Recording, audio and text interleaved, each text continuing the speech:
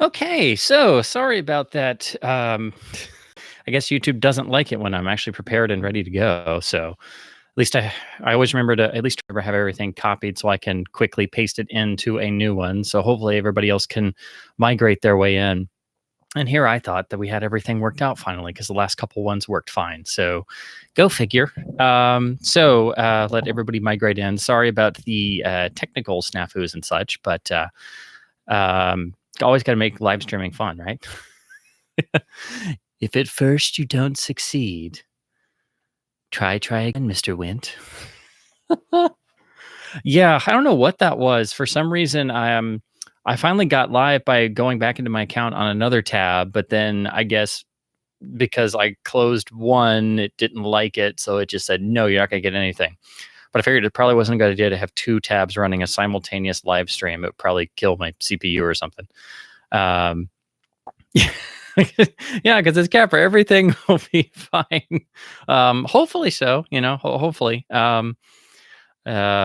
Yes, happy holidays to everyone. Welcome to this fun and lovely stream once we're finally going. So again, many apologies. I thought I had everything worked out and I was all ready to go for the first time. Like I had everything ready, plenty of time, wasn't having to rush, get everything, plugged up and get everything in the right position. And then of course it's like, nope, we're not going to cooperate. So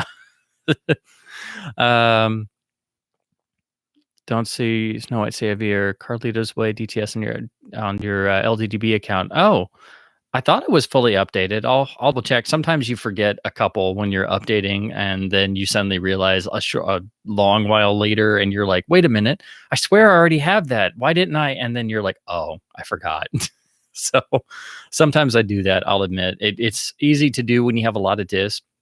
I know I was going to pull a disc for tonight, and I couldn't find it anywhere, and I was just going around, and I'm like, well, no, I didn't have it pulled out already. It should be on the shelf, and I looked everywhere, and then I suddenly realized I should go back and look at the shelf again, and sure enough, it had slid back in between two other Criterion discs, so it was not visible because, like, when you have a bunch of discs, whether it be LPs or laser discs, on a good cube shelf, even with a backing, sometimes they slip through and then the others will just kind of close the gap. So so I was looking everywhere for like half an hour and I'm like, okay, who came in here and took my copy of Arsenic and Old Lace? Where is this? Like I gotta, and then sure enough, it was sandwiched between two others. I'm like, oh my gosh, I feel like an idiot. So yeah, that's what happens when you have too many discs and too little shelf space. You literally start puttering around in the corner trying to figure out where stuff is. How's your snowy crusade? I wish it was snowing. It's unfortunately not. It's finally gotten super cold, so I'm hoping we get some snow, but I usually get disappointed in that department. I'm like, if we get at least one good snow, I feel good that it was at least a good winter. But for the past couple of years, it's been like dustings at best, which is just it's a little bit disheartening. It's not what you immediately picture, but most people who deal with snow all the time don't like it, and so coming from somewhere where there's not a lot of snow, I'm like the one guy wishing there was snow, and then everybody else is like, "Why did you wish there was snow? We hate snow." And I'm like, "Well, you can't have everything, right?" So then I just substitute by watching great snow scenes, so then I can at least see the snow that I imagine. Of course, it's never gotten so cold that I could freeze over a concrete runway and then just belly slide firing a Sten gun and reenact On Her Majesty's Secret Service. But, childhood dreams never die, right? Growing up, I always wanted it to snow so I could, imagine I was in a great snow scene in a movie, whether it be OHMSS or the opening of The Spy Who Loved Me or Eagles Dare, or all the fun stuff. It's like most people might think of the Christmas holiday classics or the Grinch or stuff like that when it gets snowy, and I'm like, I think of the classic Sherlock Holmes stories or Victorian era stuff, Dickens, but primarily snow scenes in movies, and of course, It's a Wonderful Life and running down the main street of Bedford Falls, or little Charlie Kane outside the house when he's playing with his sled, and that one small moment of happiness when he's shouting outside the Union forever. It's those little things that you don't forget. Or good old fashioned MGM snow. I don't know why or how, but MGM used to have like because they had to be the best at everything. But they did this snow effect on especially, and I think you definitely see it in the shop around the corner. That's for sure. I mean, but that's a gorgeous, perfect Christmas film anyway. But or on the Selznick Tale of Two Cities and stuff. But when MGM would do snow, I mean, it was like the most beautiful snow ever. And I think it was really only topped by It's a Wonderful Life and the dramatic license department, by making it look so beautifully real that it's better than any snow could ever be. Just the way that it falls and the weight that it had, whether it was soap flakes or corn flakes or there are a bunch of different things. Some people use milk suds, just all kinds of different ideas, or like cut up styrofoam or paper. And then sometimes you had like, I think the best modern snow, and I know this is a weird tangent, but I love thinking about this stuff. I think the best modern snow is in Batman Returns because they had the refrigerated sets, like actually Wells did on Magnificent Ambersons, and actually, which we'll talk about later, Capra did. Before that, he used an actual ice house for the scenes in Lost Horizon to get the correct level of coldness and have actual real snow and to get the actual steaming breath effect, because he was determined to get that. And, it was 1936 when they were shooting that movie. Everybody else was like, what the hell is this guy doing? And then a couple years later, Orson Welles did the same thing on Magnificent Ambersons, and everybody thought the same thing, but it's absolutely beautiful. And anyhow, that's my opening tangent. And yes, we are ginger ale fueled, not sponsored by Canada Dry, but I buy too much anyway. So, see, we have a lovely bunch of comments already in the chat box. Let me scroll through these. I Want a Wonderful Life. Yeah. Well, that's why I wanted to. I always try to come up with like some sort of title for the title card. Nothing fancy or pretentious or anything, but I kind of get a little. Definitely more than a little frustrated that, if people at least know It's a Wonderful Life, they don't know how important Frank Capra was and how important all these pictures were, especially throughout the Great Depression, and how many breakthroughs they made, and just how important of a figure Capra was both in the industry and as a director, and making these films. And of course, it wasn't all just him. No one person does everything, but although it's hard enough these days to get somebody who actually seriously watches It's a Wonderful Life, because it's become such a staple, people just think they know it, but they don't pay attention to it. So when you really get into the meat of the movie, when George is contemplating suicide and he's at the end of his rope, people are really thrown if they've never paid attention to it before.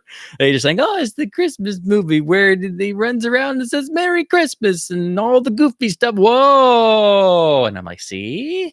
This is from the post-war period. This is the first picture they made after World War II. So, it gets there. But yeah, so that's why I really wanted to save It's a Wonderful Life for this and just talk about all the pretty much the main run of the famous Capra titles, because I've gotten to where I watch them every year for Christmas, because I'm like, if I watch It's a Wonderful Life, I always want to watch the others and just do them in the run up to it, because they all build off of each other. They're all working along similar ideas, and you can see concepts be developed and furthered over and over and over. And it's like just a big melting pot where things keep getting stirred up and added and changed and subtracted and so on and so forth. So you get basically what you see in It's a Wonderful Life. It's basically like a career summation to that point, which a lot of people have no idea about, because that's usually as far as they go, and they just know it's the Jimmy Stewart Christmas movie. And I'm like, it's so much more than that, guys. But anyway, let's see. Ian just acquired a Fox copy of Great Muppet Caper, analog only audio, but good picture transfer. That's cool. Yeah, it's really cool when you get those older discs and they've actually got good picture transfers, because a lot, well, not a lot, but a couple Capra titles have some early laser releases I didn't even or wasn't really aware about. But if I stumble across those, I'd like to pick them up, because I think you can be pleasantly surprised by early discs, so long as they're not, big rot sufferers or anything. It's bad when movies start to pile up in your bedroom. Oh, I wouldn't know about that. It keeps getting bigger and taller, and this is only like one segment. This is the pretty segment, so it at least looks like some sort of display here. Still, it hasn't overgrown this yet, but it's in danger of doing so. It keeps getting towards the ceiling, so I gotta get some more shelves. Yeah, but he wasn't repressing a Muppets collection on laser. Yeah, unfortunately, not everything got a really nice repressing back when they really stepped up laser production. It's just like the Universal Monsters. A lot of the original classic films were encore editions early in the '80s, well, like mid to late '80s, and then the sequels started getting like they did the Mummy box set, Invisible Man box set of all the sequels, and then the originals were still the same old discs without any improvements. Or like Dracula, they just gave it a new cover and it's the same old disc, and I'm like, doggone it, I thought this was going to be better. Damn it. Thanks, Universal.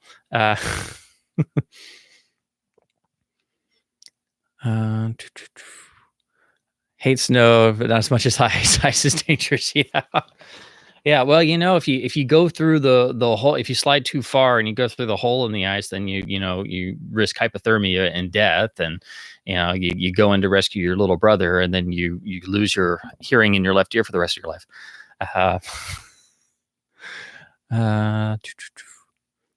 Yeah, it's really astonishing when you look at Capra's filmography, and it's honestly, it's not all that terribly long, because after a certain point, he kind of became distanced from the industry, not really by choice at first, but then eventually it kind of became a mutual thing. So excuse me.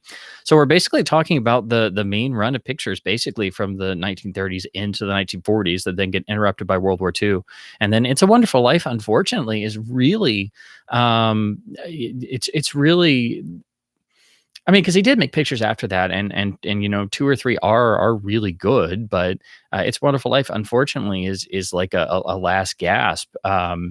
So like with a lot of people, the war kind of came in and interrupted and interfered a lot, even though he did go make the important and influential Why We Fight documentaries, and ran the film effort for the army during the war.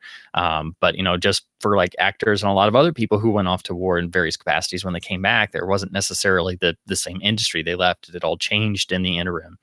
So but it is astounding, and for somebody who is able to transition from silent to sound, but yeah, it's really stunning. Just those 5 or 10 films in the main filmography. It's just staggering. But of course, it helped. He was partnered with some of the best cameramen and writers who ever existed. So,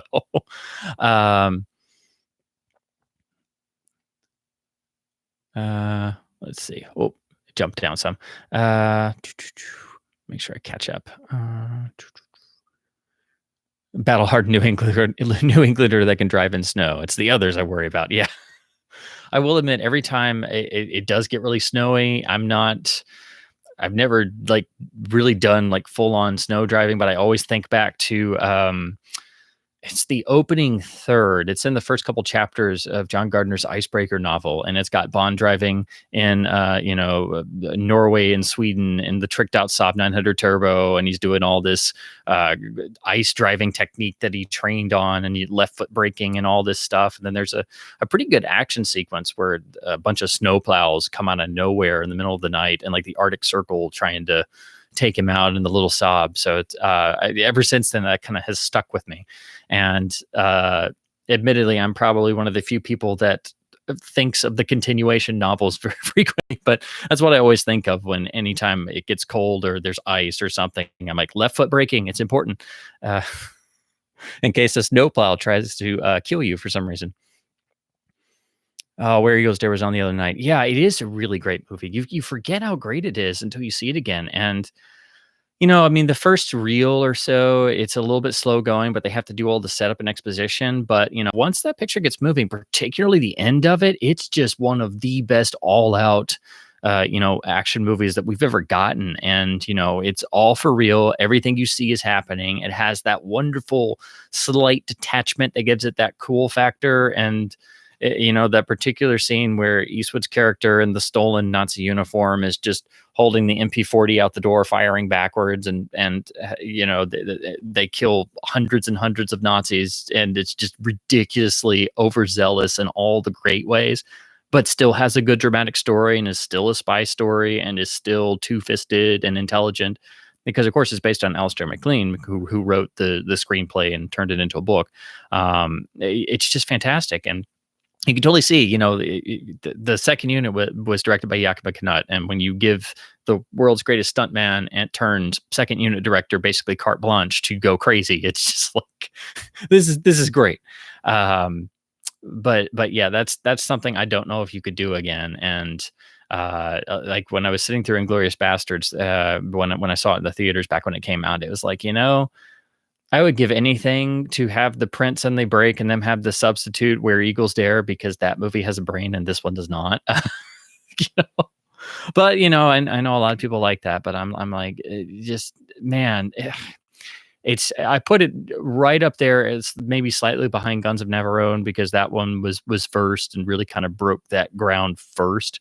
But I love them both, and I need to go read more Alistair MacLean. Finally, I did read Guns of Navarone. I did finally get a copy of Our Eagles Dare, so I'm going to finally read that. And I think it's supposed to be a little bit different, but yeah, it's great if you've never seen it.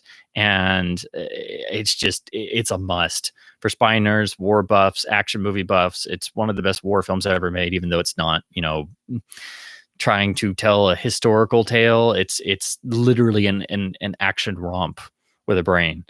Let's see. Snow is asbestos flex. Yeah, it kind of differs, and you hear different reports. I've heard everything from, like I said, cornflakes to milk suds to peeper to you're right, asbestos was another one. It all kind of depends. And so, but there are just certain sequences where I remember, and I'm always like, I wonder how they did that, because it looks so good. I think it's really best when it kind of has that. It kind of floats in the air for a second, like when in It's a Wonderful Life, the way it falls on people and the way it kind of floats in the air and it picks up the light just right. If you're going to do snow, you got to do it right. Don't just, of course now they can just literally do CG snow, which is just depressing, but it's like, it's gotta have that, verisimilitude, but anyway, Mozart's Don Giovanni, a film I'd recommend. I will add that to my list then. Got some Amadeus talk. Yeah, that's one of those. I do agree. I think the theatrical cut is better than that director's cut, which that's all you can see now, unless you get the Laserdisc copies or the very first DVD that was an LD port. Hopefully one day they put that out on Blu-ray, but you never know. It's at Warner Brothers, and they like hanging on to their versions. People saying it's an overrated classic. Yeah, well, some people will just go right to that as a default answer, but sometimes you got to think about things in context, or how they affected public opinion, or how they got into people's minds and the public consciousness, things like that. So there's some things that I will acknowledge their classic status, even though I personally am not super fond of them or have problems with them. So sometimes you kind of just have to throw your hands up and go, yeah, it's kind of earned that. What are Capra's top 10 movies? Oh man, that is hard. I mean, it's pretty much the main ones that I'm going to be talking about in a minute, but yeah, basically it's, I'm not sure how, like, the exact number of what it would be, but basically, if you whittled it down all the way, it would basically be from Platinum Blonde all the way up to It's a Wonderful Life, give or take a few. I'm not sure if that's exactly 10 or is more or less. And then some people really like State of the Union. Some people like Pocketful of Miracles. So there's some different ones you can throw around, but basically you've got It's a Wonderful Life, Mr. Smith, Mr. Deeds, It Happened One Night, Lost Horizon, You Can't Take It With You. I'm just rattling off now. We'll get to it in a minute, but basically the big main ones are just stunning. And then there's a couple that I think are also really important, like American Madness. So let's see. Whoa, had to jump again. I hate it when I'm trying to catch up on comments and then it jumps because there are a couple new ones. Let's see. Miracle on 34th Street.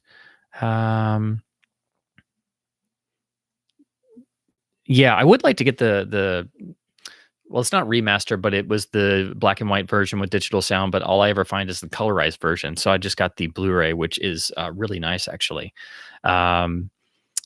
Saw Christmas Vacation on the big screen, and it was great. That I bet that would look good if you saw a print of it. It would probably have a bit more, for lack of a better term, a bit more grittiness to it, because a lot of 80s films, like Planes, Trains, and Automobiles is another one where they just use this old master and it kind of looks a little washed out, and they'll put some DNR on it and stuff, like the Planes, Trains, and Automobiles Blu-ray. But if you do get to see a print of it or a better master, it's kind of got a bit more of that sort of 80s gritty, not so contrasty look, a bit more lived in. So yeah, I bet that would look really nice, actually. Let's see. New Star Wars Blu-ray covers look awful. Yeah, I gotta admit they're very underwhelming with the especially with the Disney logoture or whatever you'd call it, with their branding on the top and the slip covers. But they're basically because they're very small on the cover itself, so they're basically set up and designed for having a streaming icon. And then somebody's like, oh, we can just click a button, print that on a cover, and then that's it. And it's like, okay. What's been interesting though is a lot of people have gone back to those Disney Plus versions, and now they're finding a few other things. So it's maybe suggesting that it's not just the Blu-ray master, and maybe they've tweaked it even more than the Greedo scene. But a lot of people are doing this based off of captures of the Disney Plus versions, which are kind of sort of not perfect, because people still it's very difficult to capture things, let alone still images from streaming. So yeah, they never stop messing with stuff, do they? Let's see. Oh, HRAC got a Technics turntable. Oh, fantastic, man. I am a Technics fanboy, have been so for many, many years. I think that's the best brand of turntable to get if you're especially if you're just getting into things, or I think it's the best bang for your buck depending on which model you're able to find. But of course, the used market has gotten a lot more complicated since the vinyl resurgence. But I've had an SL1200 for many, many years. I got very lucky, rescued it from a pawn shop, and it's a little scuffed up around the edges, but it's an absolute beauty, and I adore it, and I think it's just rock solid. But then everything they made was rock solid, even their cheaper tables. So as long as it's in good shape, and you balance the tone arm and put a good cartridge on it, I don't think there's a better thing out there for the money, unless you're like buying brand new tables at the $500 price bracket and up. I just think they're incredible, and they're built like a tank. Even, like I said, even the cheaper ones, even the ones they would make for like other brands and stuff. So, but as with anything, there's a lot of information online, so you want to go and double check stuff anytime you see like a used model. Like I try to buy ones for friends and family who tell me they want to get a turntable. So if I see one, I kind of look around and research, and I find, oh, this was made for Sears in 1978, and it's a piece of junk. I'm like, okay. So you got a SLQ 300. I know that the model number is familiar, but I can't picture what type of body it is. But yeah, I think Technics turntables are fantastic. Capra did the World War II documentaries. Yes. Like I said a minute ago, the really important, well-known Why We Fight documentaries. And then I think it was Olive just put out the new documentary on Blu-ray, Mr. Capra Goes to War, which has a lot of great information. I saw the documentary somewhere, but I haven't gotten the Blu-ray, and it's supposed to have a lot of good extras with Joe McBride, who I'll talk about in a minute, because I gotta plug the book because it's essential. But I really want to get that because it's apparently loaded with extras, and it's a lot of the other war documentaries that he made that are not the Why We Fight ones, but they're also really important. But of course, anytime you go to that stuff, there is the inherent propaganda in there. So it's not necessarily the easiest thing in the world to watch. So you have to understand the context of the time it was made and the audience it was made for. And it's also really interesting to see Capra put all of his techniques and know-how, especially in, generating emotional responses. And instead of telling stories, it's making war propaganda films. So it's very, very odd in that way. But they are, iconic for a reason, but not necessarily the thing you're going to, pull off the shelf all the time. Good. We have some Arsenical Lace fans. Yes. That I saw that film at a very young age and have never forgotten it. And I know some people prefer the play version and don't like some of the changes the film made. But yeah, I adore it. Good DTS Laserdisc to start with. Ooh, that is a good one. The easy answer is whichever one you can afford. I got lucky and found my first one, and it was just priced like a regular Laserdisc, and that's what got me hooked on them. But they're so difficult and hard to find and expensive that I just say, if you have the capability to actually play back DTS, I just get whichever one you can afford. I only have 4. So if that tells you anything, generally the later ones are going to be the hardest to find, most expensive, stuff like the Die Hard trilogy, stuff like that. True Lies especially is very expensive. Yeah, usually if you're very patient, some of the more common ones will pop up, like I think Firestorm, Casper, Broken Arrow, but those are still around the $25 price point. But they usually go for even more than that on eBay. I love the Shadow DTS disc. That was my first one. And then I got GoldenEye and Tomorrow Never Dies, but that I had to set up an eBay search and just wait until I found one that wasn't expensive. But I still paid about $25 for each of them. So yeah, basically I'd say whatever you can find that's not, more than 20 or $25, or just pick one of the more common ones that pops up, like I said, like Broken Arrow or other things. I just have a safe search for DTS discs. As I glance at it every once in a while, and that's how I found that Carlito's Way disc. But unfortunately, a lot of people mislabel their disc. They'll say it's DTS, and it'll pop up in that search. Because very, very rarely do I see things in there, because it's not like everybody's just listing DTS Laserdisc like crazy. So I'll pull it up and I'll be like, oh, cool, somebody, and I click it, and it's like DTS in the title, and the picture is clearly the regular one. It's like, really, guys? Or it'll be one of the ones where it's DTS stereo, and they act like it's DTS, and it's obviously not. And I'm like, scroll away.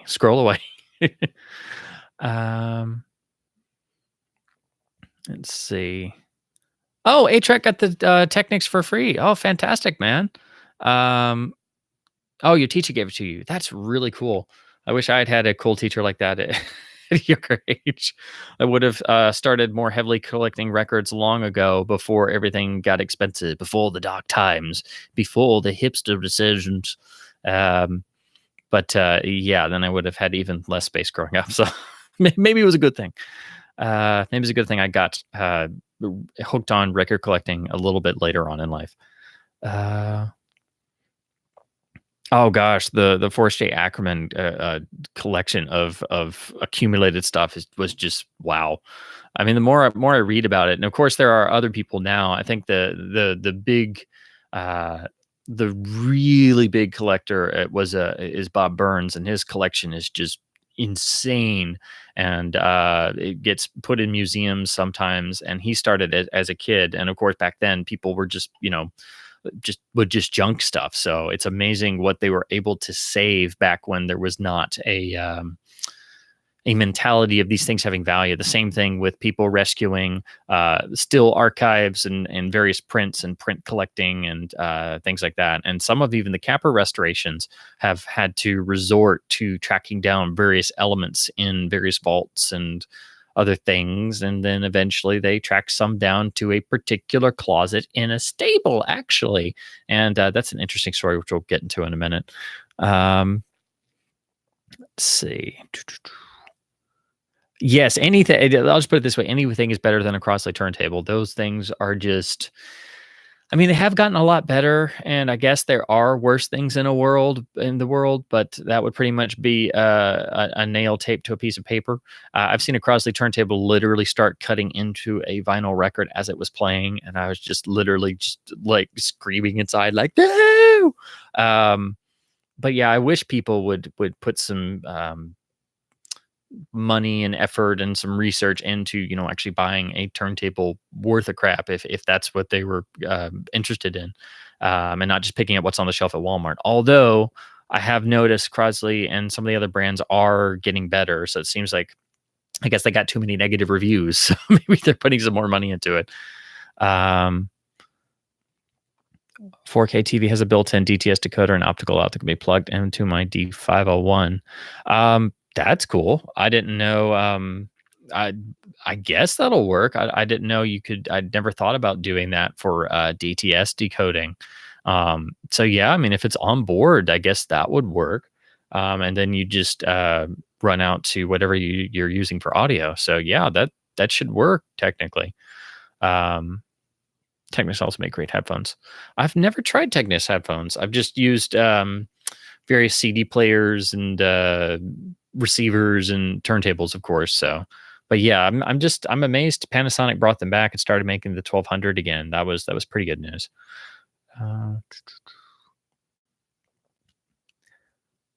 First thing I'd do is look up to see if it takes a universal head shell, different head shells. Yes, get that baby set up and have it purring all holiday long.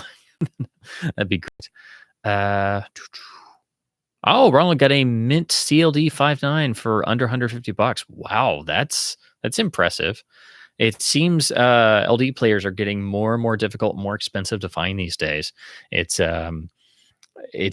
definitely been noticeably climbing up in both price and difficulty since I started, really collecting 5 or 10 years ago. My first player was $20 on Craigslist. It had some issues and such, but that was my first player. It was a D702. I've still got it. It still works. It's not perfect, but it got me in. And then when I'd run into a problem, I'd learn something else about the fun of keeping Laserdisc going. So, but yeah, slowly but surely it keeps getting more and more difficult. So usually you get the best deals with like random finds like that, or buying within the Facebook groups, buying from like another fan who actually, knows what they're talking about. Be like, this one's great, but the laser's kind of dicey, stuff like that.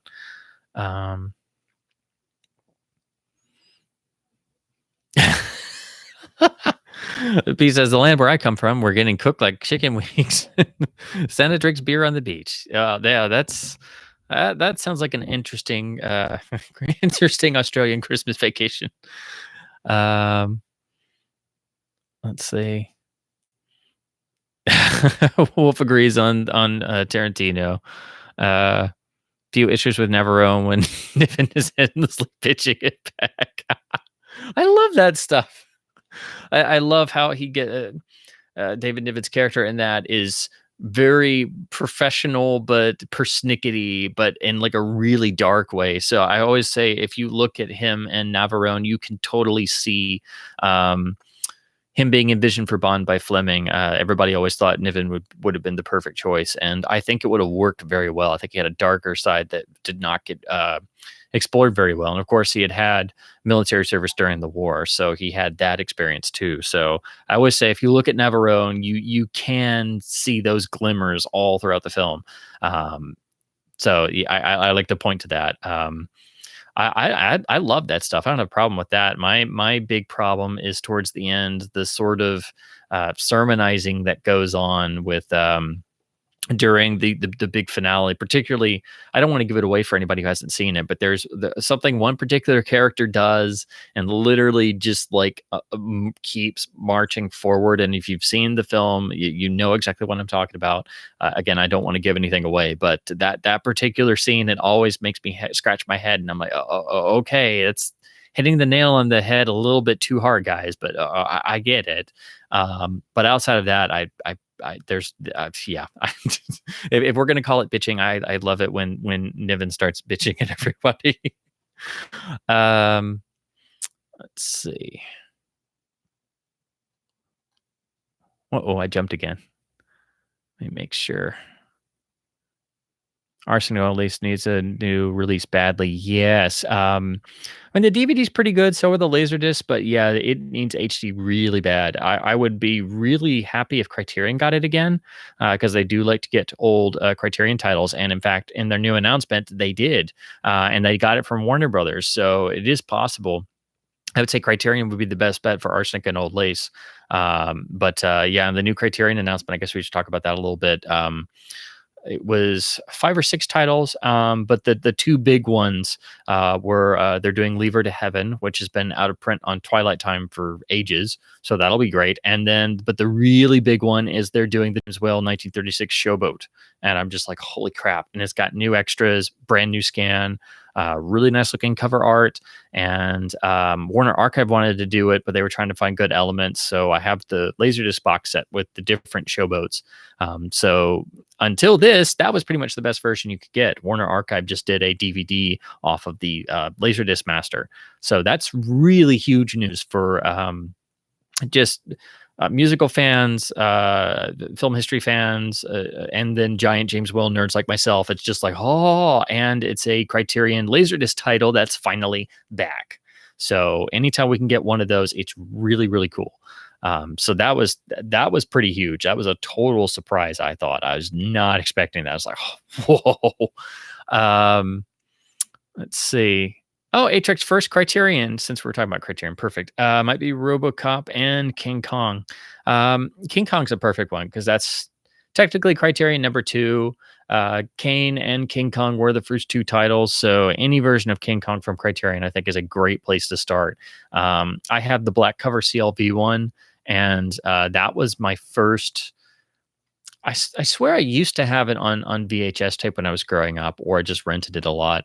But that Criterion copy was the first real copy I had owned in a long, long while. It was a very early, well, one of the earlier Laserdiscs that I got. So that was what got me brought back into the magic of the film and watching it that way. And it's still my favorite version, actually.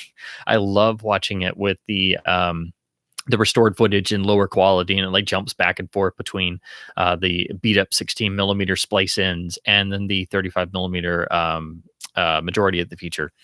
So that is a great place to start. Let's see. I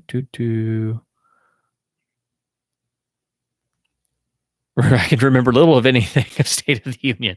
Yeah, I'm actually every time I rewatch it, I'm pleasantly surprised by it. I like rewatching it with the other Hepburn and Tracy films, and I actually really want to rewatch those now that I think about it. So I think I'm gonna try and squeeze those in somewhere pretty soon. Because all of those are really interesting. I don't really think there's a bad one in the bunch. And then I'm like one of the weird people that likes Keeper of the Flame, which is a very bizarre movie. It's just the second picture they did, and it's based on a novel, but it's got a really surprising dark side to it, especially for being a wartime film. And it's basically like if you crossed, trying to think of a good comparison, sort of like if you crossed the Philadelphia Story with Rebecca and maybe a touch of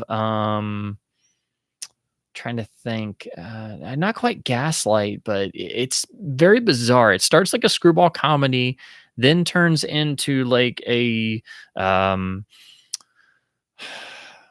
gloomy gothic romance, and then ends like a noir. It's very bizarre. Nobody really liked it when it came out. It died a quick death at the box office, but I really like it for some weird reason. But anyway.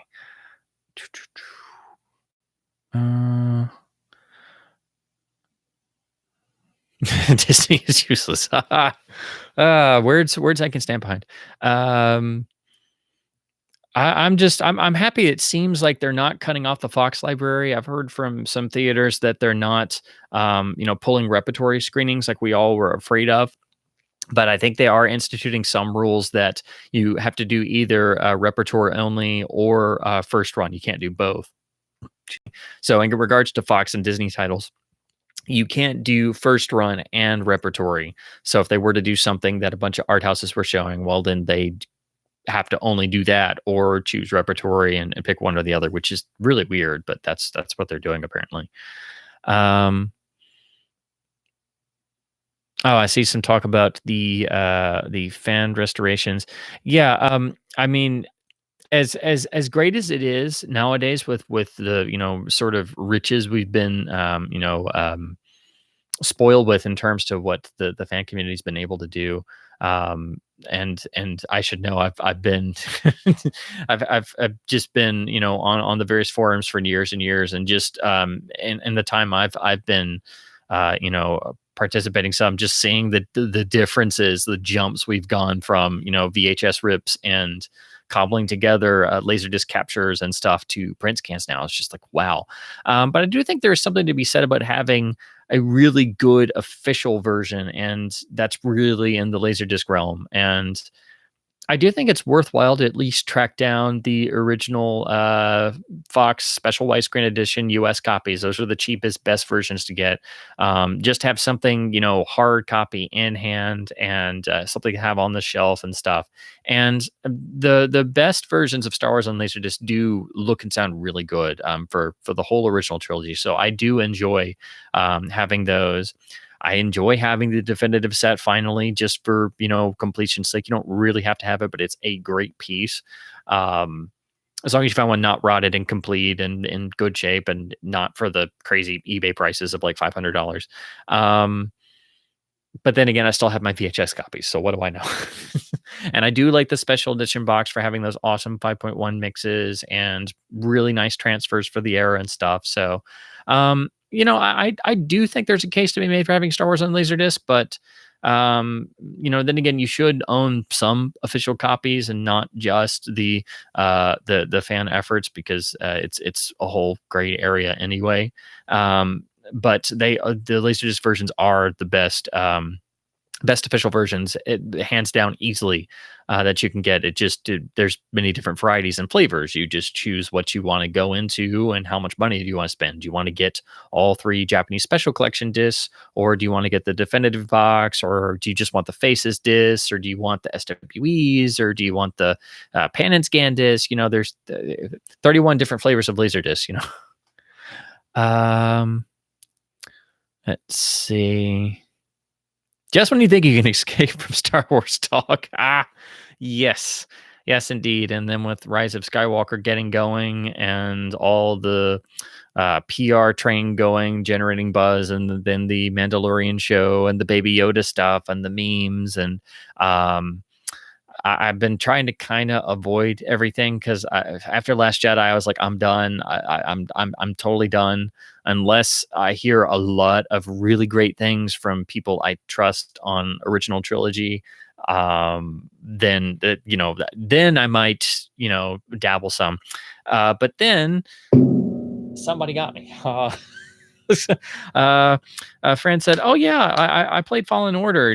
And I was like, "Oh yeah, I've heard the reviews are pretty positive." And he's like, "Yeah, you want to borrow it?" And I'm like, "Oh, okay." So I'm not very far into it, but I've been playing on Fallen Order.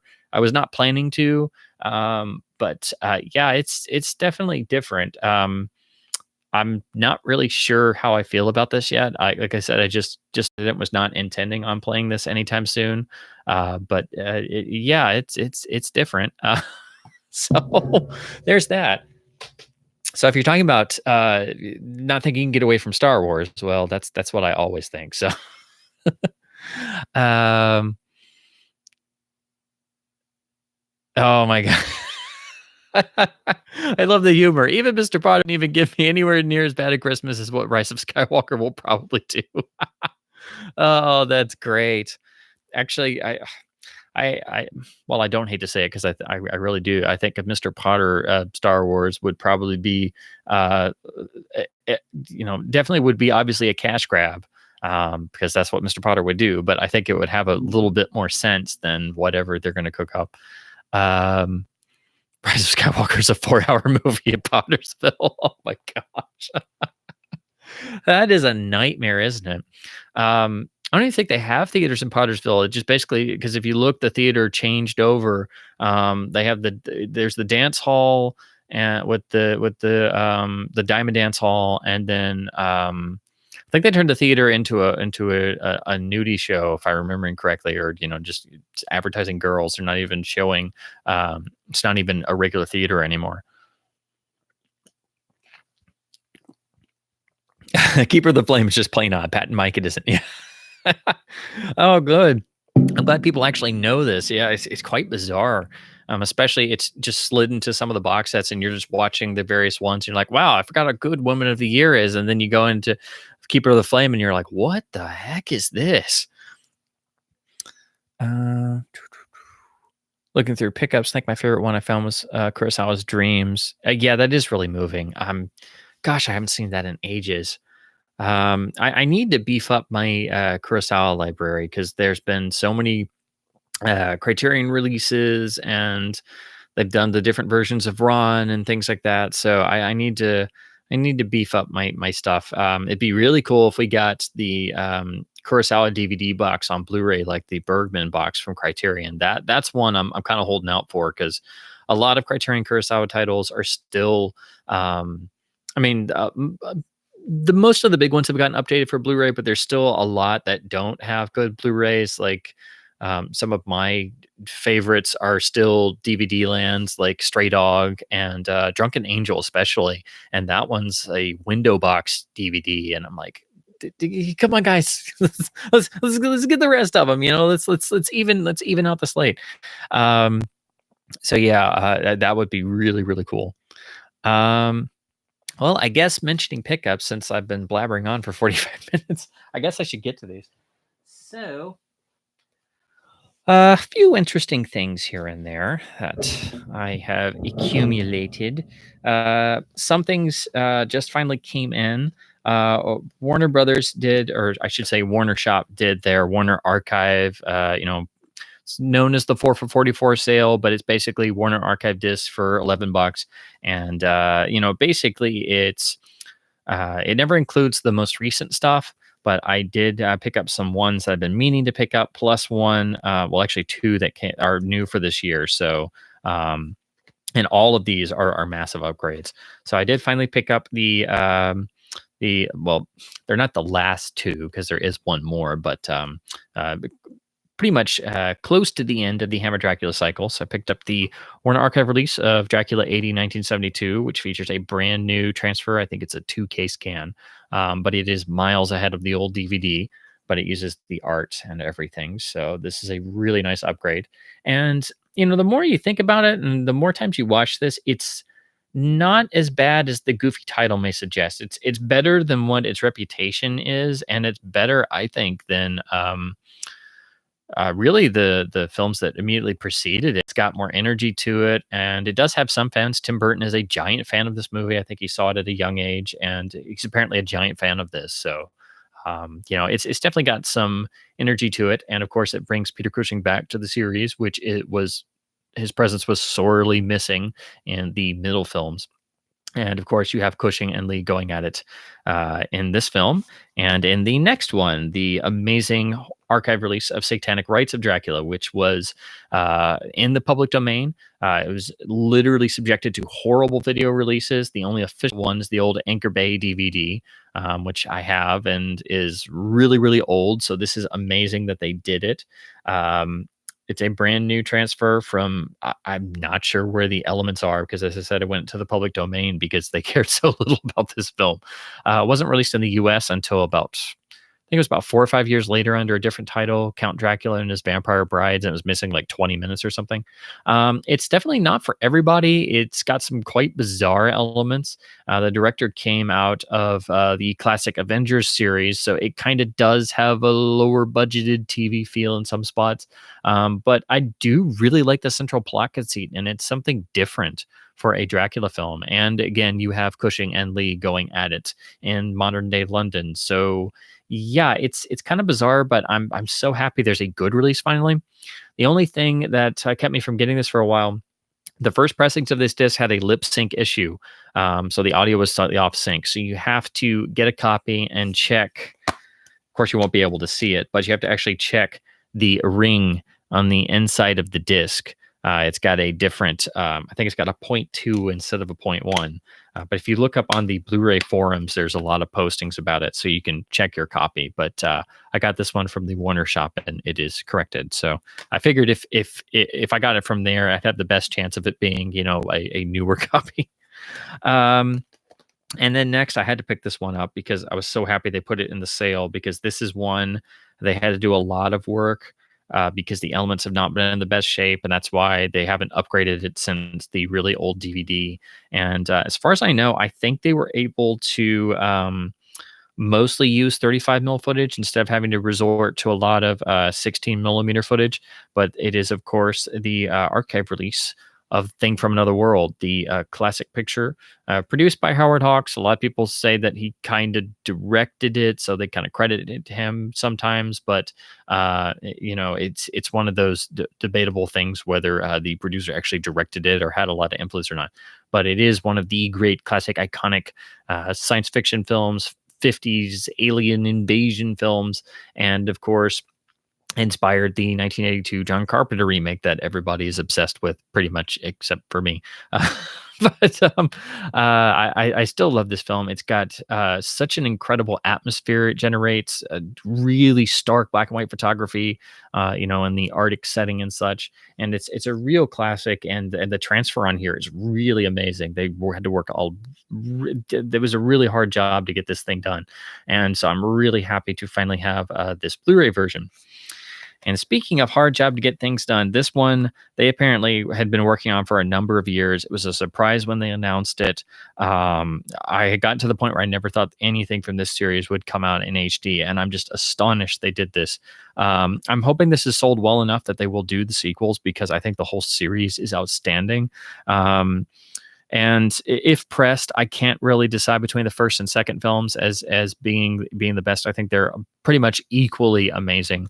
And that, of course, is a film that's actually perfect for this time of year. I usually kind of watch these more around New Year's, but it's perfect for the holiday season because sometimes you just need to get totally hammered during the holidays. And what better to do that with than the Charles themselves and the Thin Man.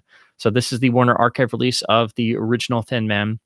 And like I said, they apparently spent several years trying to find better elements, because the elements they had were just not really usable.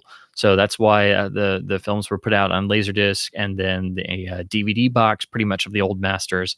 And they had to cobble together a bunch of different things to get a solid element to base this Blu-ray from. So if you've never seen this film, outside of the Laserdisc or the DVD, this thing is a revelation. I'm just stunned at what they're able to do, especially when you know about the condition of the elements they had to work with. So I'm just stunned they did this. I'm so happy. And of course, we had no idea that they were going to do this. So I'm really hoping that they're going to do the rest, because I think they're all great. It's one of the best film series ever. It's one of the great. I hesitate to even say just one of the great couples of the screen. It's probably the best couple of the screen. This was the first time there was a really detailed and realistic in feeling married couple on screen, even though it's with a wink here and a nudge there and some of the best one-liners ever. These are just a joy. Every time you go back and see any one of these films, you want to watch the other five like immediately and down like 500 highballs. And it's also great because the first two films were made in the pre-code era, so they're a bit darker, a bit racier, a bit more with the sly humor is a bit more risque here and there. But like I said, all six of the films are great, and it's some of the best work that MGM ever did. So this is a must-own Warner Archive disc. I think all of these are, but especially The Thin Man and The Thing, a lot of work had to go into making these possible. So there's that. Anytime I get a chance during that sale, I chip away at ones I've been missing.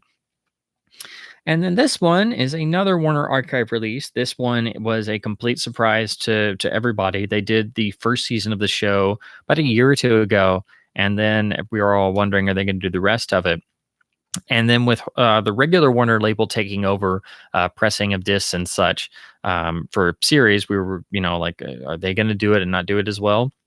And then Warner Archive comes along and says, yes, we're going to do the whole thing, and we're going to do a complete series box for like the price of a standard release. And I'm just like, this is too good to be true. And then this arrives. So this is the complete series release of the Teen Titans. This is the amazing DCAU series from 2003, 2004 era, which is really great if you've never seen it. It's like a continuation of Batman and Superman, the animated series, and Justice League as well. It's dirt cheap for how much content you get in here. Beautiful HD presentations with all the old extras and everything, and you get the entire series and a nice keep case, and it's less than $30. Really, it's an astonishing price point because the studio would charge like 5 times that. And then each season gets its own disc, and so this is the same disc they issued for the first season before, and then the other discs have all of the episodes listed like Warner Archive likes to do. And like I said, the quality and price point is so much better than the standard studio releases. And they've also included the original movie that came out after the series was over, so you can actually watch that as well. And they've put it out on Blu-ray too, which is really cool. I had some of these on DVD before, but I was so happy they're going to do this. And I've never actually seen all of the last season, so I'm going to just start from scratch and enjoy the whole thing in HD. And of course, the Teen Titans Go series is still running, and they just did the crossover movie, which I haven't seen yet. I do actually kind of like the Teen Titans Go series. I like the fourth wall humor and stuff. It's obviously aimed at very young children, and a lot of fans on the internet are not happy with it being so prevalent, but I really do enjoy the sort of wackiness, the sort of spirit that it has, and the humor that's in there for fans and comic nerds and adults and stuff. So it's not all fart jokes, which is helpful. And then moving on to the local things. So this is one I've meant to pick up. It's one of those titles. It's a classic title on Blu-ray. The regular Warner label has done, and you occasionally see it for cheap on Amazon and stuff. But I just hadn't picked it up when it was on sale. Found it locally, so I picked up the classic Oscar winner, Mrs. Miniver, a just really classic, lovely picture directed by William Wyler, and you can't go wrong with anything he was ever involved in. This is one of the really great catalog standard Warner Blu-rays. It's got all of the old extras from the DVDs and a really nice HD transfer, so I'm excited to rewatch this. Like I said, it goes on sale every once in a while for under $10, and it's a really great Blu-ray. Like I said, this is one of the few that the actual studio label has done, because I think it was made right before the archive really got going. Yeah, this is in 2012, so just one I've been meaning to pick up. And then last, this one, I was just shocked. It was in a store. It was just on the shelf, and I was just going along. And I'm like, da da da da da. Oh, I'll just look at the DVDs, and I'm just going along, and it's like, commons and random junk. And then I'm like, wait a minute, that looks green there. That can't. That's not. Oh. So this one is very rare. Goes for a high amount still on eBay, and I only got to see these because Netflix had them for rent for a little while. I don't know if they're still available to rent. But this is part of the Tarzan series that Warner Brothers did 2 box sets during the DVD heyday, and then quickly they went out of print. So that means the original MGM films you can get on some of those repackaged discs, but it's not all of them. So, and then also misses the documentary from the first set that I've never found. But this one's even rarer. So this is the Tarzan Collection Volume 2. This is all 6 of the RKO Johnny Weissmuller Tarzan films, which, to my knowledge, had no prior video release to this box set. So, as I said before, I only got to see these because Netflix had them for rent for a little while. These are really fun. They're definitely cheaper. They're a lot more... they're not goofy, but they're a lot more serial adventure-like. Like one of them, literally, Tarzan turns to the camera because the Nazis are the bad guy, and Tarzan hate Nazis. It's Johnny Weissmuller as Tarzan fighting Nazis. It's like that should sell you if you want to watch this movie or not. They're all, shorter. Like I said, they're not MGM anymore. They've moved over to RKO. But if you like the MGM ones, you've got to see the RKO ones. And this box in particular is much rarer, much harder to find than the MGM box, which I have those on Laserdisc, and it's pretty much the same transfers on those DVDs. But I was really happy to find this. Like I said, it was in a store, so the box is a little dinged up, but I only got to see these once, so I'm very happy to be able to see these again. And you have this nice digipack that matches the design of the first box.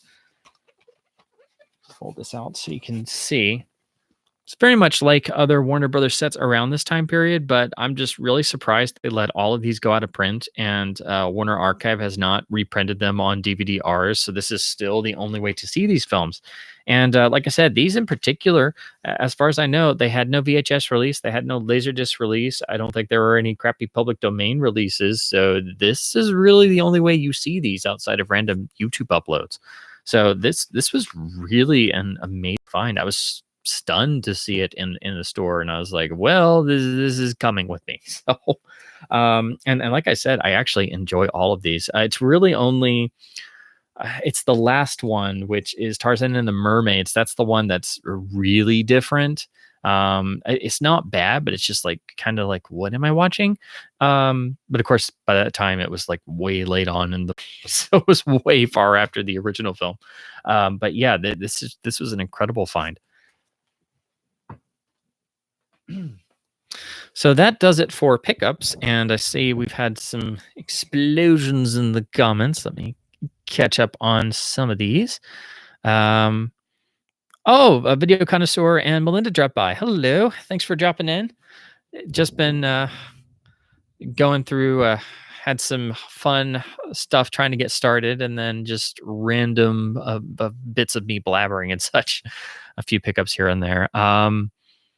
Thanks, Connoisseur. Yeah, I was amazed that was there, and I just knew that both were out of print, and I got to rent them on Netflix years ago, and I was like, well, one day I find those somewhere, but they're usually really expensive on eBay.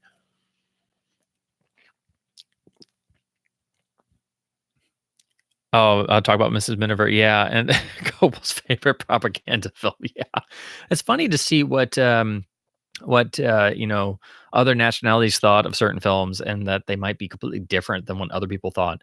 I think the really fun one is that the last picture they were able to see in France right before the occupation, they could choose, and they requested and got Mr. Smith Goes to Washington, because that was like the one picture with so much idealism about America and free thinking that they could get their hands on, and they just apparently watched it over and over and over. Because that's what they were allowed to do by Vichy France. And I just think that's an astonishing notion. Let's see. Talking about the Thin Man novel. Yeah, I haven't reread that in a while. I need to. It is a lot darker. It's funny to see how much MGM kind of turned it into just a fun romp. But yeah, the novel's really, really good. And of course, it's based ostensibly around the real life relationship of Dashiell Hammett and, oh crap, I'm blanking on her name. But basically, he had a sort of parallel relationship to the Nick and Nora Charles character. And that's why he created them in the novel. But yeah, the novel's a lot darker. It's like reading other Hammett stories and then seeing the eventual movie adaptation. It's like, yeah, this is a bit different. Not quite as two-fisted and miserable as the Hammett novel. Got some Teen Titans versus Teen Titans Go. Yeah. Let's see. Alrighty. Okay. So with all that aside, I think I'm caught up here. I guess what I'll do is go ahead and get into the main topic, since we're already at the hour mark. I'm already like, man, I've been blabbering for an hour. So yeah, this, again, as always, this is not meant to be a full-on giant history, because I can't possibly cram all of that into a show, and I'm just going off the top of my head. So it's not It's not meant to be a definitive history, but just to give you a basic background, Frank Capra did, of course, immigrate in with his family, and being of an Italian immigrant family, grew up in the to use the stereotype, but the notion we all have of the sections of towns full of immigrants of certain ethnicities, all banded together, kind of looking out for one another. So he did sort of have that experience we all think of, or if we just flash back to the flashback scenes of Godfather Part Two. um, not quite the whole Ellis Island turning into the Corleone saga, but anyway, to understand that he came from such humble beginnings and worked his way up to being one of the legends of the motion picture industry is something in and of itself. And but the interesting thing is he never started out intending to be in movies or be a director. His actual education was really for him to be an engineer, and that gave him a sort of technical aptitude, and he put that to good use later on in motion picture making with trying to come up with different ways to do things and actually shoot, and do his staging and such. But again, he never intended to go into movies. It was just sort of I need a job, and he kind of wormed his way into a studio scenario very early on during the sound era in the 1920s, and worked his way up. But what was really important and formulative for him was he was able to use that technical knowledge and know-how.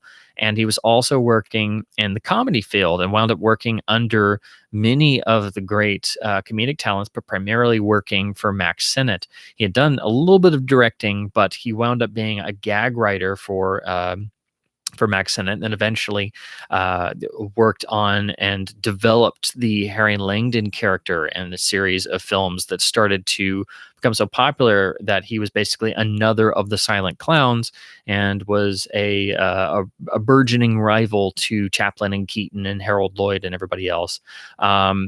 So again, Capra's background in terms of movies is comedy, actually, and most people don't think about his films as being comedic right off the bat, but they are, and they're very naturalistic. And I think it was in learning the rhythms of movement, and all these actors are primarily coming out of vaudeville and working off the stage and being stage trained, and then having to learn how to translate that to the silent picture camera, and having to get everything across in a very short piece of time, because these are all one reelers and two reelers and shorts being cranked out, and you had to get them done, you had to get them fast, and they had to work, and they had to have pacing and believability, and the timing had to be just right and had to all get picked up.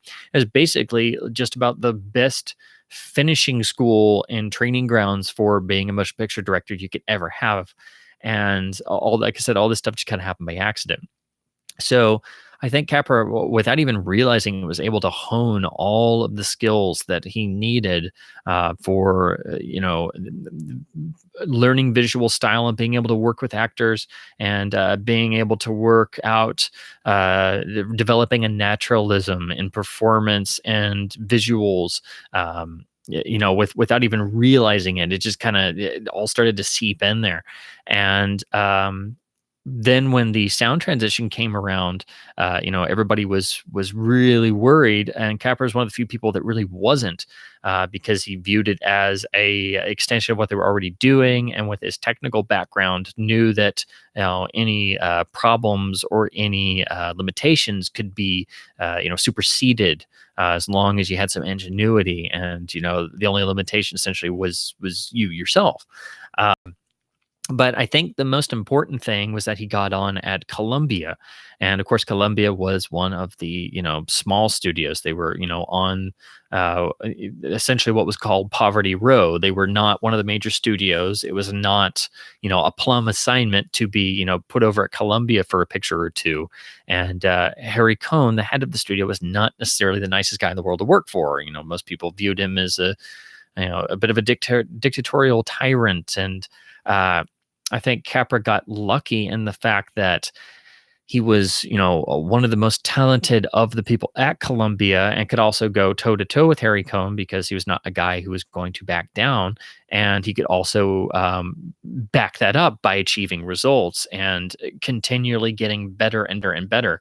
And I think because he was at Columbia instead of, say, Warner Brothers or MGM and stuff, that actually gave him a little bit more of a creative leeway because it was the smaller studio, because they were the scrappier upstarts of the studios, and nobody really thought they could ever do anything worth a crap. That when they did manage to pull something off, it was like it was a much more of an impressive feat than say if MGM cranked out something good. Well, they have more stars than there are in the heavens. Well, of course they're going to do that. They can just throw money at it, whereas Columbia could not. So by getting in at Columbia, and sound came in, and Capra started getting better and better assignments because he essentially became the go-to guy at the studio. It's like, well, if you need this done, well, you can just give it to Capra. He can do it. He's fast. He can get it done. And he wound up eventually doing several of the big pictures for Columbia, and they were successful. Things like a submarine, for example. So like I said, there are a number of the earlier films, of the silent films, that you really don't have access to, and a number of these earlier Columbia films that over time, if we were able to, very easily go and look at them, you can see a sort of trend starting, and you can see the wheels start to turn, and this basically builds the grounds for the famous part that we do know. So it was definitely a lot of hard work that led to the successes and such. But it's interesting to sort of trace his backstory and see how he got from point A, going to school trying to be an engineer, to getting into silent short comedies and one reelers and two reelers, and working for Max Sennett and making the Harry Langdon films, and then making silent features, and then getting on at Columbia, and then slowly working his way up. And a lot of this gets chronicled. There's two books that I want to talk about. And this was written in the 70s. This is Capra's autobiography, name above the title. And this was one of the main film tomes of the 70s, particularly because it was written by the actual person himself while he was there. But the more you look at Capra, and especially in the past 15, 20 years or so, well, really the past couple of decades after his death, you kind of can look back and see that a lot of the stuff in here, while well-intentioned, is a bit more aimed at just telling a good tale. And it's like I'm trying to find the right words, because Capra is a very complex individual and such a great talent, but he did sort of have a problem of trying to say he kind of did most of it himself. Particularly in the writing department, he never gave a lot of his writers as much credit as they felt they deserved, which became a major sticking point, especially with Robert Riskin, who was his main screenwriting partner for many, many years. So if you read this, it is a great read. I think everybody should read it. And it does tell a lot of the material from, a first person perspective, which is great, but you also got to read everything with a grain of salt, because it's not always being like 100% factual, because that would get in the way of telling a good story. So in a lot of ways, I'm not the first person who's made this assumption, but in a lot of ways, this is like the last great Capra movie is this book. That basically it sort of repurposes his whole life and career into like the Capra movie version, if that makes any sense. And it's still not a bad read, and I still think it's one of the great important books on or about motion pictures or individuals to read. But if you read this, you have to supplement it with this book, which is Joseph McBride's biography of Capra, Catastrophe of Success. This is one of the best biographies about a director or motion pictures ever. This is, just as important as McBride's book on John Ford, but this one perhaps even more, because it really gets to the heart of Capra and his very, very complex outlook on things, and getting behind the whole facade of the great man that gets built up by a lot of the official stuff. And like I said, nothing in here is necessarily bad, but it's really helpful to view these famous films that we know with greater detail because of just the scope of what McBride gets to in here. And he talks about the issue with the writers feeling kind of left out, and other people, and also the fact that Capra was a genius and he was one of the greatest directors ever, and he did so many things that we've come to really take for granted that we don't realize really came from this era. From technical innovations, but to his work with actors, but his actual direction and his visual style and things like that. So again, this book is insanely important. I don't think you can talk about Capra without really referencing this book. And like I said, I think this book does the best job of really getting to the heart of what Capra was trying to do, and also getting to the heart of what happened to him in the post-war era, why he stopped making films and why he felt distanced from the Hollywood industry. And a lot of that actually did have to do with HUAC. He was never blacklisted himself, but he was pretty much gray listed in a lot of ways because a lot of the writers he had worked with were themselves blacklisted.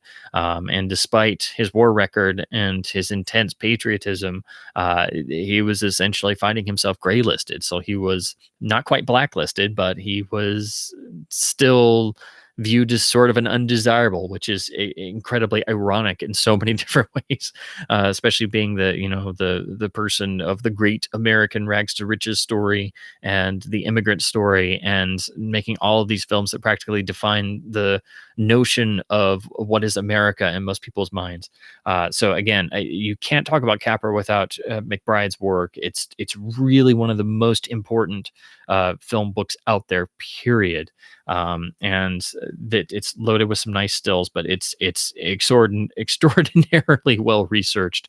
So yeah, this is the book to go for, but I do think you should supplement with Capra's actual autobiography. So these are the two books that I would recommend if any of this sounds interesting, or if you're looking to dig in more. This is what you should go to. Because honestly, there's unfortunately not a whole lot of scholarship on Capra in terms of what's out there. There's not as many books on Capra as there are other great directors. A lot of the extras on the DVDs are pretty old. Frank Capra Jr. did a lot of them. He's very good and diplomatic when he's talking about a lot of his father's films, and then not just the positives but also the negatives as well. But there's not a whole lot of detail out there, and I was always looking for more. And then when I finally read these two books, that's like where it really drove it home. But McBride's book especially. So to get into the main stretch of films, and then I'll talk about some of the video versions as we talk about each film in turn, really. Like I said, there's really a main stretch of Capra's filmography, and it's at this point where it's a couple of years into the talkies, and we arrive around 1932, and this is the point where he really started to, show his skills and distance himself from a lot of the other films and other directors at this time point. And I mean, really, it starts with, I'd argue, probably with Platinum Blonde in 1932, which is, when you see it, is much more of a screwball comedy. Maybe not necessarily a screwball comedy, but it is a comedy.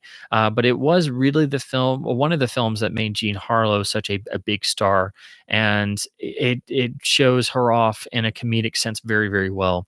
But again, it is much more of a comedy. It doesn't have the gritty realism or the moralizing or the populism that you come to expect, because none of this was intended. It all just kind of happened. But Platinum Blonde is the first film to really kind of start to showcase that, okay, this guy seems to be, ahead of the curve somehow. Like this is a little bit special somehow.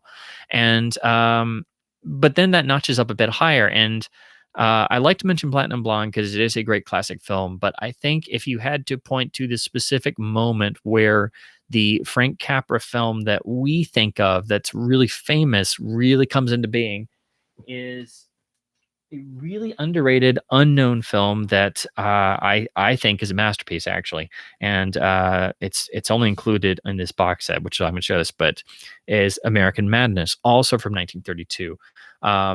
American Madness basically has so much of the Capra-isms, if we're going to use that as a term, that we come to know of, and was written by his main screenwriting partner Robert Riskin, based on, well, not based on, but based around the real life founders of the Bank of America. It's rooted in things that were really happening, and it has really hysterically funny moments in there. It has really interesting, well drawn characters, and every person in the film feels like a real person. So even the side subordinate supporting characters are all really, really intricately drawn.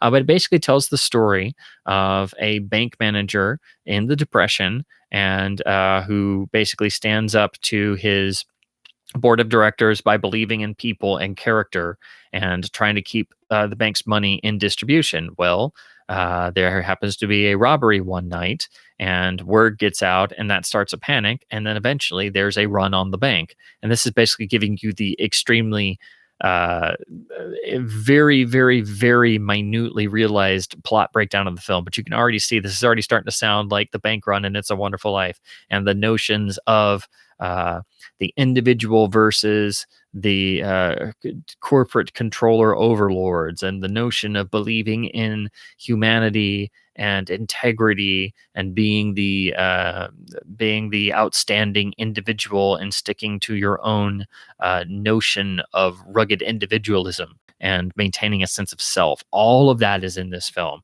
And it is a staggering work, particularly for 1932. Capra had this notion of, he thought that it wasn't realistic enough, and in terms of performances getting across on screen. And he noticed that when they were editing on the little moviola screens, that it would play fine, but when they would run the rushes or the finished film on the big screen, it played like everybody was in slow motion. And he started telling people and telling actors to speed things up and to just go faster, so that they wouldn't lose the natural rhythms of speed. And so it's right there in this film. And he drove the sound guys crazy by insisting on having overlapping dialogue, because all the sound guys wanted them to speak one at a time so they could get perfect recordings of everything. And you read a lot about Howard Hawks loving overlapping dialogue, which is true. And it's all throughout His Girl Friday, which is the film that a lot of people like to reference with its extreme fast talking and overlapping dialogue that's so rich and full of life. But he was not the first to do so. And I don't know who really was the first. I don't know. I'm sure there's probably some examples before Capra, but it's really amazing to see American Madness. And it feels so natural because everybody is talking in these natural rhythms. They talk all over each other. They move around like crazy. They don't work. They're not stuffed around hidden microphones like you always think about in early talkies.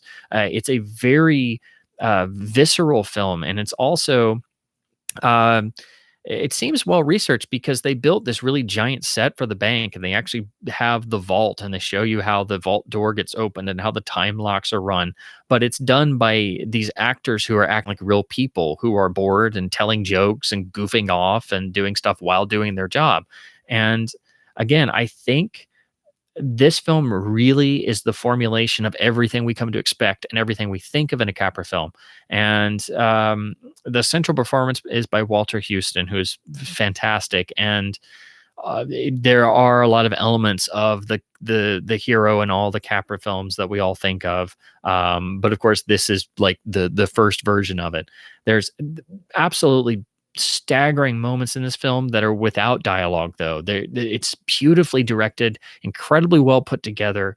And again, it was actually speaking to the audiences of the Great Depression. It wasn't acting like everything was fine and dandy, and it wasn't a gangster picture. It was a picture about things that were really happening. And the run on the bank is astonishingly well realized. It feels like something that really happened because it builds slow and then eventually turns into a panic.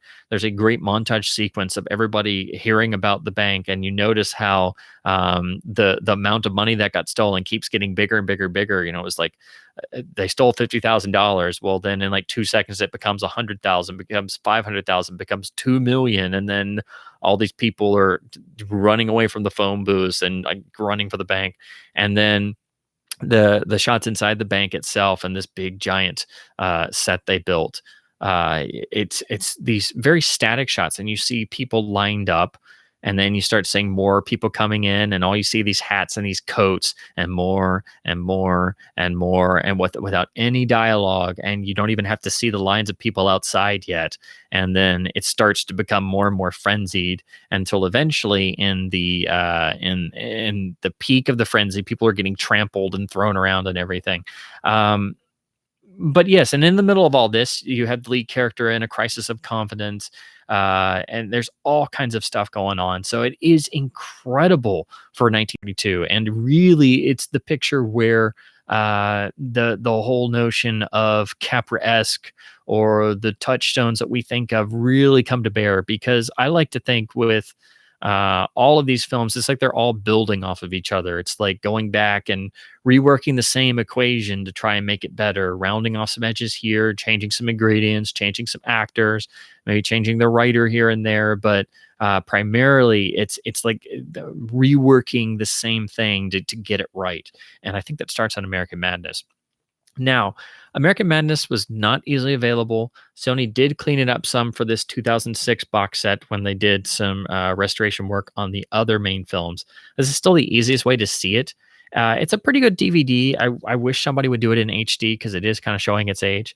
I picked up the set on eBay actually just for American Madness. Sony did release it on an MOD DVD, but that's like $20, and you can get this whole set for like $10. So this is how you should watch this film. It's the easiest way to watch it. And like I said, you do get the 2006 cleaned up versions of some of the other classics, plus the old made for TV Capra documentary, which is pretty good. The packaging on here is pretty nice, actually, if I can light it out. You do get a pretty thick booklet, actually, but it's pretty much reprintings from Capra's autobiography. But the stills are pretty nice, and I have to admit, it's definitely nicer than I thought it was going to be. But again, you pretty much just have to get this for American Madness, since there are the Blu-ray versions of the others. But you do get a pretty nice digipack fold-out. So this is currently the best way to see American Madness, and I do think it is a great film. And it's really, if you're wanting to see where the whole Capra mystique starts, it's really with this film. You can go back to the earlier films we have access to, like Platinum Blonde, or even some of the silence that survive. But if you really want to see where everything starts, it's American Madness. So after that, you pretty much move on to, let me see if I can, where did I put that? This is the problem. When I start to put everything aside, I've got everything in too many boxes. So next up is a film that I'm really fond of, but the availability is really difficult. And Sony put out a Blu-ray, but it's an MOD disc, and it's like $35 or some ridiculous price. And that's why I haven't gotten it yet. And then the DVD is in one of those TCM manufactured on demand DVD boxes of early Columbia titles of Capra. And it's also like $45 for MOD discs. I'm like, doggone it. But anyway, that's Bitter Tea of General Yin. This is really kind of a departure. It's much more trying to be a big epic film set in the Far East. It's a historical film as well. It was really Capra trying to get out there and, for lack of a better term, win some awards and prestige. And it didn't quite work with the box office and the critics at the time, which kind of left Capra with a bad taste in his mouth. But he did do this every once in a while. This is really why he did Lost Horizon when he was at his career peak, which made most people scratch their heads.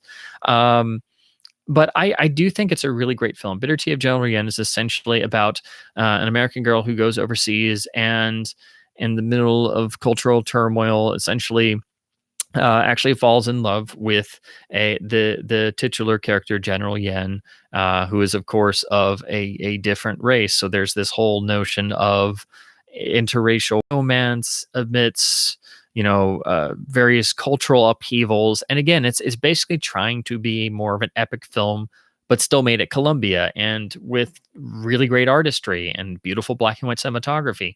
But again, it wasn't for everybody, and it wasn't what people were looking for in 1933. So a lot of people were left very cold, and so it was really seen as a failure. But I think it's a really good film.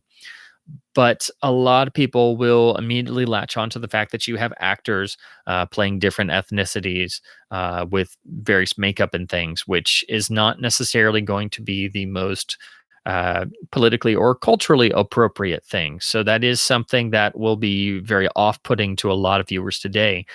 Say this same thing as if you were going to watch The Mask of Fu Manchu, for example, with Karloff as Fu Manchu. Of course, Bitter Tea of General Yen is not,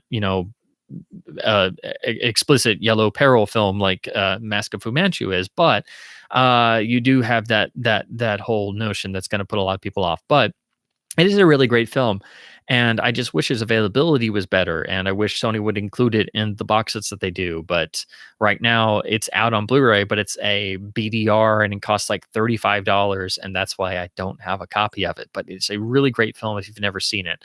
But it is a bit of a departure, and it shows that Capra was willing to do that every once in a while. So that didn't work in terms of winning awards and winning admiration for the company and such. So they gambled big and it didn't quite work. So next picture Capra did actually though was a complete 180. It was supposed to be the smaller picture and it wasn't supposed to be as successful, but it turned out to be a massive success, and it gained the recognition that Capra wanted for his big epic film that didn't work. And that was Lady for a Day, also from 1933.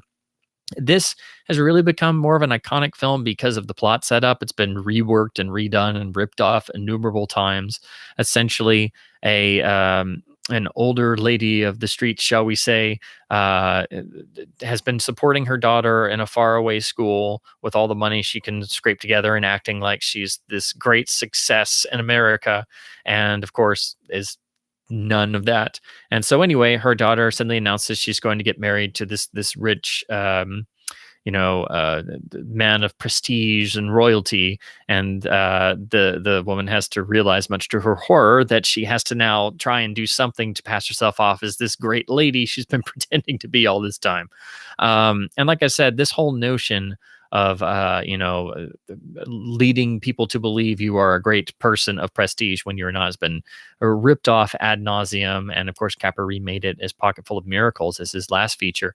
But Lady for a Day actually managed to be the first major Capra title that really pushed everybody's buttons. It hit all the right buttons, it checked off all the right boxes, and became a massive, successful hit both critically and financially, and really established what Capra and Robert Riskin were trying to do with these films, and that the whole notion of populism and integrating real drama with humor is the vein they should be mining instead of making big epics like A Bitter Tea of General Yin, because that didn't really work out very well. But again, it's still not quite the populism, depression driven stuff that we got with American Madness, which was successful, but it wasn't a runaway success. And everybody kind of forgot about it. So again, Lady for a Day is a bit more on the comedic side, like a Platinum Blonde, but you do get more depression era realities in there, which was, obviously it had to be refreshing for audiences to see something much more like what they experience day to day. But again, it showed that they were starting to move in the right direction and figuring out where they needed to go. And so on the next picture, they kind of stayed working along similar lines, definitely playing up the comedy, but also the inherent grittiness of it.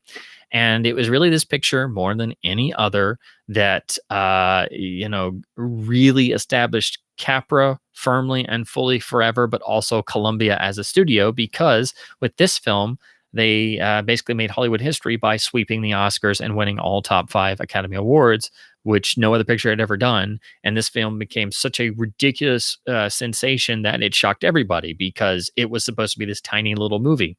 And that, of course, is the 1934 incredible, timeless masterpiece. It happened one night. So, of course, starring Clark Gable and Claudette Colbert. This was the film Gable was famously, punished by MGM by not, being the perfect studio boy they wanted. They punished him by sending him to Columbia to work for, that little guy at Columbia to make this little stupid movie. So it was supposed to be something that was a punishment. And Gable famously said that he had more fun making this film by being able to be more realistic and be looser and everything. And it's really the film that made him a screen icon forever. It basically it was not the first romantic comedy to be successful, but it was really the one that cemented the romantic comedy with screwball elements because this was really in the era where the screwball comedy was getting up and going. So, but what's interesting about this is Riskin's writing and Capra's direction keep it loose, but also very realistic. It's got real grittiness to it. It is definitely a picture of the Depression, and you can really see that. It feels naturalistic in a lot of ways, particularly when they're on the night bus to New York and everybody is, either starving to death or just trying to sing away their misfortunes on this long 20-hour bus ride. And then when they have to hitchhike across country and they're just walking through the water at night and having to take their shoes off, and it feels very lived in. And they never stay at a hotel, they stay at these little motor inn cabins, and it's so really lived in. And like I said, there's a grittiness to it that makes it a picture of its time, and it's really acknowledging a lot of things that were people were living through in the Depression, even though it's obviously a whimsical, romantic fueled comedy that's not always realistic. And one of the characters is a spoiled heiress that is so spoiled that Gable only refers to her as Brat in the film, which is really beautiful. But again, what's also amazing is the way Capra directs the two to play off of each other in a way that's believable and honest and feels completely improvised. But of course, it's not.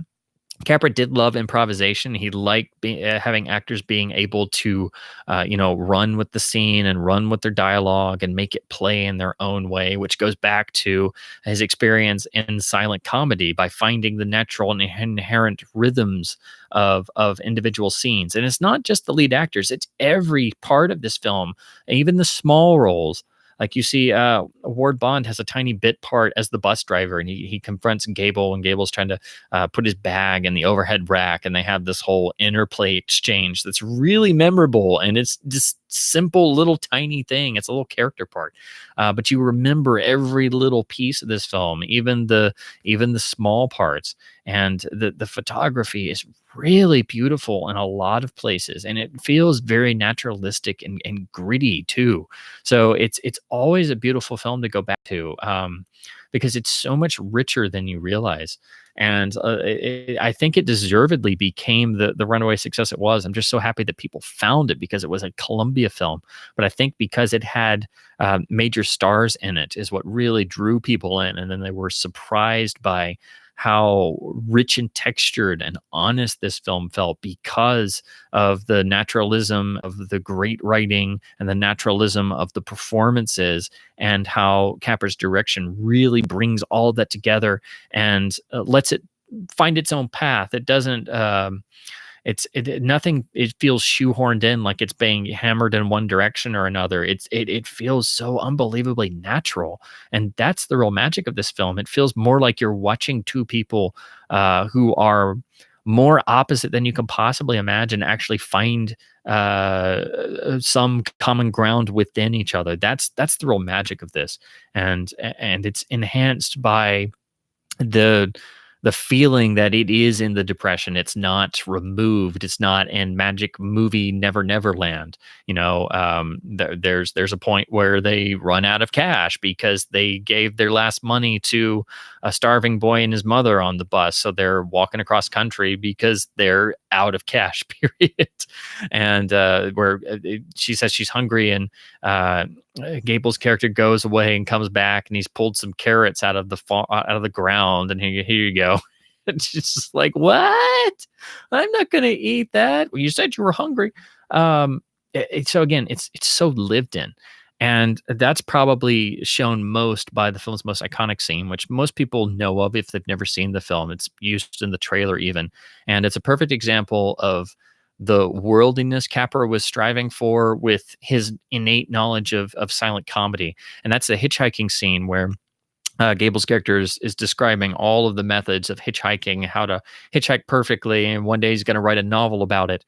And he does all of his techniques and nothing works. And she just sits there smugly, doesn't have to say anything. And then she says, "I'm going to get up and give it a try." And he's, of course, "Don't make me laugh." And she's like, "I'm not even going to use my thumb." And then magically just sticks her leg out and rolls up her skirt some and waves her stockinged leg. And then, of course, the very next car slams on their brakes like they're going to crash. And then, of course, immediately cut to them in the backseat of the car, and she's looking smugger than anybody else ever has in history. And he's just sitting there glowering. So it's that. It's perfectly done with the right amount of interplay and the right amount of perfectly staged visual comedy without having to spoil it with any words. It's exactly what you need without too much. And that sequence gets used in a lot of clip shows and a lot of presentations and stuff. And again, it's in the original trailer for the film, but it perfectly encapsulates what this film does and why it was so important. So again, this is the film that really established everything with the public and critics and everyone. And it did sweep all 5 of the major Oscars, and of course was Capra's first win as director, which he won a further 2 times. So again, It Happened One Night is the one people are going to reference, and that's the one that it's usually the earliest one that people are going to know about. Because a lot of people haven't gone further back and stuff. And of course, we're kind of skipping around because again, I can't unfortunately get everything in here that I'd like to get in here. So we're kind of just talking about the major ones. Because I can kind of build a whole thing about this. But I'd love to be able to talk about a lot of the silent ones, but some of those are still unavailable. So anyway, to jump ahead a little bit, get everything over here. I've got too much stuff everywhere. So there are some other films in between the major big successes. There's a really great, it's really much more of comedy, but Broadway Bill is a really nice film, but I haven't seen it in a long while because it's not readily available. It's a Paramount release. It's on Laserdisc and DVD, and but they're kind of out of print. But to talk about I should talk about video releases if It Happened One Night. I guess we'll just go title by title. I should have done that already. Sorry. So anyway, this is the Laserdisc of It Happened One Night. This is the really nice award winner Columbia sleeve. This is from about 94. It was still sealed, so that's why it's still got the shrink wrap on. Sorry for the glare on there. It's got the really awesome. I absolutely adore this publicity still. It's used on some of the posters, but I love how it's printed in black and white. And you have the stars in the background. I love this cover. The rear is like a lot of the other Columbia releases of this era. You have an original poster, a little bit of information about the film, and then the chapter stops. There's no extras on here, unfortunately. But I must admit, the print on this is really nice. Columbia and Sony have been going back pretty much with every format and trying to restore and clean up the main films, and most recently with the 4K restorations that are out on Blu-ray. But some of them don't always look so good, and some of them have real damage issues on some of the earlier ones. So the restoration is really important. It happened one night, though, fares pretty well on all the releases. I'm amazed at how good this transfer looks. It's got some cue marks and some damage, but it's really, really nice with a good mono track. The first DVD was pretty good. The 2006 DVD and the box set was a little bit cleaned up, but it was a little bit dark in the transfer. Most of those were actually in 2006. And then Criterion took the Sony 4K restoration, and they've done their Blu-ray with some really nice extras, and one of Capra's silent films as an extra as well. So if you were to get any version, I would recommend get the Criterion Blu-ray. But I really love this Laserdisc. I like sometimes watching film transfers with warts and all, and I just adore this cover art. So that's that's another reason why I got this. But yeah, basically you should get the Sony restoration on the Criterion Blu-ray, but this is still a pretty nice Laserdisc too.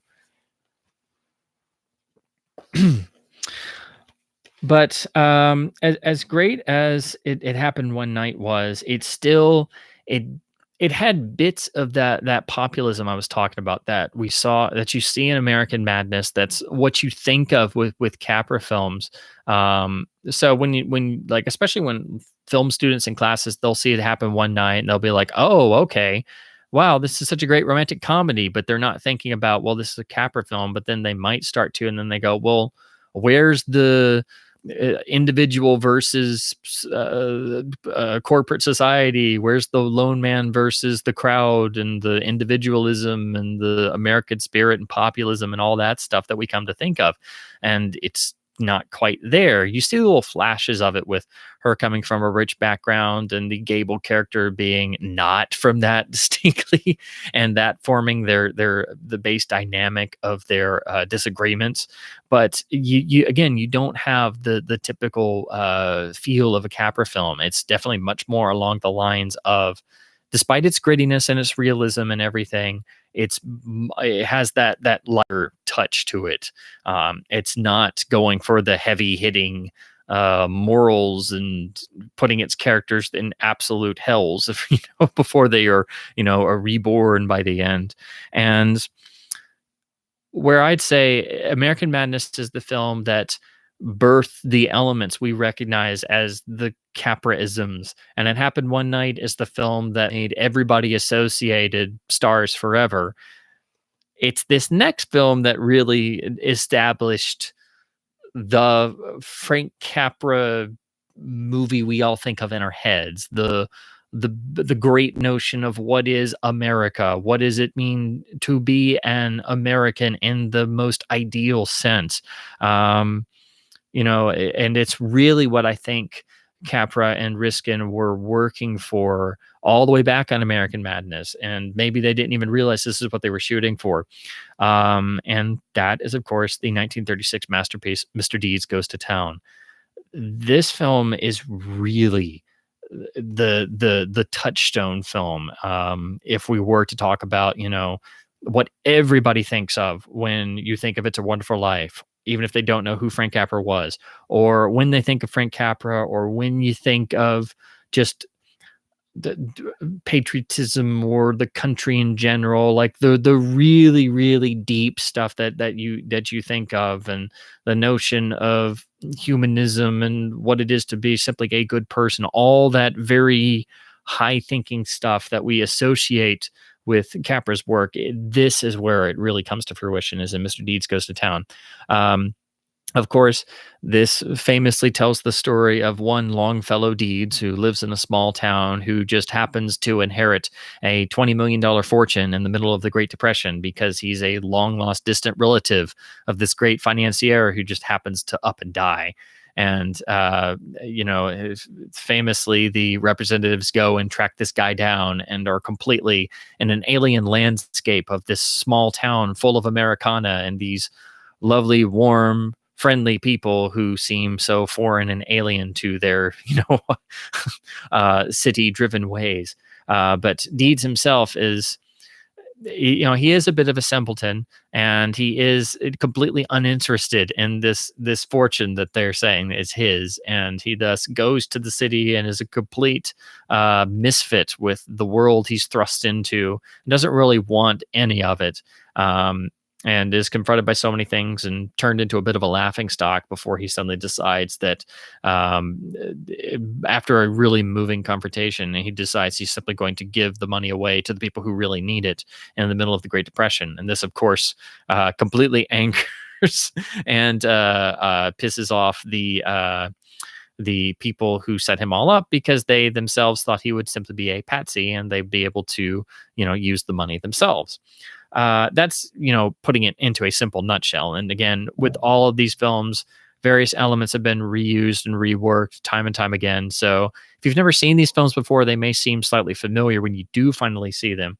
And they're also, when anything becomes this iconic, it's going to seep into the culture somehow. And of course, it was subject to an ungodly remake with Adam Sandler because somebody was in charge at Sony at the time and lost their minds. Um, I mean, there are worse remakes out there, but when you say you're going to remake something like this, just don't. Um, this is one of the most iconic films of Gary Cooper's entire career, and this was the film that transitioned him from being really into the Gary Cooper mold that you think of the slightly aw shucks, bumbling, good intentioned bastion of American virtue we all think of Gary Cooper as, where in his earlier work in the silent era and in the early to mid 30s, he was much more of a full on sex symbol and of masculine virility, and was much more vivid on screen. And unfortunately, after Mr. Deeds, he was always seemingly forever associated with Longfellow deeds, which is not necessarily a bad thing, but you only see that earlier, darker side come out in a few things after this, because after this point, he was pretty much forever associated with Longfellow deeds. But it's just something interesting to note if you become interested by Cooper and you look at his other films and such, that this film and this role in particular so associated itself with the rest of his career.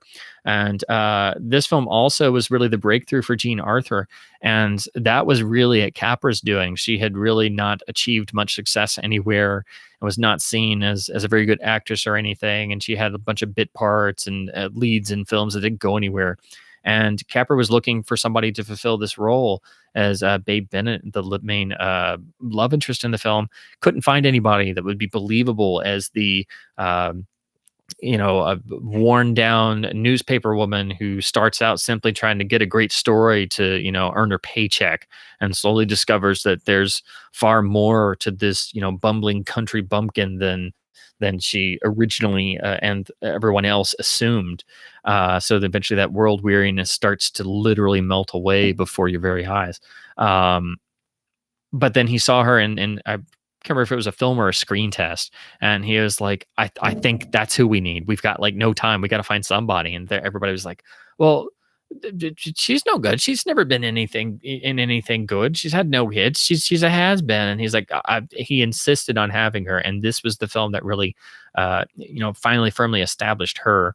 And unfortunately, her Hollywood career did not last an extraordinarily long time. She was a notoriously a very sensitive actress who didn't have a lot of faith in her own abilities, which is quite sad because she's absolutely phenomenal. But in this film, from her first entrance on screen, you can see exactly what Capra was able to pull out of people.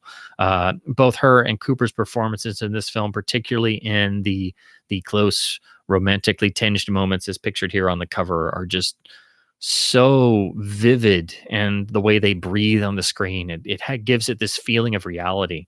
And what's great about what Capra does with the direction and Riskin does with the writing in this film is that it's pretty much the perfect parable for depression audiences. It's something that could happen, and if it did happen, you wish it would go like this, that the person given that money would find that selfless quality within them. So it has that touch of the whimsical, it has that touch of magic to it, but the rest of it is completely realistic and believable, and these characters are built up so you feel not only for them, but you feel with them. So it's really the first landmark Capra classics in the style that we all think of. Whereas It Happened One Night is amazing and is a classic and a masterpiece, but it's not quite the Frank Capra production we think of. So American Madness is the first in the vein, but this is the first indisputable like titan of the American cinema. But anyway, that's Mr. Deeds Goes to Town.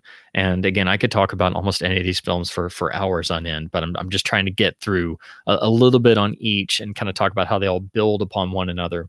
So anyway, this is the absolutely gorgeous Blu-ray from the Sony 4K restoration. If you were to get any version of this film, please get this one. There is no Laserdisc release. The original DVD is okay, but again, every time they would redo these, they would try and restore them again and fix more damage. Whether it was UCLA or UCLA in conjunction with Sony and Library of Congress. So this is from the newest 4K restoration. This is the Digibook. A lot of these Digibooks have gone out of print, but you can still get these in just regular keep cases.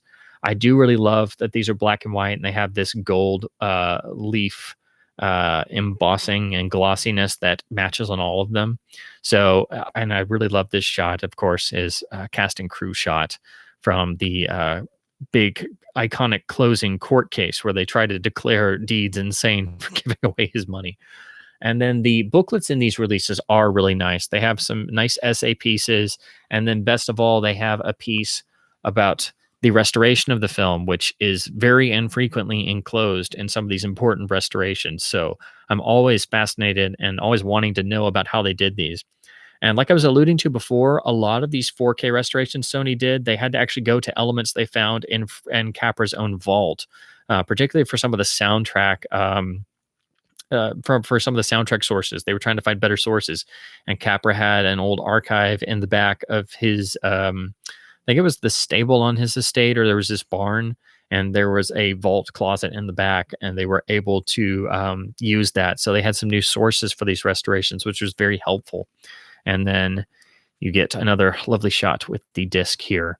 So I love these Digibooks. I wish Sony would do all of their Capra titles this way. Of course, they've loaned out some to Criterion now, but I wish they would have done Bitter Tea of General Yen like this and some of the other lesser known ones. But and these are not very expensive either. So definitely still get this. It's easily by far and large the best this film has ever been presented. I'm astonished what they've been able to do with some of these.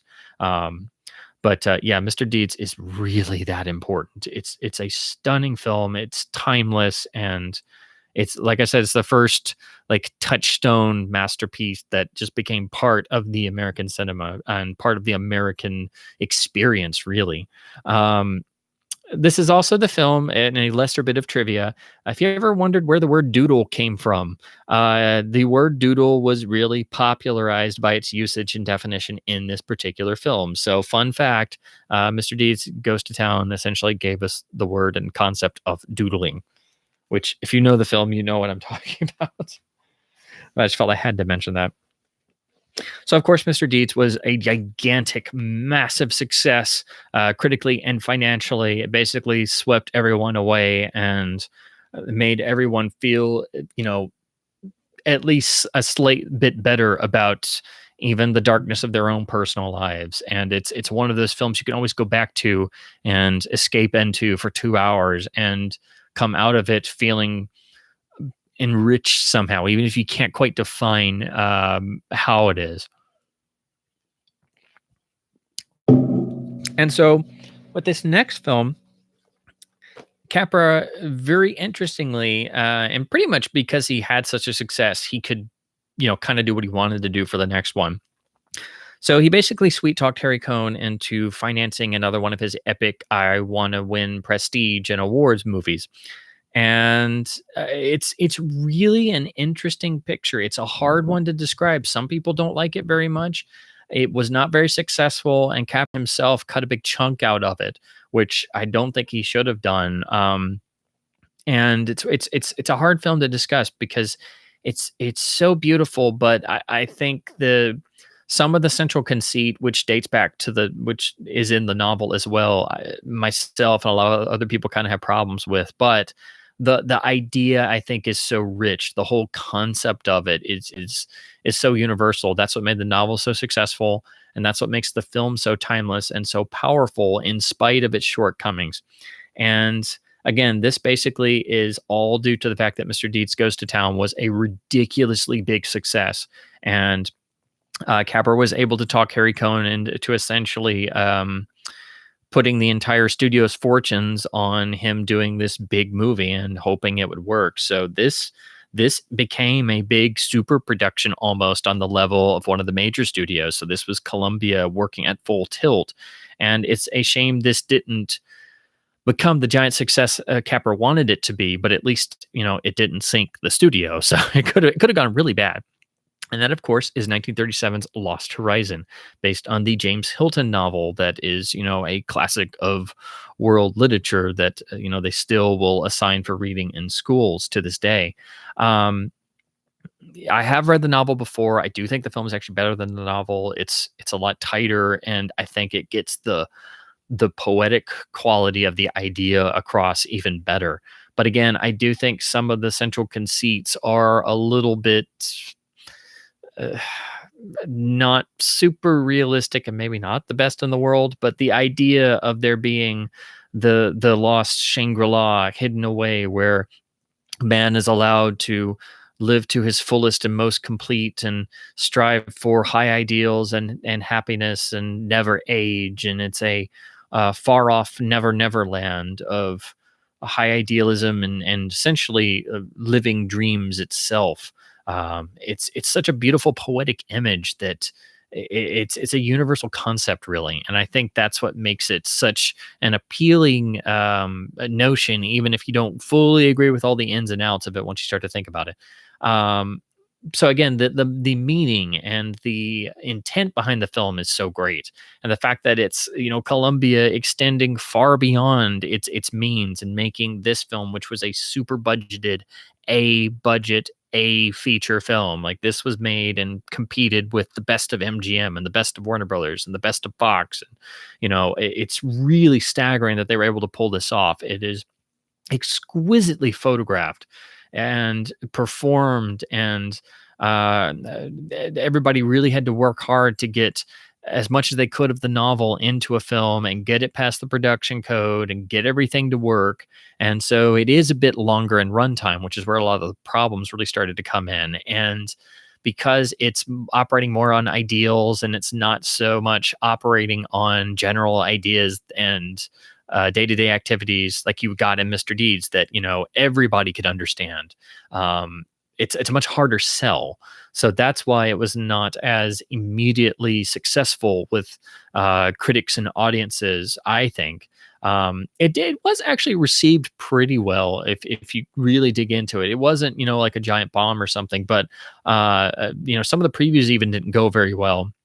And Capra famously said he cut 2 or 3 reels out, which is debatable, but it was definitely had a big chunk cut out all over the place.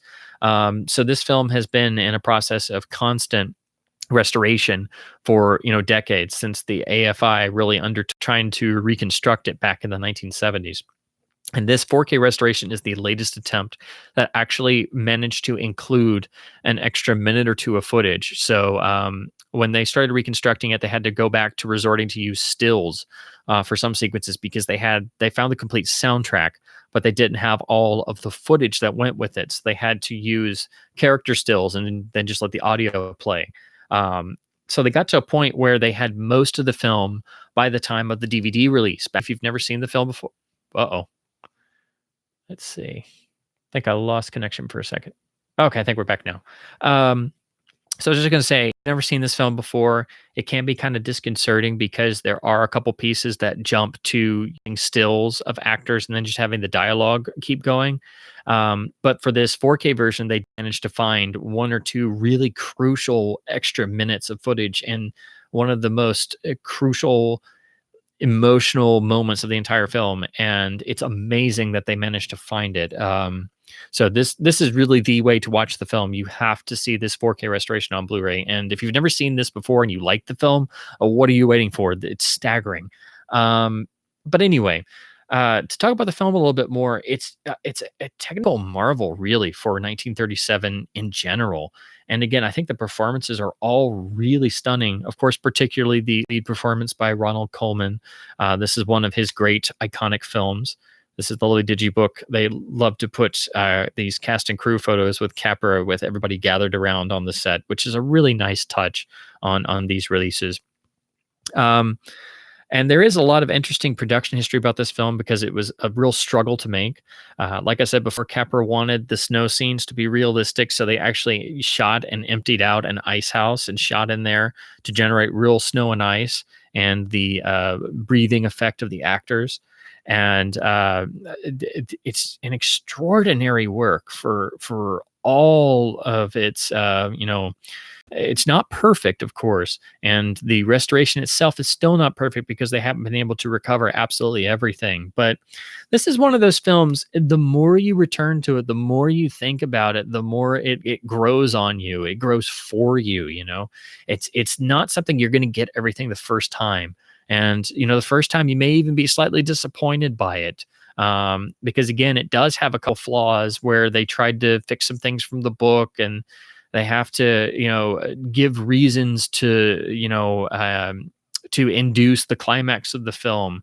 They have to come up with a way for the Conway character, the Coleman character, to he has to have a reason to leave Shangri-La, to go back to the world of war and strife and stress and the darkness of humanity. And if you think about it, there'd be no reason why he would ever want to leave Shangri-La, because there's a reason why it's Shangri-La. So, you know, that the way they have to induce the climax can be a little bit dodgy, and also because of the casting for his brother was a little bit, they had to just get somebody. So it's like there are a couple of things like that can be considered problematic, but I don't think overshadow the rest of the film. And again, I think the more you watch it, the more it grows on you.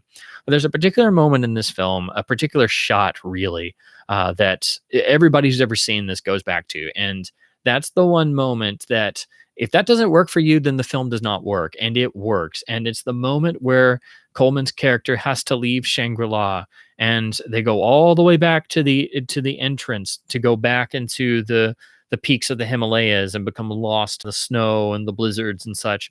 And it's pitch black at night, and he has to turn back. And he turns back and gives one last look at Shangri-La, and it's really on the level of Greek tragedy, really. Just the close up of Coleman's face when he has to look back and look at Shangri-La for the last time, knowing that he probably will never make it back here. It's just one of the most just agonizing close ups in the history of cinema, really.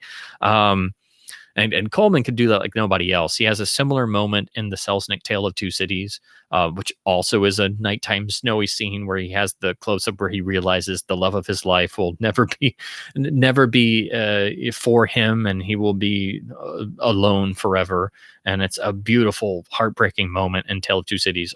But this moment in Lost Horizon, that's the central shot of the whole film, and it's character based. It has nothing to do with the grand visage of Shangri-La that we've been wowed by or anything else in the film. And that means the heart of this film is still driven by the human element. So that's what makes it so it still keeps you involved, and you can still tell that it was made by Frank Capra, and he was able to use his techniques that he'd been developing. There is still the feel of improvisation. It's also the point where he was starting his new I mean, he used it some, but he really started using it more on here, where he would start doing multiple camera setups, which is really more of a modern conception. But he was doing this in the 1930s by using multiple cameras so that actors wouldn't have to replay their scenes over and over, and they could feel natural and naturally react in real time to the other performance and wouldn't have to repeat themselves. So that's another reason why Lost Horizon had so much footage shot for it. Again, Capra was really trying to break the mold on this, and it's a shame it didn't quite fully work in the way that everybody intended, but it is really a magnificent monument to, you know, people making an effort to do something different, and a small studio stepping way outside their boundaries. And I'm happy it was at least successful enough and it didn't kill the studio, but it very well could have. So this is really one of the real outliers in the Capra filmography, and it's really important. But I will admit, I'll be the first to admit, it's not for everybody, but it's a really stunning work. But it's one of those that it may take a couple times. It usually has to grow on you. So of course, with this film not really doing what everybody wanted it to do, Harry Cohn was not one to mince words, and so let's just say um, they had to run back and do something that was going to be trying to think of they had to do something for the money. They had to Harry Cohn was like, okay, you did your thing, now it didn't work. You got to do something people are actually going to want to go to, which obviously makes sense, but that's not what you want to hear when you're trying to be all arty and trying to win awards and be highfalutin and idealistic and everything. So again, Lost Horizon was seen as a failure, but it wasn't a box office bomb or anything. The unfortunate part was it was subject to many, many cuts and then a wartime reissue, which gave it a new title, which I believe was Lost Horizon of Shangri-La, and they made even more cuts. So if you were able to see the film for the longest time, it was a heavily cut down wartime reissue version.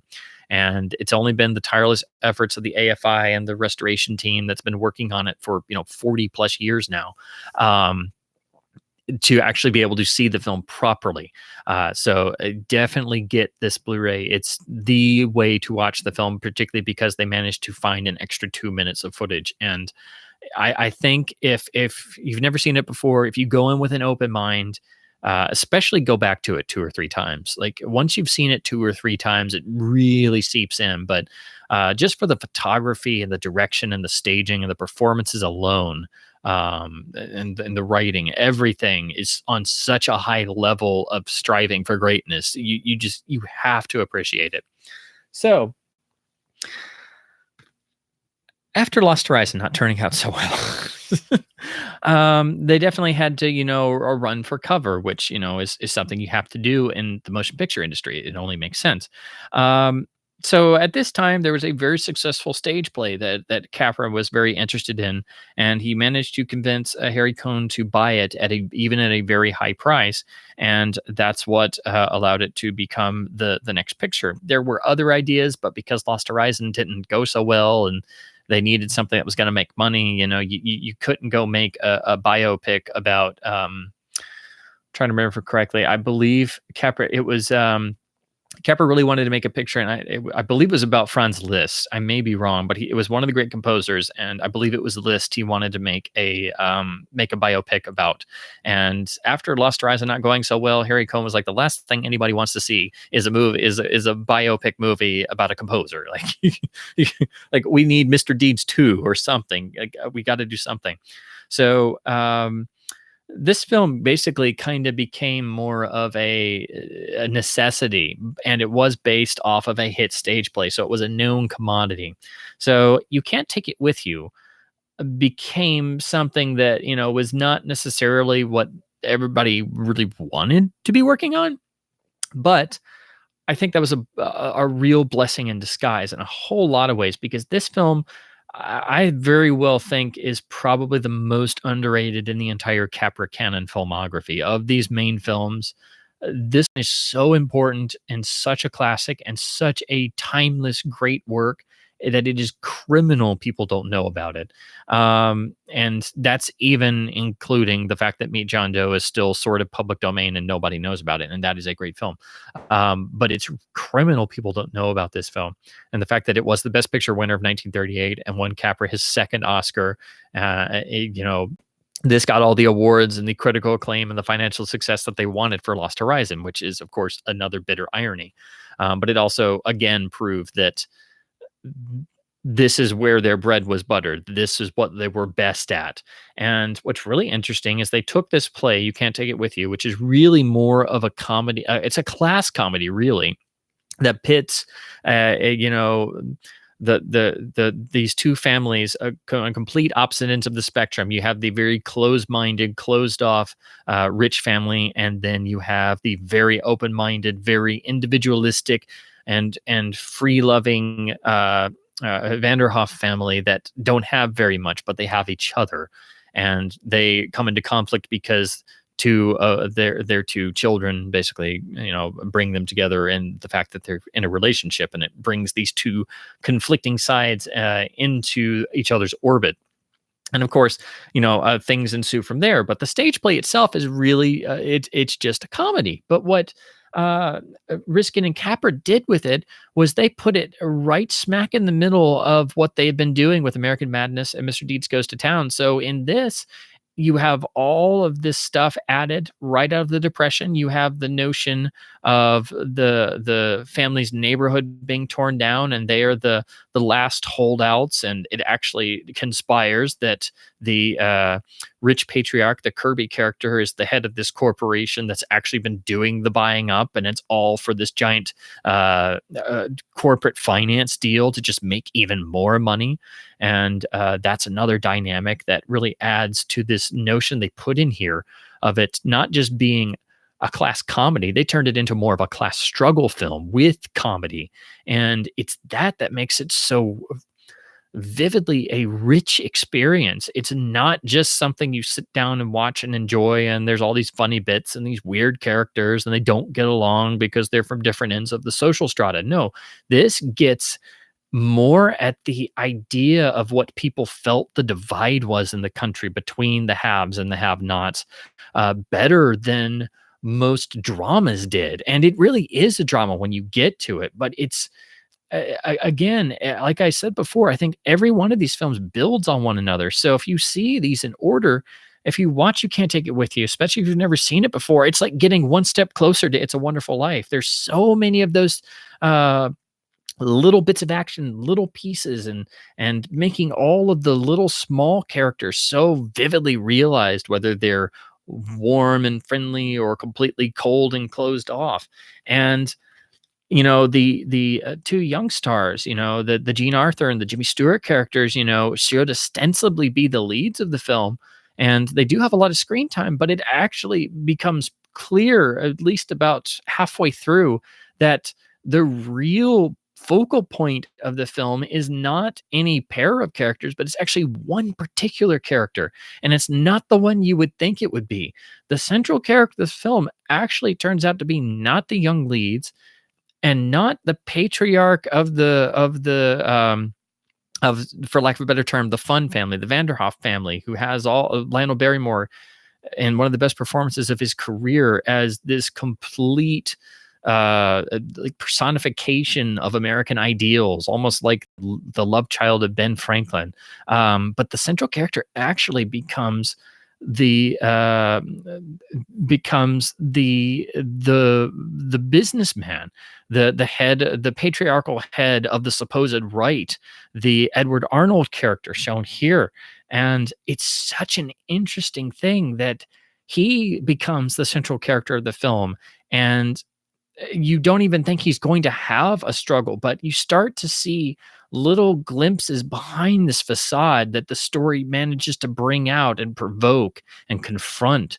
And by the end of the film, just the things you see going on in just on the actor's face, what must be going through this character's mind, are just staggering. And it basically encompasses, like I said, the cultural divide that the country experienced during the Great Depression.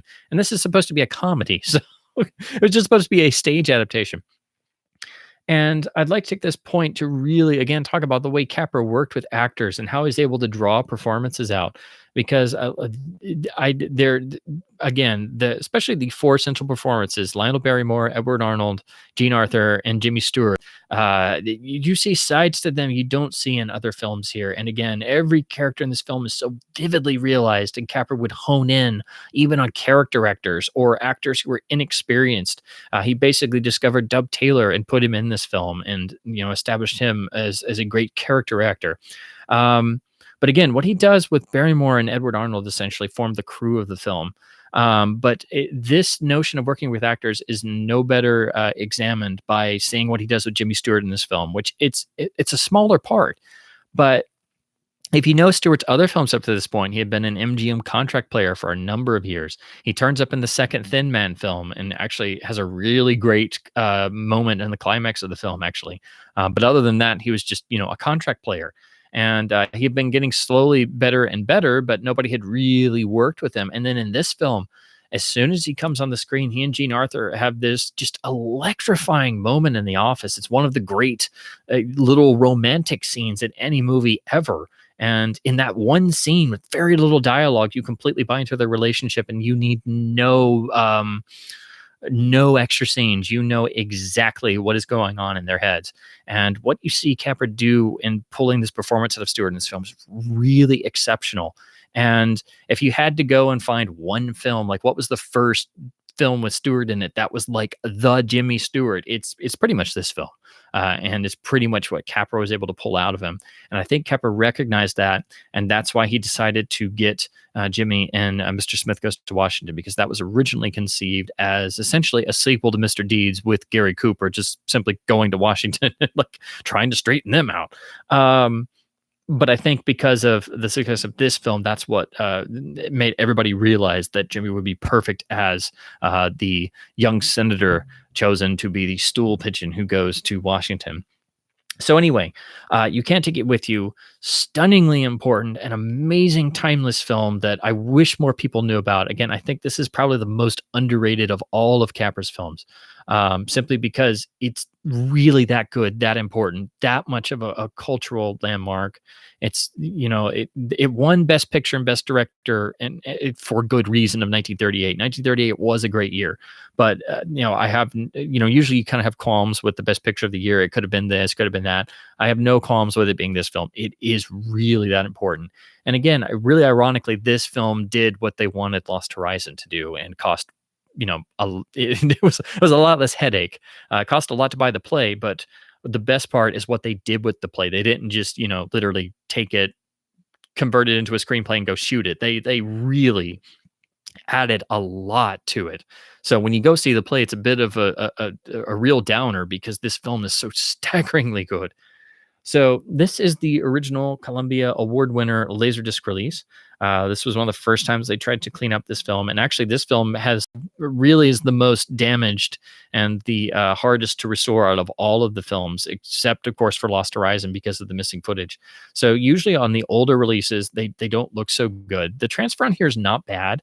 And it's got PC and mono, which is pretty good.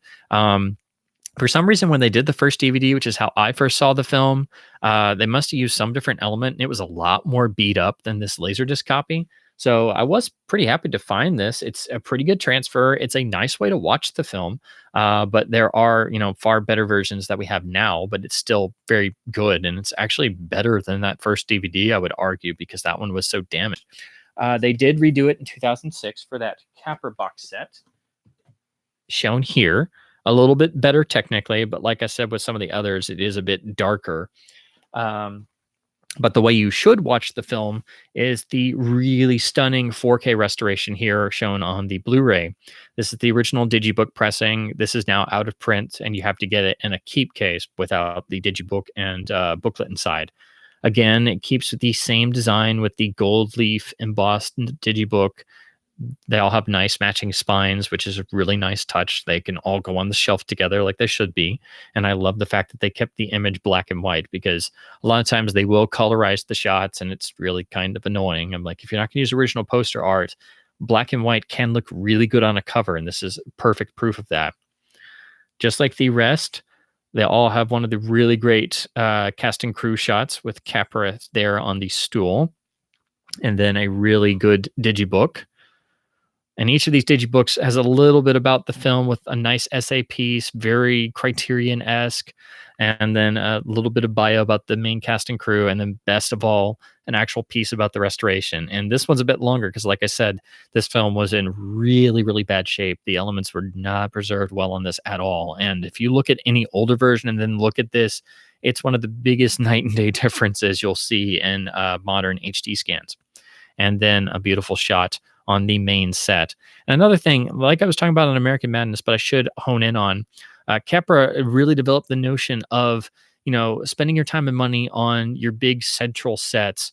So then that way you could make your budget go further, make it more believable and lived in. And then all your other sets are very much, much more perfunctory because you've established the believability and the realism with the main set. So in this film, it is the Vanderhoff house that feels so lived in with all of these zany characters living in there. Now, all your other sets can be much less expressive and much more stationary and such, and thus your budget can go farther. In American Madness, they spent all the money on the big bank set, and then they only needed a handful of other rooms and such for the other sets. And that comes to its fullest fruition on It's a Wonderful Life, where every set feels lived in, but only certain ones are big. And the real set is the town of Bedford Falls itself, because that whole thing was built with the streets and the buildings and everything. So that itself, the town becomes the set. And like I said, that's that's that idea to its fullest fruition. So again, it all goes back to this idea I have of how these films build on one another. Show you the back. Each of these have a little bit of special features. Pretty much the things are on the DVDs with Frank Capra Jr. and such. But some of these, like some of the trailers, are bumped up to HD, but kind of light on the extras. It's much more about the transfer. But for these catalog releases, when they came out, they were all about $15. They're still about $15 or $10 when they go on sale. You should own all of these, and I would hope Sony puts the rest of these out. They do turn up as 4K DCPs, so I'm sure they can come out on UHD. There's no reason why they shouldn't. They're absolutely immortal, and they deserve a 4K release. But for the meantime, these are the best way to watch these films. This one in particular, because the older versions are really damaged.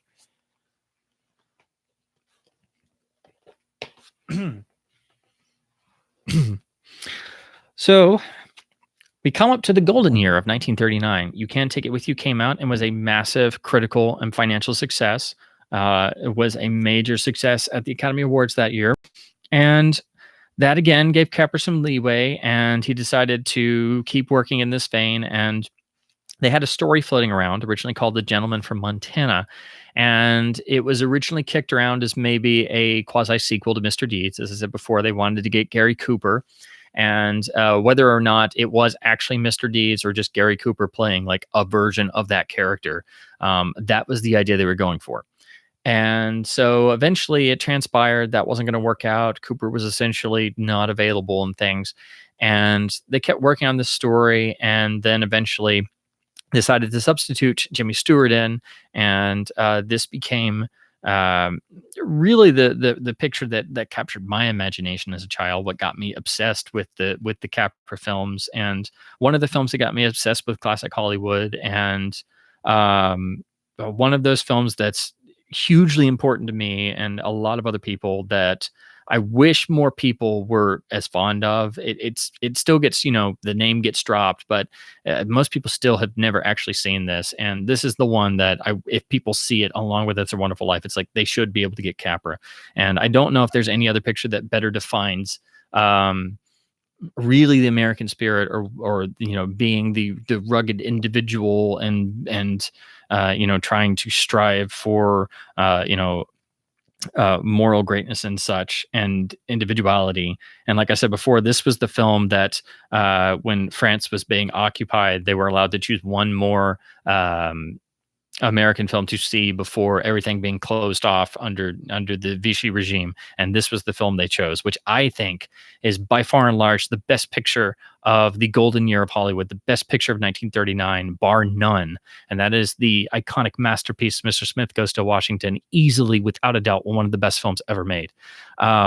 It's a Wonderful Life is such a developed film. And like I say, it's like the summation of Capra's career. But if you had to try and pigeonhole one picture as like the definition of everything that Capra and associated crew were really striving for, it's probably Mr. Smith. Like if you had, it's a hard, you can't really choose one Capra picture because they're all, they all play slightly differently to different people, but this one is so important for so many different reasons.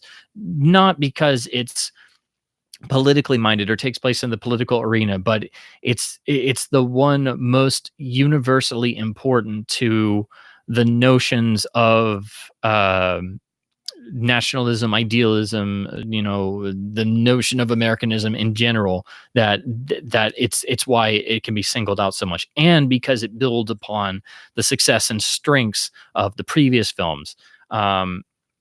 So, if you looked at it, like I said, they conceived this as essentially a Mr. Deeds sequel originally. So there are similarities to that. But the original story itself is similar to the original story that inspired Mr. Deeds, which was called Opera Hat, I believe. But Mr. Smith, if you've never seen it, to give a brief plot synopsis, is essentially about a Senate seat becoming vacant due to death. And so the political machine of that particular state are trying to get a new candidate. And then the governor of the state, who's a bit of a comic character, is essentially convinced by his kids to nominate one Jefferson Smith, who in his spare time likes to recite the Constitution and lead troops of Boy Scouts. So he is essentially, the greatest notion of a stooge to sit in the Senate, who will be so blinded by the great halls, will simply do whatever he's told without thinking twice, or so this guy thinks. And he does this without talking to his political minders, but they eventually decide to go along with it because what of course can go wrong. But it comes out that there is, of course, a political corruption and graft being pushed through a deficiency bill by the political machinations of his own state, being enacted in the Senate by the other senator from his state, who is Senator Payne, who is not only a father figure to the Stewart character, but somebody he's respected and admired his whole life because he was the old business partner of Stewart's newspaperman father, who was killed for his integrity back years before. So there is an undercurrent that helps form their relationship and colors a lot of it. So Stewart's character, the Mr. Smith character, is not just he's not a brash idealist, but he's an idealist who believes so fervently in the things that he's been told and shown and had drilled into him and believed in his whole life, that when all of that finally starts to crumble away in the Senate, it's supposed to be the great halls of power where none of that exists, it becomes so completely and utterly demoralizing and heartbreaking for not just everyone in the film involved, but the audience as well, that it really hits home harder than anything else in the Capra canon. And like I was said, what Capra recognized in Jimmy Stewart, was able to pull out of him, and you can't take it with you, that just goes into the stratosphere of Mr. Smith. I mean, this is just, it's not just the famous filibuster at the end, which is probably it's right up there. Just the filibuster alone is one of the great acting tour de forces in motion pictures. But the fact that the whole film is with Stewart's character and Stewart's performance, the direction is with it, the camera work is with it, the writing's with it, it's all working in unison, that makes it so much more powerful. But that the whole film is built up to it, and this character is really going past his means and speaking directly from not just the brain but the soul itself, in a last act of complete desperation. And there's so many levels working in this film that build off of what we've seen in the grittiness of the earlier films, like It Happened One Night, the Depression era parables of Mr. Deeds Goes to Town, the idea of the individual versus the corruption inherent in the system of control itself. And also, with the right amounts of the humanism that you get in both Mr. Deeds, and you can't take it with you. So again, everything builds off of one another. And again, it's impeccably made. Again, it's Capra went along, his films got longer and longer, but they never felt too long. I know he debated about Lost Horizon, but Mr. Smith never lets up. It's brilliantly put together, brilliantly edited, shot. Everything is at the peak performance level. And again, I say without hesitation, there is no other film of 1939 that is as good as Mr. Smith Goes to Washington. It's just stunning and is easily the best film from Hollywood's golden year. It's arguably the best film Capra ever made, which is really saying something. And again, I don't think its importance is understood as well as it should be, because if it was, it would be as well known and cherished as It's a Wonderful Life, at least. But unfortunately, it isn't. I just wish more people treated it with that level of care and respect. And it's not just because I love it as much as I do. It's because I feel that it is that important and that just staggering. And again, Capra pulls performances out of all of his other actors that are just completely mind blowing and make this whole, admittedly, the thing is really a parable. You don't know if something like this could actually happen, but of course there are still modern parallels to this film today. But again, it adds a level of realism when you believe in all these other characters so much so that it feels real to you. Again, Jean Arthur is fantastic in this film as a slightly world-weary character who is, not to use the phrase has the scales taken from her eyes, but basically has a sort of self-awakening. But of course, it's different to what you get in Mr. Deeds. It's not the same thing. And what's also interesting is this film was not written by Robert Riskin. This was another film, one of several, including It's a Wonderful Life, that although it builds off of what Riskin did with Capra in those earlier films, he didn't write all of the later ones because he and Capra eventually had sort of a falling out due to the sort of crediting issue that I talked about before. So this film does have a different flavor. It is a bit more overtly serious. It's a bit more dramatic. But it again, it's like also moving a step closer to what we've seen in It's a Wonderful Life. So it's really important for so many different things. And I should also mention there are so many performances in this film. I could talk about every single one of them, but I have to take a second to talk about the Claude Rains performance in here, which I don't know if anybody else could sit there on the Senate floor in the middle of Smith's filibuster and manage to keep a straight face the way Claude Rains does in this film. And it again, another sign why this film should have literally won every award that year. It's one of Rains' best performances, which is really saying something, because I think he was one of the greatest actors who ever lived and never gave a better performance. But you really have to read into this film and see it several times to really understand all of the inflections that are going on. But it still plays extraordinarily well. It still tugs at the heartstrings. It's still so deeply affecting and moving. It's easily the most moving, outside of It's a Wonderful Life. If people try the other Capra films, this one, if you really give it a chance, it'll get you. And there's one particular moment every time I see this film. I've seen it.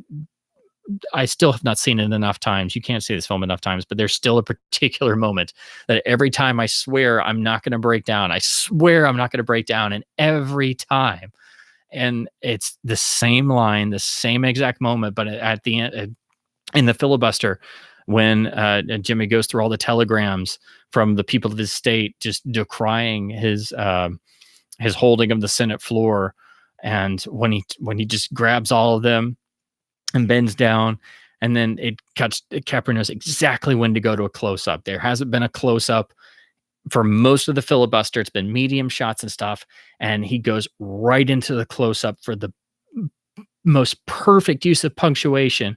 And Jimmy's all sweaty and tired and exhausted because he's been talking for 22 hours. And when he turns and he's no longer speaking to the Senate, and he turns to Senator Payne, and in a very whispery sort of voice, he just says, "Well, I guess this is just another lost cause, Mr. Payne."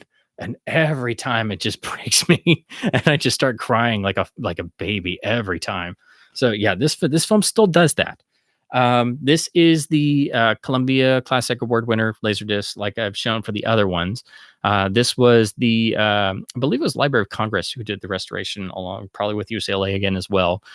This was the first time they tried to clean up and restore the film. It's still a pretty good presentation, but of course has some printed damage and some softness and some spots that don't look quite as hot, but it's not, it's still a fine way to watch it. And the first time I saw this film was the actual VHS version of this master. So It's still fine.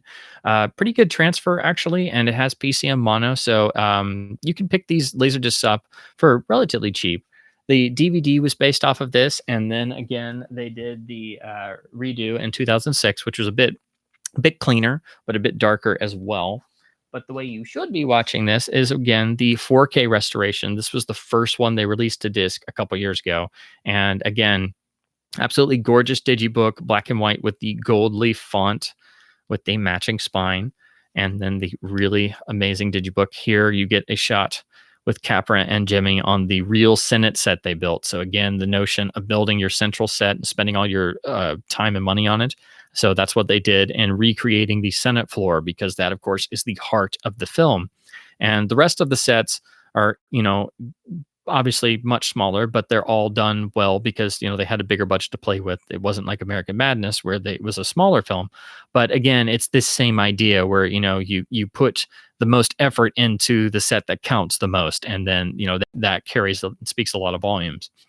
And then you get the really good digibook with this really great write up, so very Criterion style. So really amazing they did this for a catalog release. Here's a shot of Claude with some of his famous credits, and then the central picture with the picture from the Senate floor, and then the disc hub itself. So again, I love these digibooks.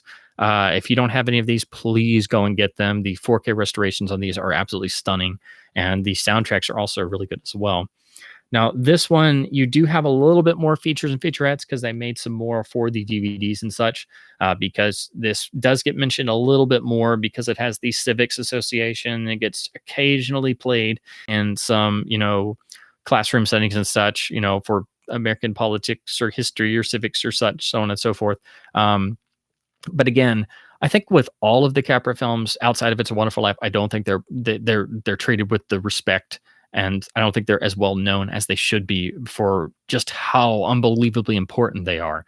And again, a lot of the techniques that Capra was doing, other people picked up on this stuff and started, picking up some of them or doing it their own way, or they were inspired to make similar films. So, a lot of the stuff seeped into the consciousness, not just now, but back then, and that's what made their impact even bigger. Mr. Smith was received extremely well, was nominated for a lot of Oscars. Unfortunately, did not win the main ones as I think it should have, but it was in the year of Gone with the Wind and Wizard of Oz. So, you're not really going to be able to compete with that. But of course, politically in Washington, it was decried, but everybody else kind of realized what it was trying to say. And like I said, with France, particularly in Europe, who was in the coming throes of World War by this point in time. So this film really means a lot more to a great number of people than the simple original parable, simple fable story it was originally intended to simply be. So that's okay. I dropped out for a second there. But anyway, that's why I'm such a obsessive of Mr. Smith and adore it. And if you've never seen another Capra film besides It's a Wonderful Life, Mr. Smith is probably where you should start, and because it's really that important. So then to move ahead just a little bit, and again, we are kind of skipping around some. But this next film is really something. This one is criminally unknown. It does have the same public domain issue that It's a Wonderful Life had. So there's never been really good official versions of it. It's the one that has 50 million crappy Walmart DVDs and VHS tapes and stuff. So it's hard to find a good version of it. And this version is the only official one I know of, and it's really crappy. So I can't really recommend it, but I'm just going to use it to be able to talk about it because this film is really dark, really ahead of its time, and tries to take what the risking Capra formulation had been doing and really push it to a new level. It's just unfortunate that it didn't quite work and it didn't really connect with audiences because they were kind of appalled, really. And that is the 1941 film Meet John Doe. This film is really interesting. Riskin and Capra came back together and decided to work together again. They also decided to try and start their own independent company, which is really out there because independent producer, director, or actor driven film production companies didn't really start to take off until the 1950s in a successful way. And most people know Capra tried that with Liberty Films on It's a Wonderful Life, and that didn't work out well. He actually tried it once before on Meet John Doe with Robert Riskin, who was his great screenwriting partner. And unfortunately, Meet John Doe didn't quite work, and then the partnership fell apart. And so, Capra technically tried it twice, and it didn't work. But originally, they produced the film and they struck a deal with Warner Brothers, who distributed it. And later on, because the film didn't do so well and everybody was kind of disappointed about what happened with it, somehow, some way, they let the copyright lapse. And so that's how this film entered the public domain. So when you look at most versions, it has the Warner Brothers shield on it, which is really confusing why it would be public domain, but that's technically how it happened. But it's really surprising and interesting that Capra not only got back together with Riskin, but that they tried to do this as an independently produced film, and that Warner Brothers actually stepped up and financed it. But I think they did that because they, didn't see any wrong in financing a Riskin Capra picture. They were a proven commodity, and they were basically, getting it away from Columbia. And the reason why Capra left Columbia is he had gotten tired of, being under Harry Cohn's thumb, but primarily because Harry Cohn had illegally used his name to sell some crappy pictures in Britain, and Capra found out about it and basically viewed that as, sort of, an unbreakable violation of trust. And so Mr. Smith was the last picture on his contract at Columbia, and so that was the last picture he made for Columbia. And while it's understandable that he left, that was really leaving his, his safety net. He never had the same level of studio backing. But of course, the war years intervened. So it's not like we're talking about a very long time before he wound up leaving for World War II. But anyway, so Meet John Doe wound up being released in 1941, and it's a really dark film. The basic plot of this film is Barbara Stanwyck is a desperate newspaper woman who's being fired because the newspaper is being taken over, and as a last ditch resort, writes basically fabricates a editorial story about a anonymous man calling himself John Doe, who writes into the newspaper and basically says, because all the great notions of essentially being a good person and a great American and such have been so trashed by society that he can't take it anymore, and he's just going to jump off a building and kill himself on Christmas.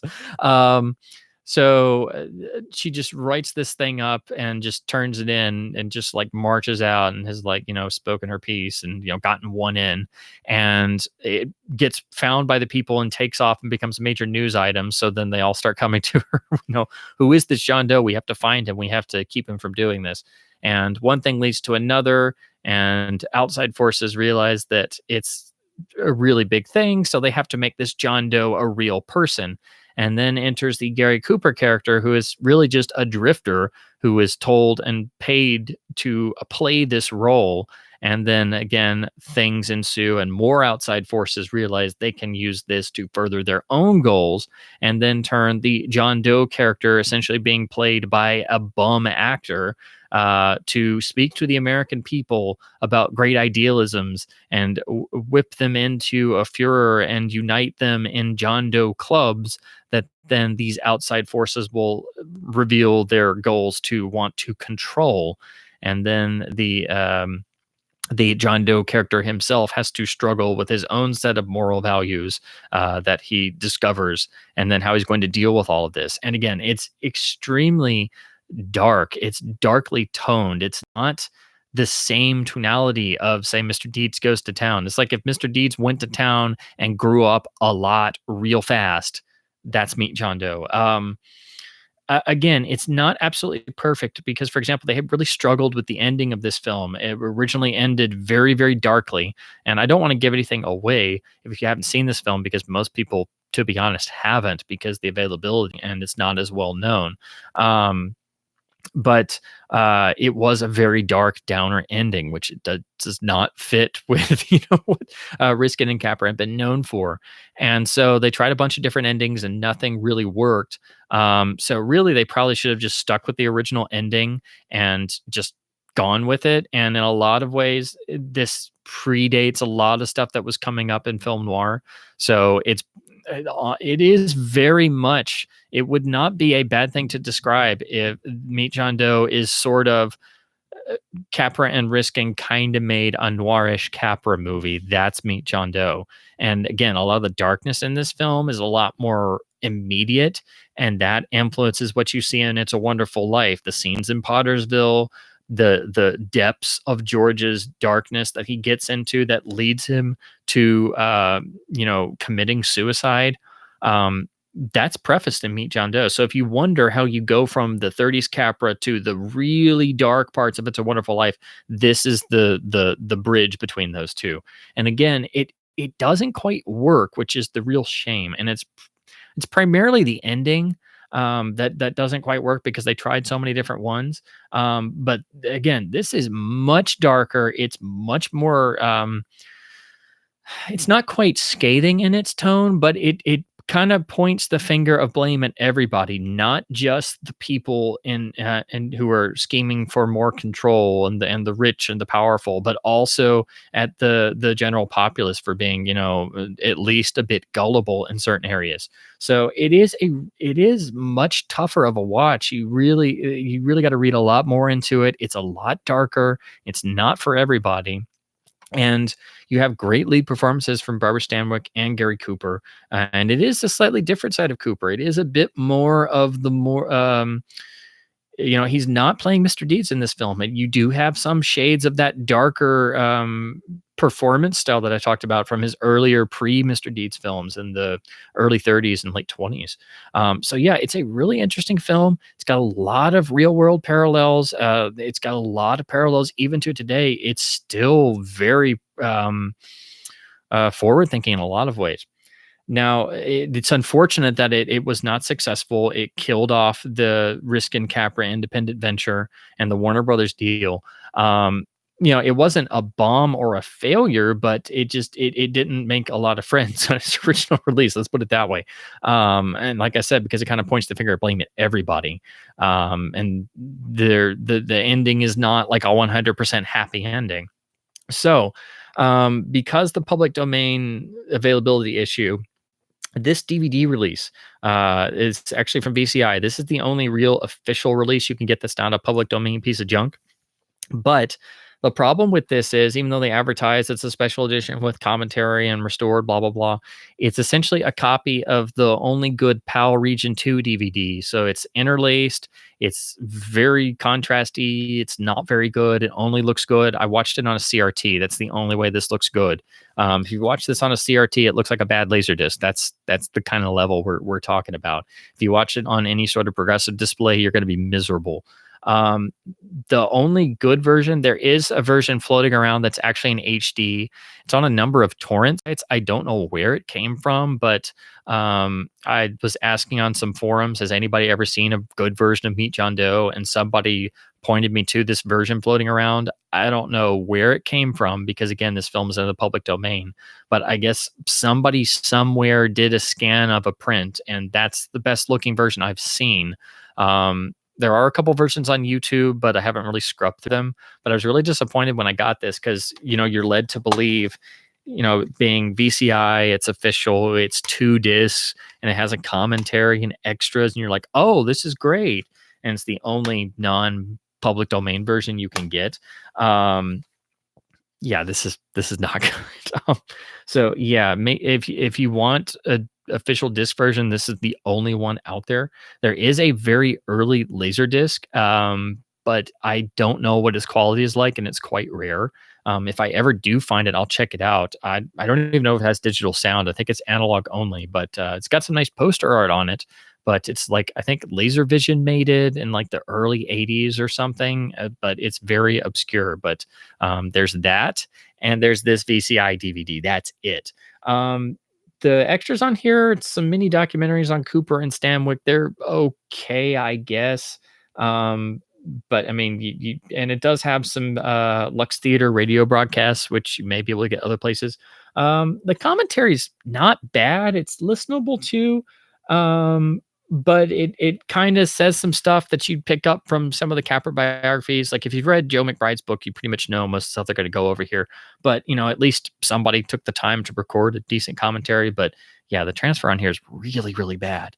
And I hope Criterion, Arrow, somebody does this because it's in public domain. It needs a good release. It cries out for an HD transfer. There is a preservation print at the Library of Congress that no one has used, so it's just sitting there on a shelf.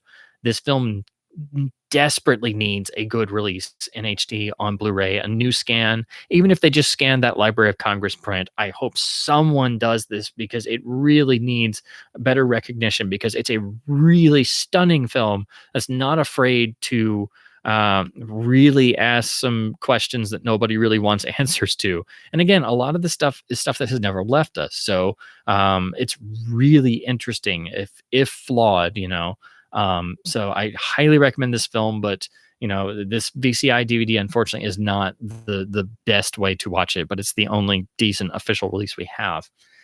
If you guys know of a crappy public domain version, definitely let me know.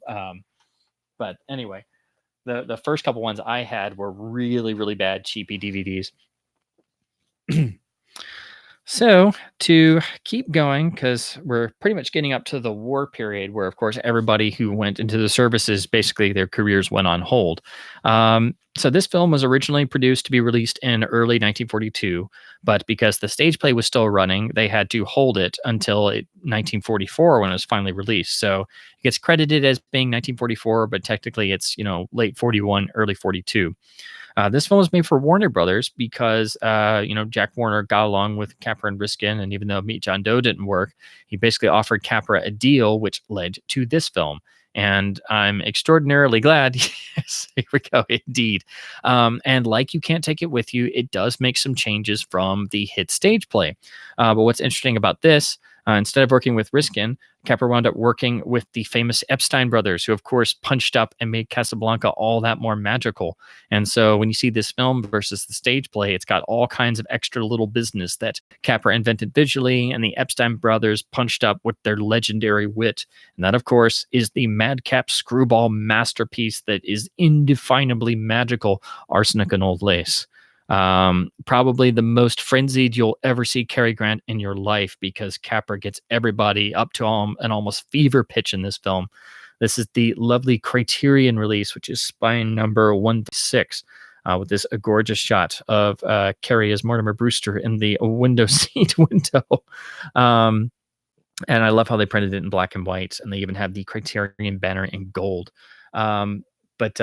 Yeah, this film is really wonderful. As I said, it's based on the famous stage play that starred Boris Karloff and really reestablished him on the stage and gave his acting career a real boost, and not just fame, but also gave him better personal feeling about being an actor, because he had been, ground through so many increasingly dire horror sequels and B movies and things. So Arsenic and Old Lace was the thing that really shook him up and made him love acting again. But of course, he was tied to the stage play, so he's not in the film version, which I actually kind of like, because they got Raymond Massey to be in this film with some really interesting makeup to give him a sort of Karloffian visage. But the whole film is just completely whimsical, full of really biting, dark, black humor. But what really sells it is this is Capra going back to his silent comedic days, and you can really see everything is played out to the most maximum and is cut perfectly. So everything moves, it never lets up. And like I said, it builds to an almost fever pitch pace. So by the time this film ends, it's like you kind of have to just like breathe a sigh of relief, like you've gotten through it, because it's been literally nonstop. And it is so ridiculously inventive that, again, when you see the stage version, no version can really match up to this, because Capra really pushes everybody to improvise, make everything breathe, and pushes the pace up. And again, the Epstein brothers make a few little changes that really make things interesting. Like they did make the change. There's a few opening title cards that set the story on Halloween. So this basically makes the perfect family-friendly Halloween black comedy about two old ladies who just happen to feel so sorry for old widowed men that they're so alone that they invite them in ostensibly to rent a room and give them some of their homemade elderberry wine loaded down with arsenic so then they can bury them in their basement and so they're never alone because they're such lovely nice old men but they're so lonely they just need companionship and what would be better than murdering them and burying them in your basement so they're never alone. Oh, but make sure you have your nephew who thinks he's Teddy Roosevelt do it because they couldn't possibly dig a grave, but he could because he thinks he's burying yellow fever victims in the Panama Canal in the basement. That's the level of sheer insanity that this film works on, which is beautiful. And you throw Cary Grant in as Mortimer Brewster in the middle of all this, and again, Capra gets a performance out of Grant that Grant himself in later years kind of was like, man, I can't watch that movie. I feel like I was too much, you know, like he got me to reveal so much and do so much. It's like I overdo it, but it's actually just perfect because his performance gets so flustered that it gets to a point where he can't even get words out, and he makes this really strange like people have described it as like a whinnying noise, like he's a horse whinnying, and it's just beautiful to see his facial reactions as he gets increasingly crazier and crazier and crazier, and he can't even get words out anymore. Again, everyone is wonderful in this film. It's filled with all kinds of beautiful character actors, even though it's a small, ostensibly one set story. The film opens it up a little bit. There's a really cool and very funny opening bit of Grant's character trying to get a marriage license, which is an extra bit of business they add to the film to really get the audience involved, which is nice, helps freshen things up. And they, open up the film to include the courtyard with the house next door, so it doesn't feel so hemmed in. But again, every small part is cast with a really great character actor, and Capra was a big believer and a real stickler for there are no small parts, only small actors. He was known for even, in crowd scenes, giving the extras directions and, giving them all a story, like giving them a character, which is really important to make them feel realistic and like real people, not just, extra standing around for $7 a day. Or $7 an hour or whatever, and a box lunch. I will say also personally for me, this was another one of the first screwball comedies I saw and got me hooked on them forever. But it's also the film that I think more than any others really helped me realize what a great comedic side that Peter Lorre has, and it's the film that I always wind up doing my not my Peter Lorre impression of. I always find myself, if I ever have to give an answer to something, and I don't really drink, but I just love saying, "Oh yes, I remember that too, but I was intoxicated at the time."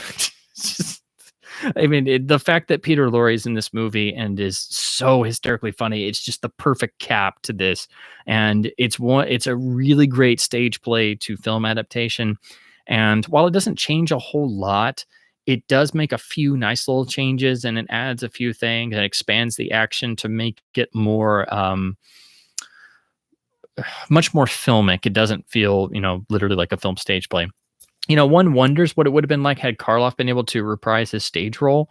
And I think it would have been great, but there is something about Raymond Massey who always comes across with that really, um, he had a sort of cold demeanor, and especially with the makeup and the fact that he's supposed to be a kind of scary looking figure and a killer and really a psychotic. It does give it that certain quality that I don't know would have had the same effect had Karloff been in the film, because especially when you're a big Karloff fan like myself, even in the more menacing stuff, you still in the back of your head, it's just like, oh, we love Boris. So yeah, it is a bit more, ostensibly in your face. This guy's a complete psycho. And I do think that kind of works for the film, but you do kind of wonder what Karloff would have been like in him. This is the Criterion Laserdisc release. It doesn't really have any extras, but this was the first like really spiffed up, cool release of the film.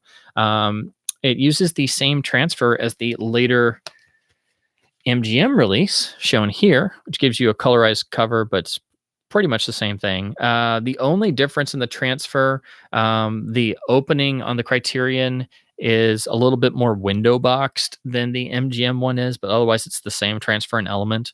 They both have PCM mono soundtracks. And then here's the rear, which is actually a pretty nice rear cover for MGM in this time period. You get a shot of a poster and then a little bit of text and then a nice tinted still of our two villains of the piece. As I said, this is my favorite Peter Lorre role to give an impression of, like, no, Johnny, you can't claim him. Oh no, see, they have 12 and you have 12. No, you cannot count the man. No, you cannot count him. He was not yours. He was dead already. Stuff like that. But anyway, this is an absolutely adorable film, and most people don't realize that Capra directed it, but it really goes back to his silent comedy days, and it shows off those chops beautifully.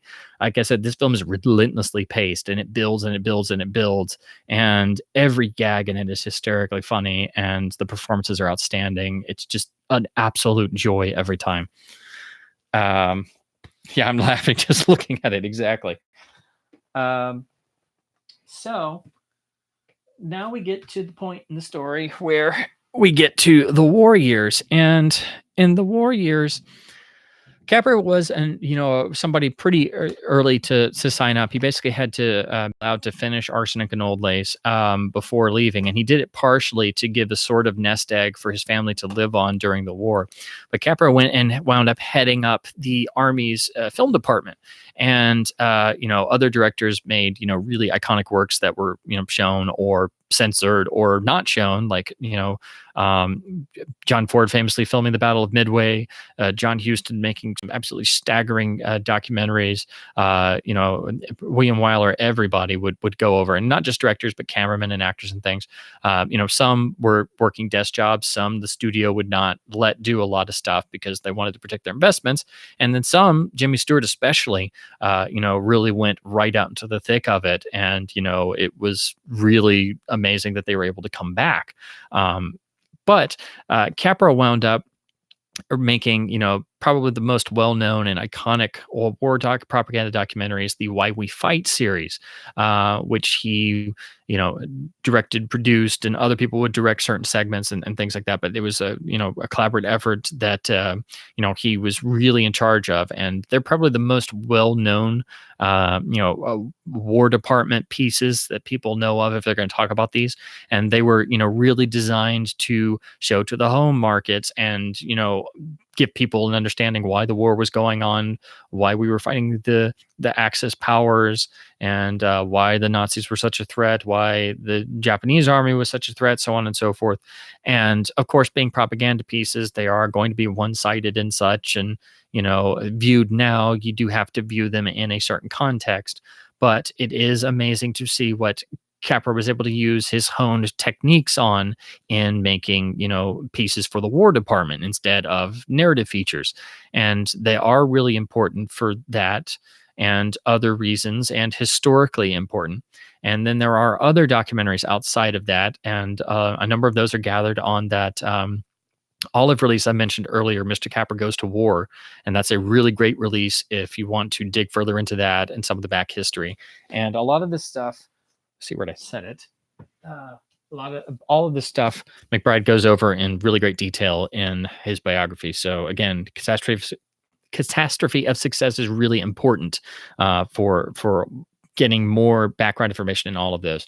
But if you always wondered what Capra did for 5.5 years, that's what happened.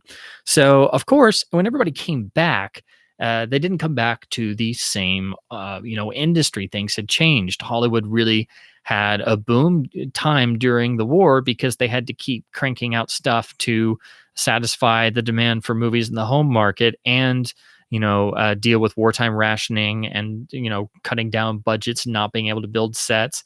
But the people who stayed behind or who couldn't go to war for various reasons or were physically unable to, for whatever reason they stayed behind, their careers progressed, whether they were writers, actors, directors, actresses, producers, so on and so forth. While the people that went, their careers went on hold. And when they came back, they didn't necessarily have a career left, or everything had changed completely, or they had to, regress a lot, or sometimes start from scratch. So a lot of people kind of fell off after, the first year or two after coming back, because the industry had completely changed. Um, because 5, 6 years in Hollywood is an eternity, especially in that time period. So with Capra coming back, it was a real uncertain time. So I'm sure that and a lot of other reasons are what convinced him to try and do independent production again. And this is what led to him forming Liberty Films, except this time he went and formed it with other directors. So it was Capra and William Wyler and um, shoot, I'm totally blanking on the others. I think it was also George Stevens, but I may be wrong. But that was the notion. And it was interesting. A lot more people were deciding to try and do independent companies at this time in the post-war period because things were so much more uncertain. Hitchcock would later try it himself 2 years later with Transatlantic Pictures. He tried it with a friend of his, and it was a transatlantic, meaning that it was based out of both America and Britain, and that's what led to Rope and Under Capricorn. But of course, that didn't work either. So again, independent companies didn't really work until the mid to late 50s, especially with Hechtel Lancaster. That was the first one to really take off, and that was really off of the success of Marty and using live television adaptations as known commodities and producing them as movies when no studio would. So they were filling a void that audiences wanted those type of stories. So again, Capra was trying this again, and he was basically 10 years too early before it really started working. So Liberty Films was formed, and it was formed, sort of as a collective partnership, and they would each do their own films and work outside of studio control, so they could do pretty much what they wanted within, certain budget constraints and stuff, which they were all proven industry titans, so they knew what they were doing. But it was also coming back after the war when they were all just completely demoralized by what they'd seen and experienced, and didn't really know if what they were quite doing anymore. They had to find their way again. So this is the sort of landscape we're coming into when It's a Wonderful Life becomes a thing. And that's why it's such an important film, and also the reason why it's so different and why it's so fully realized is because it is an independent movie. It's not a studio movie, and it is right after the war. It's the first thing Capra did. So you do have all of that stuff that they must have been working through emotionally after the war. And no one experienced that more than Jimmy Stewart did, because, as I mentioned before, Stewart had a extraordinarily distinguished career in the Air Force and flew many, many, many, many missions in bombers and planes, and many occasions should have been killed and have never have come back. So it's really a miracle he did survive. And, he was, summarily, extraordinarily decorated. But going through that has to do something to people. And, if you look at any of his performances post World War II and compare it to pre World War II, it's the same actor, obviously, and the same person, but, it's also not quite the same person. It's definitely going to affect you somewhere. And I do make the argument quite frequently, and this is more on a highfalutin, critical theorem and stuff, but I do think it's probably true. I don't know if there is a more fully realized career portion for any actor than Jimmy Stewart from the post-war period and It's a Wonderful Life up until really until Shenandoah in 1965. So that roughly 20-year post-war period of his career, all of the main performances are probably the most nuanced, emotionally gripping, out there, darkly tinged, psychologically motivated performances you're ever likely to see. And it all starts on this film. And I think both Stewart and Capra were able to use that shared baggage, if you will, of coming out of the war. And it wasn't just them. Other people were doing this. Wyler would do it, especially on Last Years of Our Lives, which became cathartic for the whole country practically when everybody saw it. But this shared baggage really informs It's a Wonderful Life. And that's what helps the dark scenes get so dark, and also makes them inject so much life and vitality into the earlier scenes, the scenes that are supposed to be bucolic, and how quickly that can go into darkness and despair.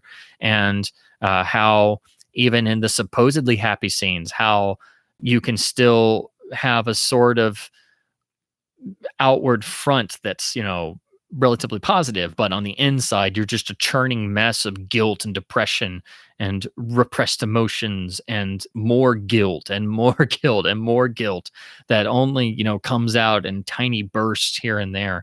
And it's just, once you realize that, it informs so much of the picture. There's so much in It's a Wonderful Life that you can read into, and it's really a shame that people don't look at it as more than just a Christmas movie. It's amazing that it was rediscovered and that it became a cultural touchstone, and everybody knows, and a lot of people watch it every year. But most people just think of it as, it's like a Christmas Carol with Jimmy Stewart. It's like, no, it's so much more than that. So I always like to say that because a lot of people don't think about it, and it is really important to look at the background of It's a Wonderful Life, to realize that it's the first film they made coming back after the war, and that the notion of the story touched Capra so much to go and make it, because it was a short story that he had printed as Christmas cards, and it stayed with him. So, and in a way, like how he locked on to the Lost Horizon story, but this one, it not only touched everybody who came across it in a certain way, it also fit in perfectly with everything that Capra had become famous for in terms of the films he made with Riskin and everybody else. So, and I also think because it was the first film they made after the war, I think Capra wanted to not only exercise demons, but also, get back into the swing of things and like put extra special effort into making this picture special. And I think everybody kind of picked up on that, and that's the what forms the magic of It's a Wonderful Life. And of course, as most everybody knows now, it was not financially successful. It was not critically successful. It never found its audience, and it died a quick death at the box office. And hurt everybody immensely who was involved in it, Capra most of all. And it pretty much killed off Liberty Films because, it was the first film of Liberty Films, and it wasn't successful at all. So it practically killed the company. So that idea came and went. And I think the failure of this film really did hurt Capra a lot more than he let on, because, it's at this point where you see him, definitely started to slow down after It's a Wonderful Life and not do as many films. Of course, he was getting older, but it was also a changed industry that kept changing further.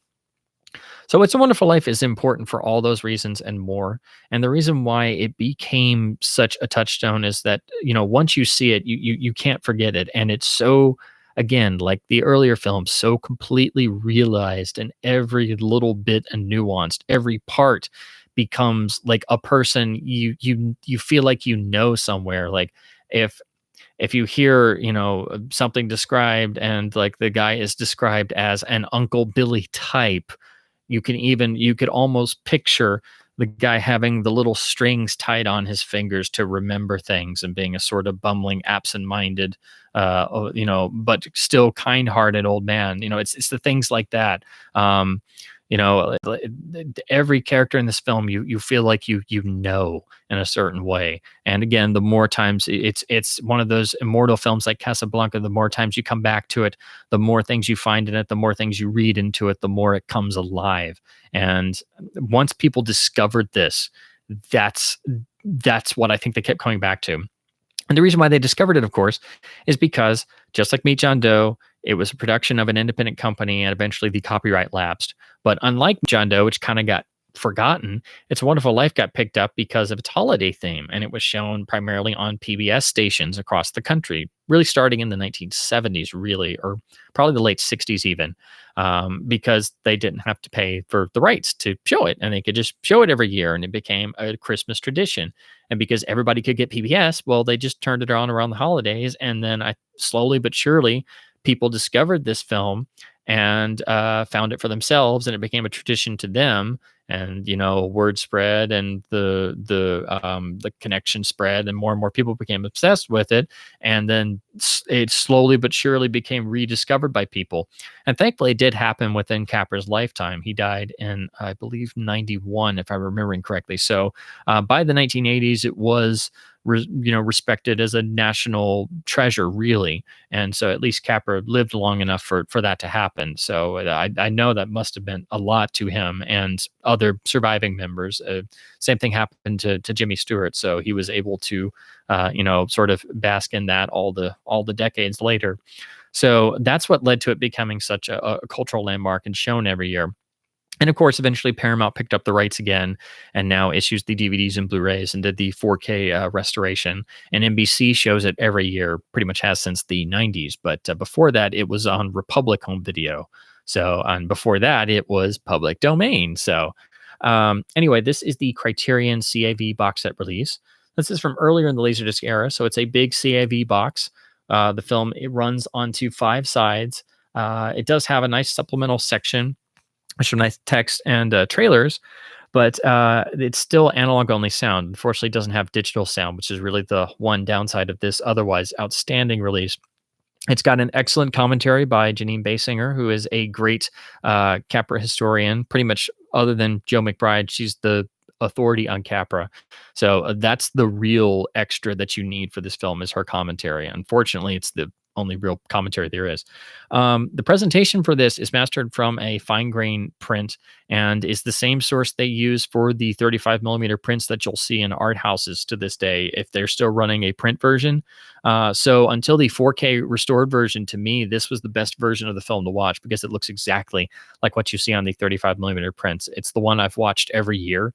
The grayscale and black levels are absolutely gorgeous on this. It's like saying a print of your own. The only problem is, it's full CAV, so you're going to flip a lot of sides. But, I don't mind that. I'm a geek. I can live with, 5 sides. But the big downside is there's no digital sound, and the analog sound is a little noisy, but it's okay. Eventually, this got supplanted by Republic taking over. They did an earlier release, which was pretty good, but then they spiffed it up for the 45th anniversary set. This adds digital sound, and then the little making of extra with Tom Bosley that we've all seen from the VHS tape releases and such is on here. I do like the black and white and then the gold text to the cover. The digital mono on here is really good. It's probably the best mono track, not counting the new 4K release. So this was the best sounding version of the film for the longest time. Does have a nice gatefold with this nice picture and overlay, and then some nice text here. See if you can see that. And then here on the rear cover, it's pretty straightforward, but again, it was nice to get digital sound and to have a nice cover and anniversary release. I don't think the picture transfer is as good as the Criterion. It's a little bit brighter. But again, that's just if you're going back and forth between the two. If you just have this version, you'll be very happy, and the sound is excellent. For the longest time, the Paramount versions didn't have very good sound. They were glossy DVD quality mono with some defects. So this is a lot better. Of course, I grew up with VHS tapes, so going to this was like, wow. Even just going to Laserdisc with PCM tracks. But then they also did a version 5 years later for the 50th anniversary. This one's the rarest version on Laserdisc, and it's a pretty nice little set if you manage to find it. This is the final release they did with this green packaging. They also did a VHS tape, which is the version I grew up with. So I was really happy to get this box art I was used to as a kid every year at Christmas time. So to get the Laserdisc version.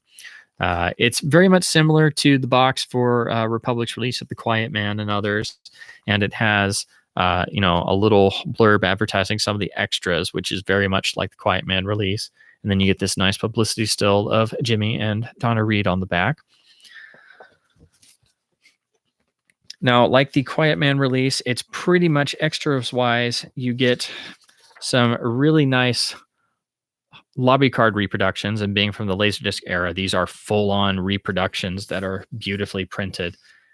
And then you also get some stills. Here's a beautiful still from the famous Buffalo Gals sequence where Donna Reed has jumped into the bushes to hide her nudity. And George has decided, well, maybe I should sell tickets. It's not often a guy gets into this sort of situation. Well, and then a nice touch, you do get a letter from Frank Capra Jr. talking about the film and thanking you for purchasing the 50th anniversary Laserdisc. So another sort of Criterion style touch, but it's cool that they got Frank Capra Jr. to do this. Like I said, he was a really good, representative for his father's films. And again, also he pops up in a lot of the interview pieces that are on the DVDs and such. And it was good that they got him to do that. And he wouldn't gloss over, some of the negatives, like a lot of the, official documentaries and things would, or Capra's own autobiography did. So that was also nice. And then best of all, they included a poster reproduction, which I will struggle to show you because it is full sized. See if I can do this. So this is of the iconic poster that everybody loves, and Capra himself had a copy of in his house. How well I can do this, of the couple in the thralls of their romance, but it's also sort of sepia tinted, which is a really nice touch. Actually, I like the way this looks a lot, but that was a really nice thing for them to have included in here. But again, this is the hardest to find version on Laserdisc, and unfortunately, the picture transfer is pretty much, it's not quite identical, but it's so similar to the 45th anniversary version that, doesn't necessarily justify tracking down the whole 50th anniversary box, because it's very hard to find and usually it's very expensive. But yeah, it's a really nice touch. The only thing this this copy doesn't have, originally this did include a CD entitled "It's a Wonderful Life." It's shown here. It has a tiny piece, I believe it has a tiny piece of the opening music, but then it's just like other Christmas classic songs. So it's really a similar CD. I do believe the soundtrack finally did get released on one of the soundtrack labels. I can't remember if it was Entrada or Kritzerland or somebody, but it's out of print. And I only found out about it long after it was out of print. And I was like, oh my gosh, how did I not know this? So there is a rare out of print soundtrack CD floating around if you love the film music as much as I do. So that technically the best version on Laserdisc, but I still like the Criterion for picture transfer and the commentary. Then Republic did it on DVD, basically porting their Laserdisc master. And for the longest time, I really liked that DVD. It was basically a warts and all approach. But when Paramount took over the film, they made a new master for their DVD, and it was so cleaned up and everything. And it was amazing to see the film look like this at first, when they picked up the rights back in 2006. But the problem was, which didn't really rear its head until you saw this version in HD, they used a lot of DNR on the transfer, and the grayscale didn't look quite right. And also, the audio track from this DVD got ported for the Blu-ray. It's got a pop or two in it, and it's okay, but it doesn't sound as good as the Laserdisc, that's for sure. But this is the version we've been stuck with on home video until this year, when they made available the 4K restoration. So it was good to see the film get picked up by an official studio, but it was basically more of, hey, we know this is really popular, and now we can sell this every Christmas until the end of time sort of feel. And then they've repurposed this disc about 1 million times. This is the original cover art for it. And then around this time, they also made a god-awful colorized version. It's a Wonderful Life was one of the famous films during the colorization debate, and Capra himself, got up and was so dead set against colorization, and especially It's a Wonderful Life in particular. And so, thankfully, it was the colorization was, ultimately defeated, relatively during his lifetime. But later on, somebody decided to, go and colorize it anyway. It was done by Legend Films, I believe. And, of course, it's far beyond the absolutely horrendous early colorization attempts that was done by Turner and other people and turned up on VHS tape releases and airings and such on TV. But the fact that somebody actually went and did it is just really heartbreaking. So They later put out the master on Blu-ray and again repackaged it a whole bunch. So here is the one of the old packages on Blu-ray. And again, it's technically okay, but again, when you see it in HD, the DNR and all the problems really show up a lot further. Again, the grayscale's not right, and it's got the same audio as the DVD. So I went back and started watching the Criterion every year if I didn't get to see a print of it, because the Criterion looks exactly like a print of it. Like it has the exact same damage marks in one of the reels, and I was so amazed to find that. So if you watch the Criterion, that's exactly what a print of the film looks like. And on the Blu-ray, it always comes packaged with the god awful colorized abomination that they keep selling people, and I can't stand it. You're forced to take it, and I just can't stand it. But again, it's not the worst colorization in the world. It's far advanced over the earlier versions of colorization, but it should just not exist, and they need to stop selling it. But of course, they're not going to. So again, this is how they packaged the film on Blu-ray for years and years and years. So just this was actually last year when they announced they were doing a 4K restoration. First, they did it on digital platforms. And then finally this year, they made it available on 4K and Blu-ray. But they packaged the colorized version with. So to get the Blu-ray, you have to buy the Blu-ray separately to get the 4K remaster. So that's what I have here. Has this nice new art that I actually quite like. It's got a nice reflective slipcover, and I like that they've gone back to actually having it in black and white, and the sort of bluey snow background actually works pretty well, and you have the moon in the background. Surprised it doesn't have a lasso around it. But anyway, yeah. And then you just have the standard case inside. There are a couple new extras on here, and you do get a little extra about the restoration. And yeah, it doesn't have all of the old extras. Well, there weren't many old extras, but it doesn't have the old making of documentary that we dated back to the Laserdisc days. But if you have the old versions, you've still got that. But unfortunately, this also has that god awful colorized version packaged here again. So now I have at least 2 copies of the abomination colorized version.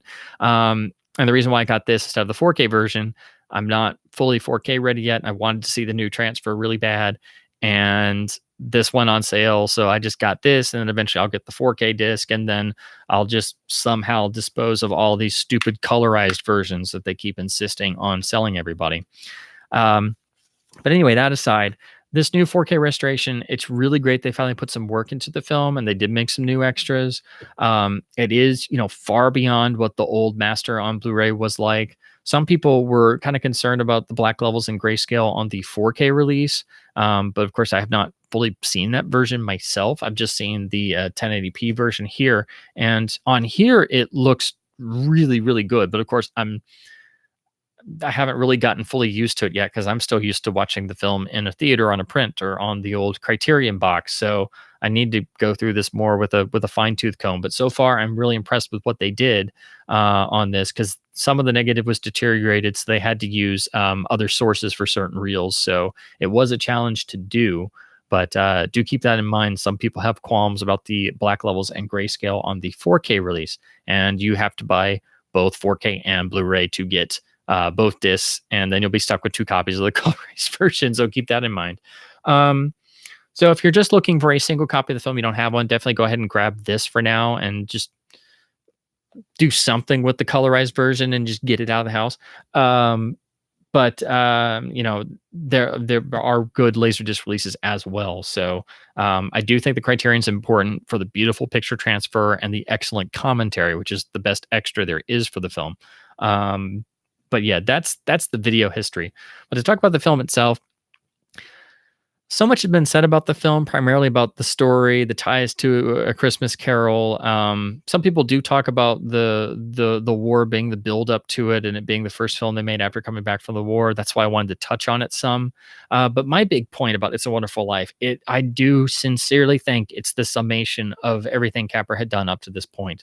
And I think that informs so much of what makes the film so magical.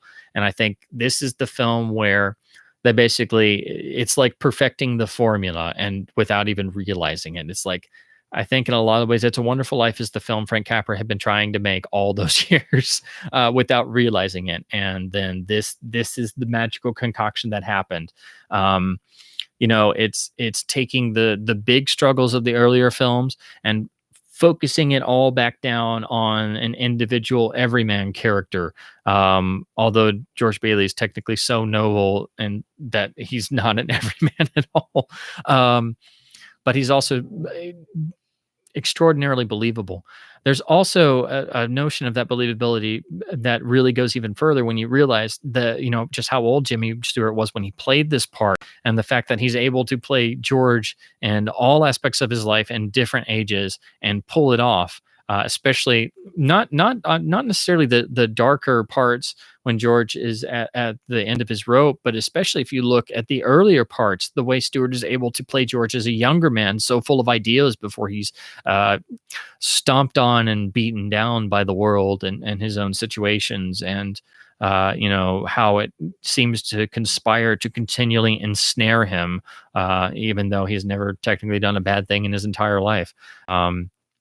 And it's also, I think, tied to, Capra is pretty much known for having, issues with depression and having, periods of real negativity and things inherent in his own personal life. And I think that gets reflected in here more clearly than any other film he ever made. And that tying in again to the notion of having excess baggage with Jimmy Stewart and both of them having a deep relationship before the war and then both coming back into a world they didn't quite recognize and an industry they didn't quite recognize. Stewart was interviewed at the time and said, he didn't even know how he was supposed to kiss somebody in a movie anymore after, being away at war and experiencing all those different things. And this film does have a different quality to it as well. I think also because you have different writers who are also uh, they're not working within a Capra mold per se, but it's definitely working in Capra's styles and the likes and dislikes he had built up over time. And of course, everybody would have known films like Mr. Deeds and Mr. Smith by this point in time. So they would have known, like the basis of what they were working from. But it's amazing to see what they're able to, pull out of that. And again, the central set they built for the town of Bedford Falls itself. I mean, my God, it's so it's impossible to even think that that's a set. Like it's like they just found a town somewhere and it just magically snowed when they needed it to. It's just so astonishingly realized. It feels so vividly real. And that's not just the overall sets, but it's all the small little details. And again, Capra seemed to put so much effort into this film because he knew it had to be worth something. It had to be worth something to be the first picture after the war, and the story so touched everyone in that way that it meant so much to them that's where all the little tiny details come in. And people do kind of remember some of these things. It's the little small touches, like the Zuzu's pedals and George's pants pockets, or the infamous stair banister that always comes off in George's hands to his consternation, and he almost throws it at one point in rage, or the little lighter inside the drugstore that George wishes on for $1 million every time he comes in, or the aforementioned strings on Uncle Billy's fingers, or the bird in the Bailey building in Low, and all those little small things. And there's also small things that have to deal with character, like the pivotal scene where George is called into Potter's office and is offered the job that will, in essence, give George all the things that he dreamed for and give him a much richer and better life and make everything happy. And the fact that he's lured into this by being seated in the chair that sits him down lower than everybody else in the room. And even though Jimmy is, of course, extraordinarily tall, and then the fact that he's given a big cigar and the way it's photographed and the way they have him smoke it and light it, it's like he's being, it's a visual cue of how he's being lured into, the den of evil, or so on and so forth. So there's all kinds of stuff going on visually as well. It's one of those films that's so just immortally rewarding every time you revisit it. That's why it's such an iconic part of everyone's holiday season, whether they're a fan of it or they just watch it every year on NBC or whatever, out of necessity, or they feel like they have to, or just because it's a tradition. But it's so rich and varied in that way. And had this been known and discovered in 1946, I think it would have been as impactful as Best Years of Our Lives was, because it is, ironically, it is of a similar it's actually trying to get at a similar thing in a lot of ways as Best Years of Our Lives, because that was much more ostensibly dealing with war veterans coming back and not being able to reconnect with uh, the society at large and country at large anymore that they had left 5 years before. um, Whereas this film, it's not about the war, but the war does inflect it. And then in the montage sequence, you see what happens to Bedford Falls during the war. And that actually gives George's character another layer of guilt that he himself was not able to serve due to his ear condition and being older than the rest of the guys. So that's another thing most people don't pick up on, that another layer of George's guilt, and like a lot of other people in this era who, especially the men who were not able to go and serve in the war, that was a layer of guilt, not just internally but also what society would imprint on men of that period, that they would never be able to shake, that everybody else went, but what did you do? Oh, you stayed home and he fought the Battle of Bedford Falls. It's like, it's technically important work what he does and what everybody else does, but it's not the same, and it carries a certain extra layer of guilt and a sting to it. So again, It's a Wonderful Life is so richly textured, and you cannot see this film enough. And that's capped off by just heartbreakingly amazing photography that does get shown off much, much better on this 4K restoration. And again, I started the show talking about snow in films, and the snow in It's a Wonderful Life, and the way it's used in certain sequences, and the way that they actually start and stop it when George goes in and out of essentially his vision of Pottersville and such. And that snow is sort of tinged to a divine influence, is just, it's one of the most iconic snow associations I think we can possibly have. And it feels so vivid, and that timed with the absolutely gorgeous black and white photography. That's why the grayscale and the shadow definition and is so important. The transfer is so important for a film like this. And I'm again, I'm not super used to this transfer yet, so I'm not 100% sold on it yet. It's still miles better than the old Blu-ray, but yeah, it's exceptionally important to have a good transfer of this film. And if you ever get a chance to see a print of it, please go and do so, because you really need to see this film on a big screen at least once in your life, on especially with an audience, and on a print, to really get the fluidity of not only the camera movement, but just the gorgeousness of the photography, and how the shadows and the grayscale inflect the ever darkening spiral that George's life is going into, or sorry, he feels, because he can't see the brightness that surrounds him. And again, all the performances in this film, just like all the other Capra films, every performance is so richly realized. Donna Reed is amazing in this film, and she was a much younger actress at this time, not experienced, but her performance in here is absolutely amazing. And the way that she's photographed, most particularly the introduction scene right in the high school gymnasium, right before the famous swimming pool scene. But the way she's photographed when she first sees George, and of course, they're no longer children. But the first time she sees George technically as an adult, and the way they put a key light in her eyes that literally makes her eyes light up, it's just absolutely fantastic.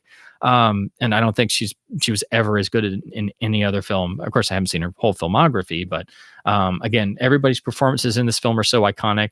When you see Lionel Barrymore in anything that's not Mr. Potter-esque, it's really tough. Like, it took me a long time as a kid when I saw him in other films to see him as anything but Mr. Potter, because it's so vivid.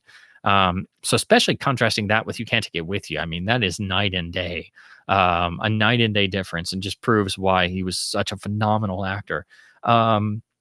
Yeah, everybody in this film, Thomas Mitchell, who's one of the great character actors of all time.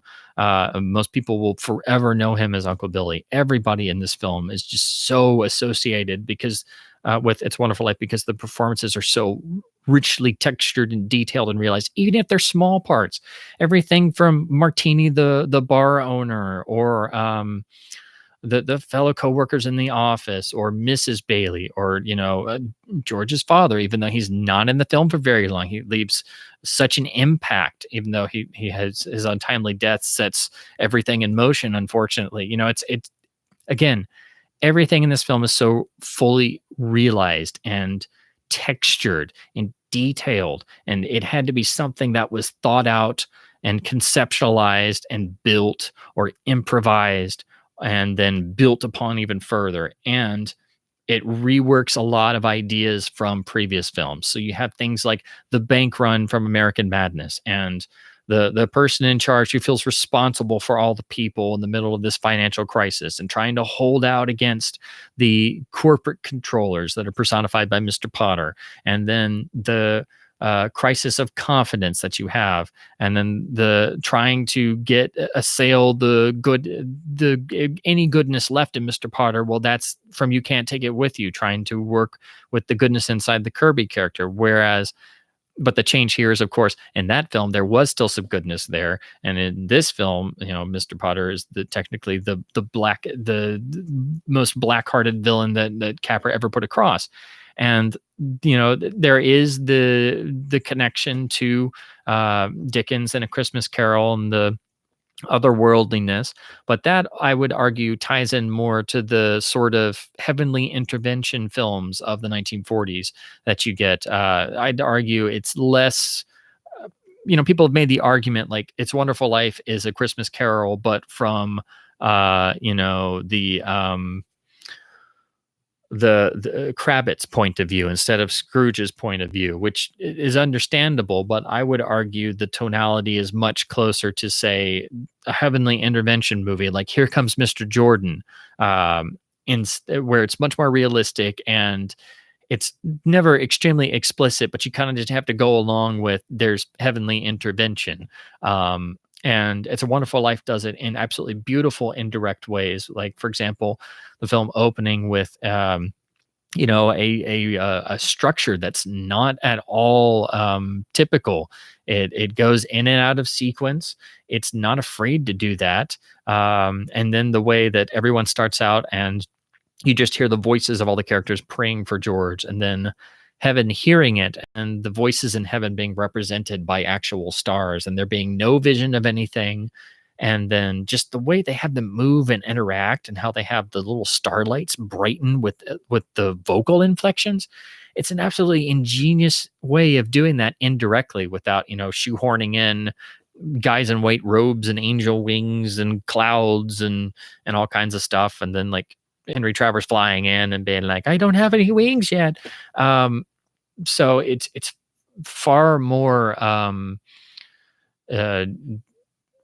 intelligent than most people think it is, because they just overlook that stuff because it simply works. They're not thinking about, they don't go back and look at it again and go, well, how did they do? Oh, well, that's quite brilliant.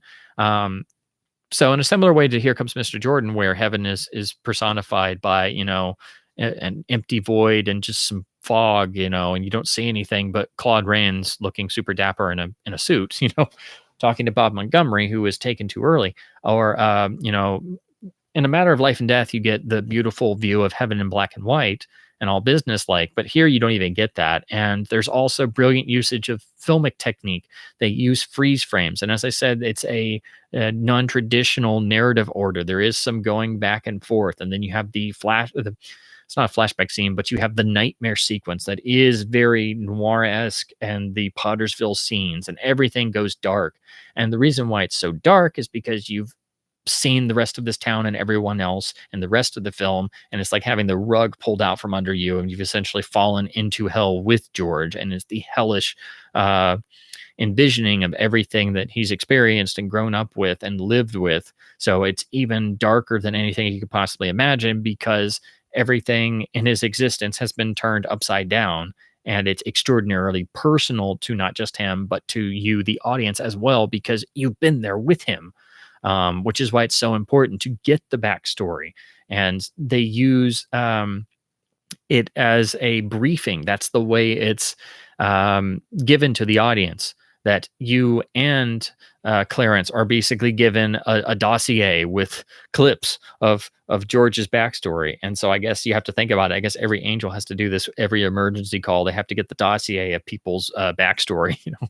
Heaven must have a great editor. But anyway, and it's so relentlessly inventive and so exquisitely photographed and realized, and so many people and famous faces are in this film. Old stars of previous Capra films, great character actor stars, future stars. Gloria Graham has a small part in this film, and was sort of picked out of the studio system to be in here. And of course, this film's not majorly successful, but she became successful later on. And there are elements that show up in the film noir side of things, which help give it more of a full flavored, and it's not just happiness and tinsel and stuff. It's not afraid to go to darker elements, and I think because of that, it earns the happy ending, which some accuse it of being Capricorn is the term that gets thrown around, or being forced, or things like that. They argue that for Mr. Smith and some of the others as well.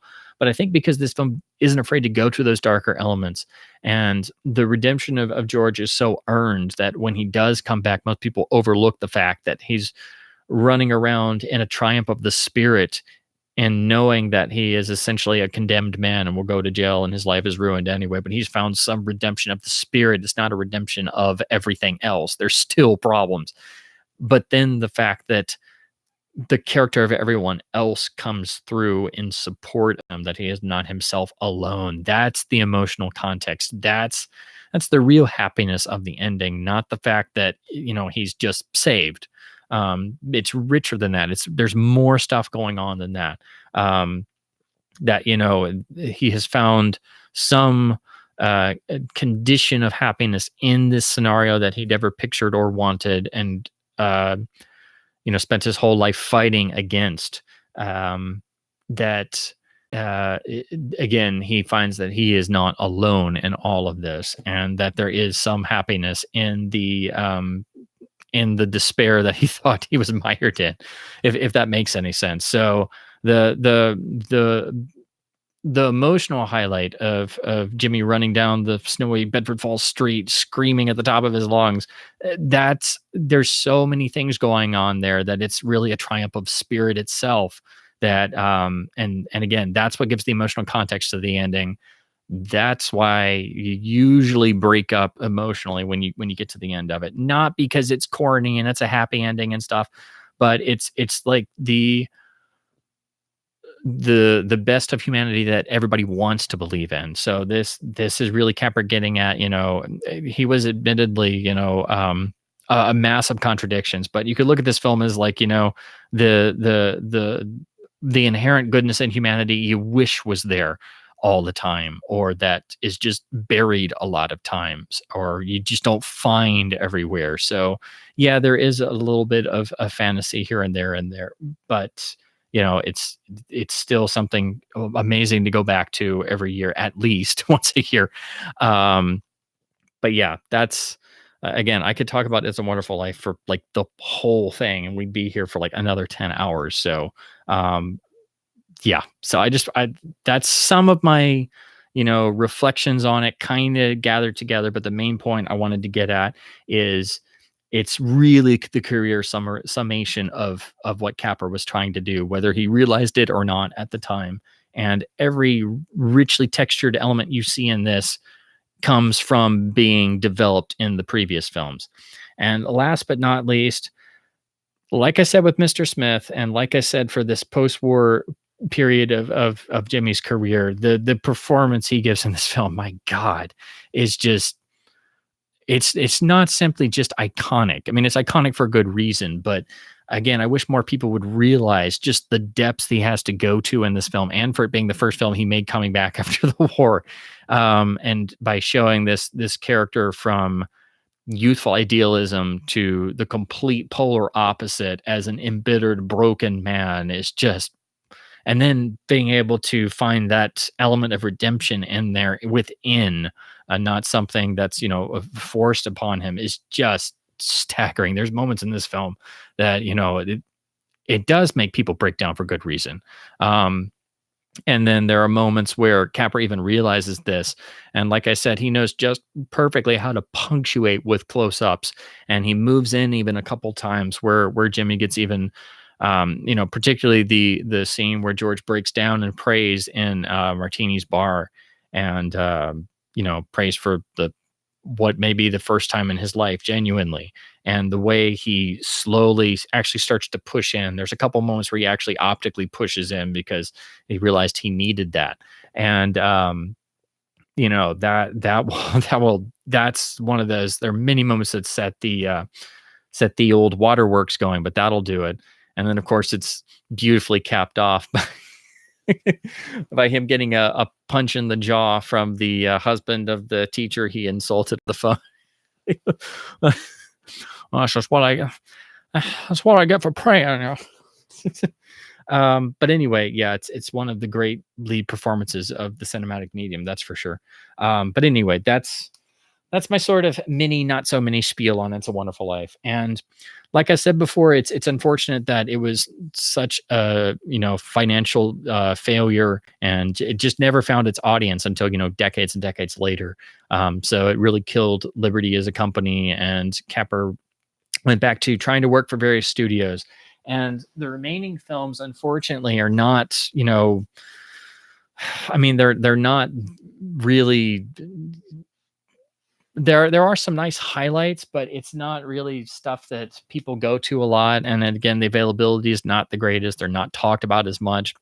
And of course, the industry had changed and things were operating differently. So, like I said, there are a couple of highlights. I think the best film post Is a Wonderful Life is very easily State of the Union, which is here in the Tracy and Hepburn complete box set from Warner Brothers.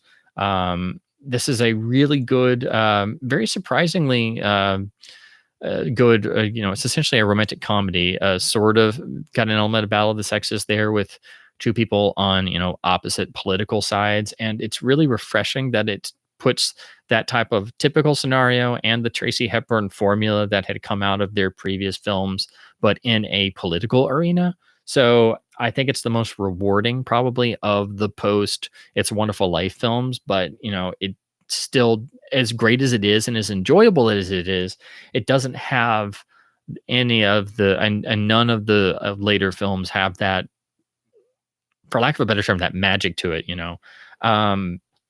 But again, they do have their defenders, and they are all good, but you can definitely tell that, times had changed.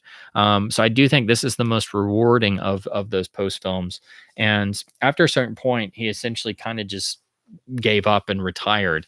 And there are a couple interesting ones, but the other two that I actually have copies of, these are both remakes of some of his earlier films.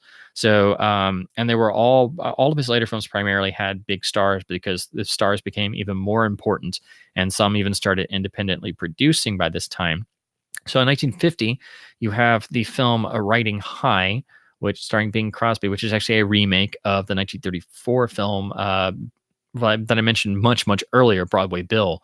And I've seen this before, and I've seen Broadway Bill before, and they're both good and fine, but this one doesn't have the, for lack of a better term, the energy of the 1934 film. It's not a 30s film; it's a film from 1950, and you don't have that same energy and sparkle to it, and you can definitely see that in the later Capra films. They don't have that same vitality and stuff, and you could see him struggling against the changed system, and he was no longer the, he really wasn't the big shot anymore. He was still a name, but he didn't have that same level of recognition. He had been president of the Academy, for a significant period, and was head of the Directors Guild and worked with, I believe, the Writers Guild as well, and was involved with guild organization and organizing the Academy really in the first place, and helping to get it off the ground and firmly established, and straightening out the guild interactions and things like that. So he was no longer much involved in that area. So you have to think that he must have kind of definitely felt left out at that point. This is a pretty good Paramount Laserdisc. They also did some of the other Capra titles they owned. It's got digital sound and everything, and this did make it to DVD, but I think it's just a port of this version. And again, this is still pretty good, and it's important to look at these later films. But again, they don't have that same energy to them, and it's definitely showing when two of his last films he ever made are remakes of his earlier work. And to skip to the end, because this is the one I have a physical copy of, his last film that he actually produced was a remake of Lady for a Day. This is Pocket Full of Miracles, which again, it is a good picture. If you didn't have the original Lady for a Day to compare it to, it would probably play a lot better. And this still does have its fans, and it's still nice to revisit every once in a while. It's also interesting to see Capra working in his last two pictures in both color and widescreen. Like this one is, I don't think this one is, well, no, it does have a Panavision credit, but his picture before this, he worked in CinemaScope, so it's interesting to see him try that. But it's you kind of wish he had gone out on a higher note than a remake that was not super well received, and he didn't also have a lot of control over this, so I know it wasn't a good experience for him either. So I mean, again, it's not a bad film, but this was pretty much the note he went out on. This is a pretty nice letterbox release from MGM. You get the typical nice gatefold and stills and such, and then the chapter breakdown. And here's the rear cover. And again, this is a pretty good film. It's better than its reputation, and it's nice to rewatch every once in a while. But if you didn't have the original 1933 version to compare it against, it would be a lot better. But it's just not as good as the original film. But still not bad at all.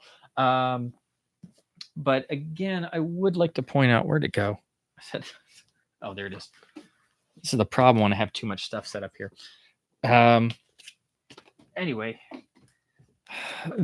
what I do want to mention again is what the autobiography wound up achieving. Is this basically was what gave him kind of a last act in the 70s and 80s, and then with the advent of film schools and things like that, and people sort of started to rediscover his early works and the classic films he made. This really helped to give him a last act. So it was, nice and good that he did get that. But, you do have to, live with the sort of self-mytholizing aspects of this, which is, sadly a bit unfortunate, but it's not the worst thing in the world. It's just something you have to understand. So yeah, I do still highly recommend reading this to kind of get some more insight into the man himself, but also that sort of self-mytholizing aspect, and also to understand his late years. He did wind up doing a lot of these really cool educational films for Bell Laboratories. So he didn't, stop doing things completely, but it was essentially, he was kind of, I mean, not really put to pasture, but he was basically, kind of past his career peak. And really after the 1930s and after leaving Columbia, that was, what I hate to say did him in, but of course, had the war not intervened, I'm sure he probably would have been able to do, better for a bit longer into the 1940s. But his studio stability really was at Columbia, and the heyday was in the 1930s, when he basically, a lot of people viewed him as the studio because he was the key money maker and the key person everybody knew was at Columbia. It was like, at Columbia, you have Harry Cohn and Frank Capra, and that's it. Because it was a Poverty Row studio, and everybody made fun of them because they were a small studio. So I do think Capra is extraordinarily important for a lot of reasons. And again, as a director, I still think he is criminally underrated. I don't know if there is somebody who was as strong at um, getting a certain realism across on screen, and I think that had to do with his his working with actors, his ability to get realistic feeling performances out of them by using natural overlapping dialogue and dialogue rhythms, and using their physical movements and his training and silent comedy to understand how people react to each other on screen, and his innate sense of pacing and how he always would keep a sense of realism in the pace of individual scenes, but then wasn't afraid to let them take their time, particularly in very emotional or romantic moments, where it doesn't. It's important to get that across, so you don't have to, worry about hitting everybody over the head on story beats when it's something really important. It's okay to let that play out in real time, and that gives it more importance. And again, his usage of multiple cameras to make actors feel it more at ease. Just so many different things that other people picked up on or contemporaries were doing that he's not really credited for. So I think people credit him more as, a showman and a name, because he was really one of the first, if not the first people to be known as the named director over the title of the film itself, and sometime producer as well. And a lot of other people, Hitchcock especially, picked up on that and incorporated things that he did into presenting himself as a known commodity and not just the director on the credits. So again, he wrote a lot of things in the director's playbook that a lot of people don't realize, and he's one of the great comedy directors on top of all that, and all that goes back to his days in silent comedy. So there's so many different things, and so many interesting contradictions in his work and personal life and stuff that are just fascinating. So again, I cannot plug Joe McBride's book enough. Catastrophe of Success. This is one of the great books on motion pictures. Everybody needs to read this.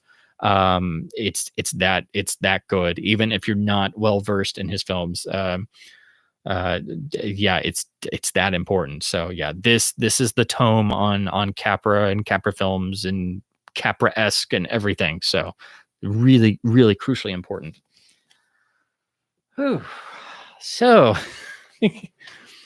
oh man, that pretty much does it for my nightly spiel this evening and my sort of mini presentation. Not, again, kind of glossing over on some of the in between films and not going into full plot summaries or character cast breakdowns, anecdotes, things like that. Just generalities and what I bring to some of these and why I think they're also important. And again, I still would like to see more of his silent films, and I'd like to see some of his lesser known films again, but again, the availability is just really, not the greatest. Lady for a Day, for example, does have a Criterion Laserdisc, but it's kind of rare. But apparently that's missing some footage that got restored on a new restoration, which is out on Blu-ray, but is on a small label and it's very expensive. It's about like $30 on Blu-ray, which I'm going to get someday. I really want to get it because the reviews are really good. And it's supposed to restore some missing footage, which is great. But that's another one that the availability has been iffy. Meet John Doe still needs a proper transfer. And then several others are out of print, like Platinum Blonde and Broadway Bill and a number of others.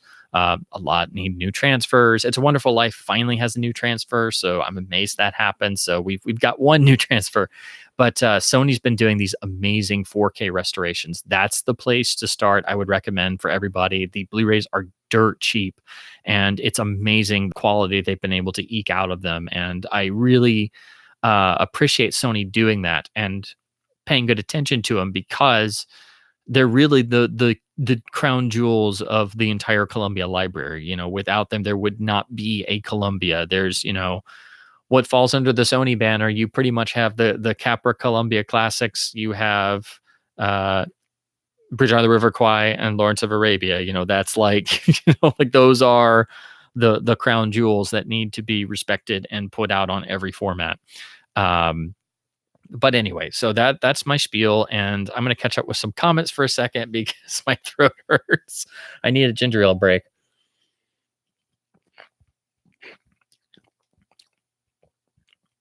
Okay. I gotta scroll up for a while because I think I got a lot since I've been spieling. Um, let's see. Uh, okay. Let's see where. Do do do do do.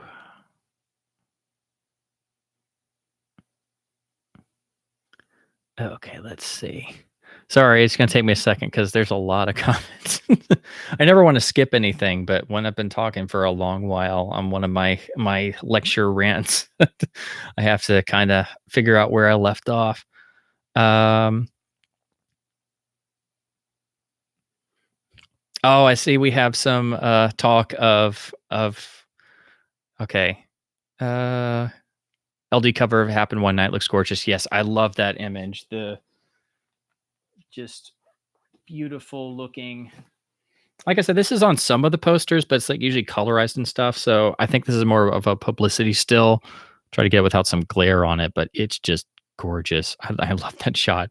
And yeah, Colbert looks stunning in this. And again, I love how they give her like some witty looks here and there, and she's not just the spoiled rich girl and stuff. And but yeah, speaking about crushes, my God, I've had a crush on Jean Arthur since I first saw Mr. Smith Goes to Washington. It's a lifelong thing.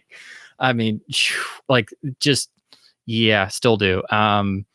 Uh, and then her entrance in Mr. Deeds, she steals the whole scene, just standing in the background of the newspaper room, and she's just playing with like a yo-yo string, and I'm just like, oh my gosh, that world weariness she has, and all the Capra movies, it's just my gosh. And that's another thing I should have mentioned. All of the heroines and female characters in Capra films are remarkably strong for their era. They're not just dames or wives or background characters or ineffectual women stereotypes that we see in everything. It's in every single film. They're all strong, independent characters. From American Madness and even Platinum Blonde, Jean Harlow is not just played for a dummy and laughs. You have Myrna Loy in Broadway Bill, who I also adore. And of course, It Happened One Night. Obviously she's not really too worldly, and there is some fun in seeing her spoiledness not work in the real world, but it does have a nice spunky quality that is believable. And Jean Arthur and Mr. Deeds Goes to Town, and Jane Wyatt in Lost Horizon is fantastic. And makes you totally buy into her and Ronald Coleman's character, falling for one another in Shangri-La. Again, and stuff you remember. And then, of course, Jean Arthur again as Saunders in Mr. Smith Goes to Washington. She has that absolutely amazing scene with Thomas Mitchell where they get drunk in the correspondence bar and they're just waxing poetic about life. And then she basically starts spilling her soul out in this drunken stupor. That's absolutely phenomenal. But yeah, it's just yeah. I still have a crush on her so bad, which makes me really sad. She didn't really have a super huge career, which I think is a real shame. Let's see. Oh, the restoration of the Cleopatra. Yeah, Masters of Cinema did it. I hadn't even realized it was out on Blu-ray actually until not too long ago, and then I looked it up. The Universal American one actually is well encoded and cheaper than the MOC disc. So I think I may just get that one because I really want to see it in HD. And for once, it looks like the US disc is good. So far, this stream has cost me about 200 pounds. Oh my gosh. Sorry. Welcome to my world. I open an internet browser and I'm just like, I need to take out a mortgage just to afford this stuff. I'm not even talking about getting a 4K TV. I just look at the Criterion release slate and I'm like, crap. And I look at the MOC release slate and I'm like, crap. And then I look at sales and I'm like, oh geez. And then I buy more laser discs. So I'm like, wow. I can't even afford the Blu-rays I wanted. I bought Laserdisc instead. Crap. That's the problem when you collect like way more than just one thing in one format, then you can't ever possibly keep up. But then you're like, well, I have a copy of that. And people are like, okay, cool, let's watch it. And you pull out your Laserdisc and they're like, why don't you have the Criterion Blu-ray? And I'm like, well, I was going to get it, but then I bought 20 Laserdiscs instead of one Criterion Blu-ray. I know I should get it on Blu-ray, but I got 20 more movies for the price of one. So, eh?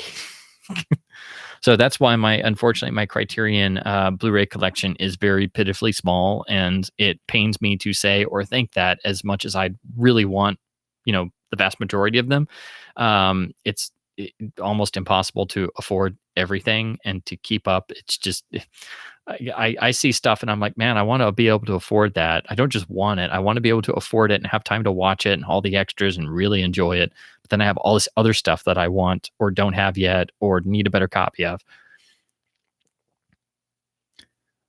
Oh, Wolf doesn't have a copy of Lost Horizon. Definitely get the Blu-ray. Like I said, everybody get the Sony Blu-rays of the Capra films. They're incredible.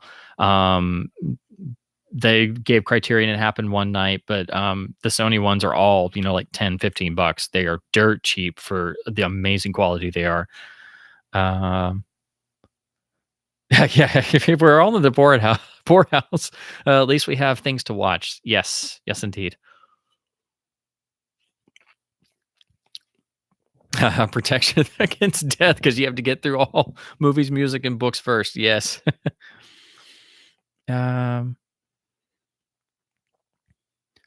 Oh gosh, I forgot about that. The It Happened One Christmas thing where it's like a sort of Wonderful Life remake. And then oh gosh, yeah, I forgot. Orson Welles was desperate for a lot of work, and he was just desperate to be able to get things finished and pay creditors and bills and such. And everybody always talks about the commercial, the frozen peas thing and stuff, but he also came from radio where they did tons of sponsorships, so it wasn't like the concept we have of selling out. And that's what he always said, which is understandable, especially if you go back and listen to old radio broadcasts. They had to have sponsors for everything. But yeah, some of the stuff he had to do to try and get things off the ground. It's just like, oh man, like I understand the context of it. I understand why he had to do it, but man, but he never sank too terribly low. Oh, wow. Brian has the 73 version of Miracle on 34th Street. I did not realize there was. Actually, now come to think of it, I thought I remember there was another one besides the 90s one, but I didn't realize it was in the 70s. But that's cool to have it on 16 millimeter. Not as good as the 47 version, but it's a good piece and good for 70 cents. So yeah, that's always a good way to look at things. Horson would do quite a bit for $1, but can't blame him. He paid his dues. Yeah, definitely. My heart's with the original Miracle. I can't find a Dickie Hat Pro. Yeah, I love him just fine, but I mean Edmund Gwynn. Like it's all you got to say. Like I've only seen Miracle on 34th Street like 2 or 3 times. I like it, but I love Edmund Gwynn in anything. Like I see him and I'm like. Trouble with Harry, like, and all the other great roles and things, it's just like, oh, I adore him anytime he pops up in anything. And yeah, Trouble with Harry especially, and the little bit in Foreign Correspondent is great, of course. He pops up as so many things. He's even great in the really amazing Karloff vehicle, The Walking Dead, which is the amazing Warner Brothers horror picture Michael Curtiz directed. It's one of the great horror films of the 1930s nobody talks about. It's one of the best Karloff films out there.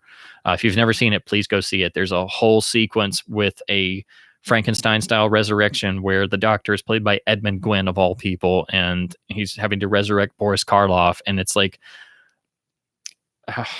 it's so weird. It's like a gangster movie literally glued into a horror movie made by Mike Curtiz at Warner Brothers with Karloff and Edmund Gwynn, and yeah, you got to see it if you've never seen it.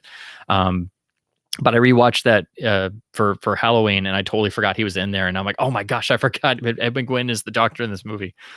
Let's see. Yes, the Sony Blu-ray digibooks are amazing. Yes, I don't know. They should be available worldwide. But maybe they just do the keep cases because they stopped doing the digibooks and just switch over to keep cases here in the States. But even if you just get the keep cases, the discs are worth more than their weight in gold. They are amazing. Anybody excited for Ghostbusters Afterlife? If it's good, it'll be a pleasant surprise. I have no idea where they're going to go with that. I have no idea what Dan Aykroyd might come up with. You never know. But yeah, I'll be pleasantly surprised if it's good. Let's put it that way. Let's see. Why is 144p or 240p an option on YouTube? It's pretty crappy. Yeah. Well, I guess it's older uploads or things that are limited in resolution anyway. And I think that if they have, modern upscaling algorithms, it'll be fine. But yeah, it's pretty dicey. And there's a lot of rare films uploaded to YouTube from various sources with no official releases. And there's some films I'm dying to see, but I want to see if there's any other version I can find before I have to resort to that. Like so many James Whale films are unavailable, and I'm like, well, I'm gonna have to just watch it on YouTube. And then usually as soon as I do, somebody's like, oh, we restored this. We're gonna put it out on DVD and Blu-ray next month. And I'm like, damn it.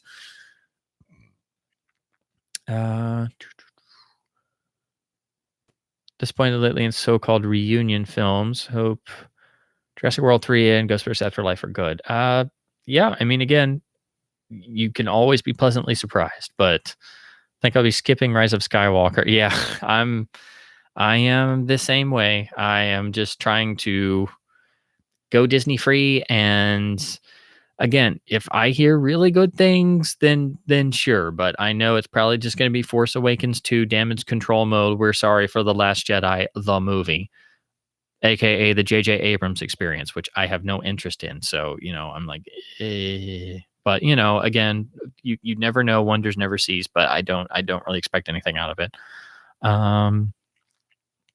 Rocky in a nursing home fighting Drago for the last custard pudding. Yes. My personal favorite is, for going down that route, cue the saxophone music. Riggs, where's my Walker? Give me back my Walker, Riggs. Lethal Weapon 25. Nursing Home Edition. But then again, I'd pay $10 to see that. I guess there's something wrong with me. Connoisseur had to drop out. See you later, man. Thanks for hanging out.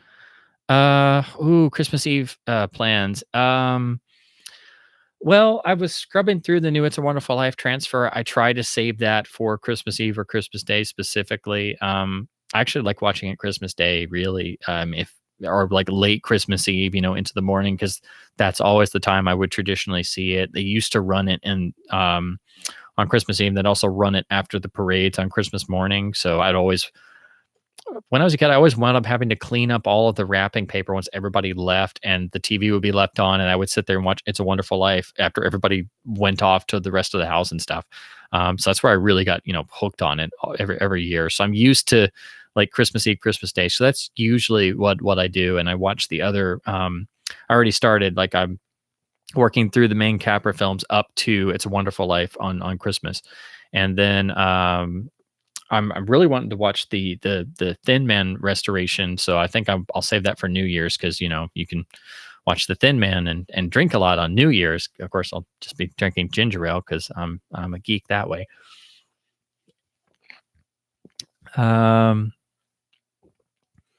What overall term for sci-fi and fantasy fixed now that Star Wars is just done and dusted? It is never done and dusted. Always trust in the Force. Always. If anything, the period from 1985 to 95-ish was, a dead time.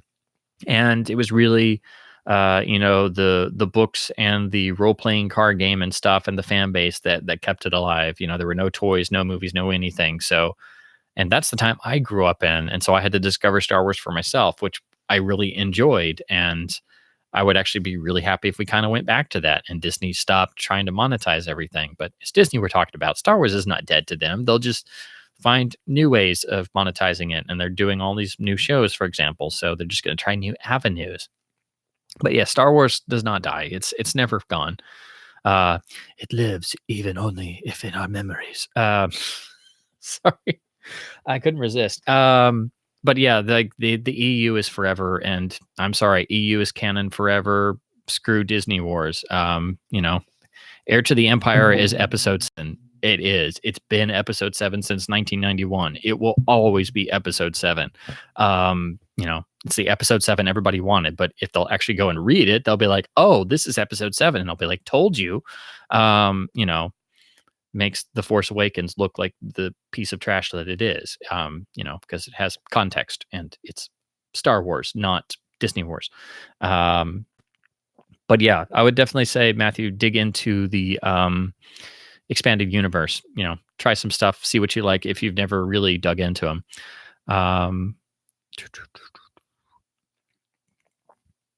Franchises grew up with seem to be coming to their end. Well, Bond is eternal. Bond does not end. They're just going through different phases and such.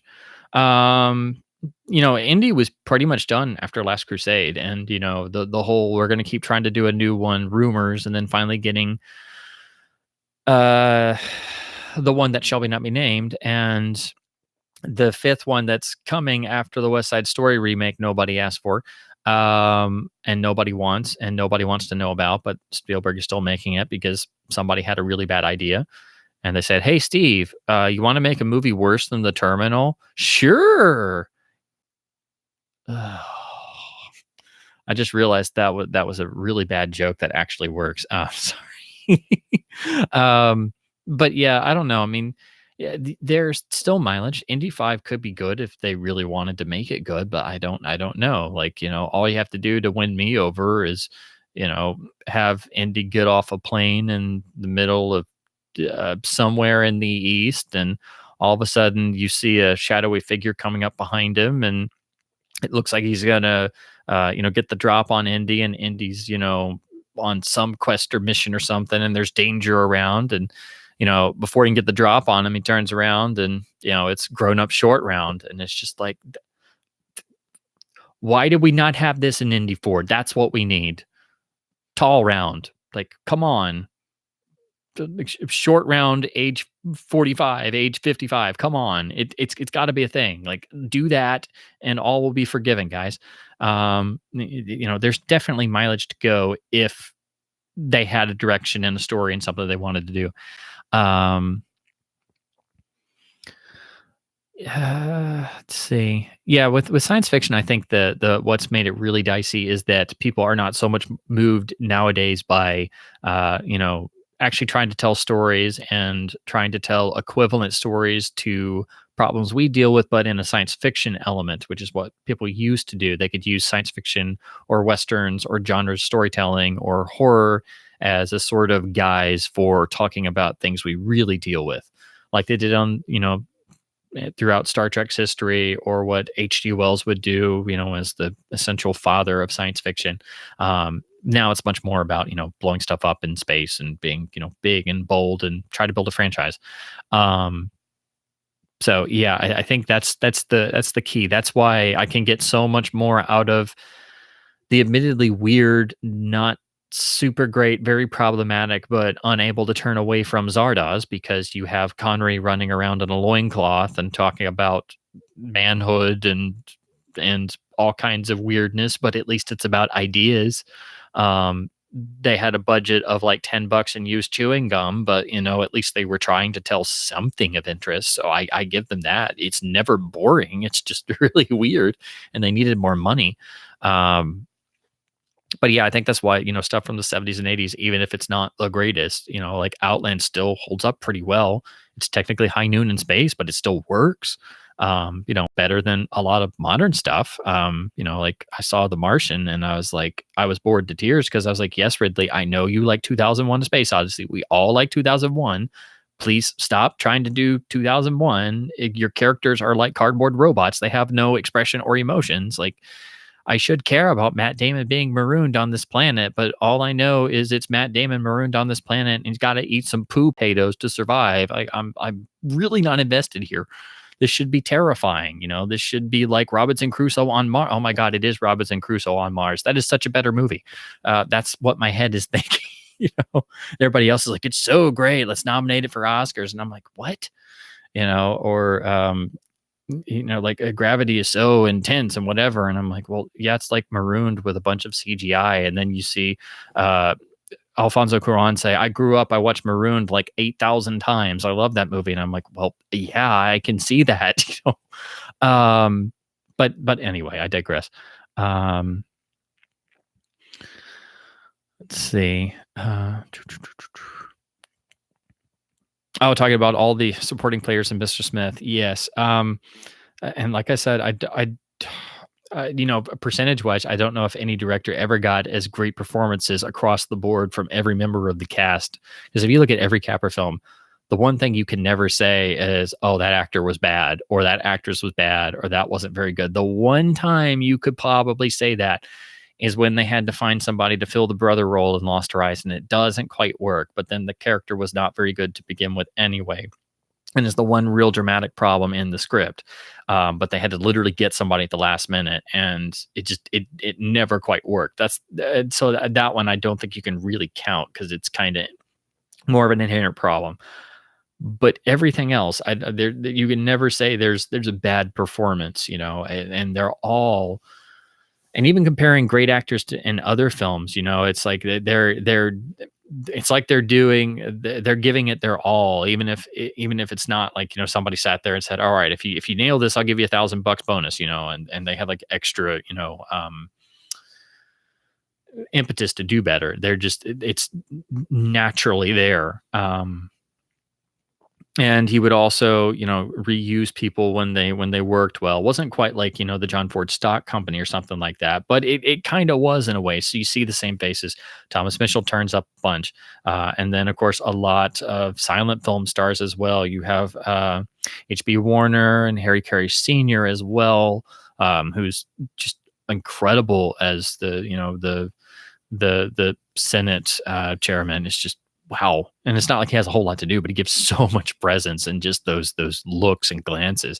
So yeah, and of course, Edward Arnold is iconically, the Capra guy in terms of usually being, the villain or the big guy. Oh gosh, yes. Always fight hardest for the lost causes. Yes, as I said before, that every single time I swear I'm going to make it through, and every time I'm just like just a blithering puddle of tears, and I can't do it. I'm gone every time. And especially because Jimmy's voice gets so hoarse because they put mercury solution on his throat, and all his vocal cords swelled, and he's got like a super 5 o'clock shadow, and his face is sweaty, and his shirt's undone, and his clothes are rumpled, and he's bent over, the buckets full of telegrams and everything, and he just so softly says that directly to, and then there's that shot of Claude sitting there. He's not looking at him, he's just like staring straight forward, and you can just see him like internally just like crumbling. Oh man, every time. Every time I'm a goner.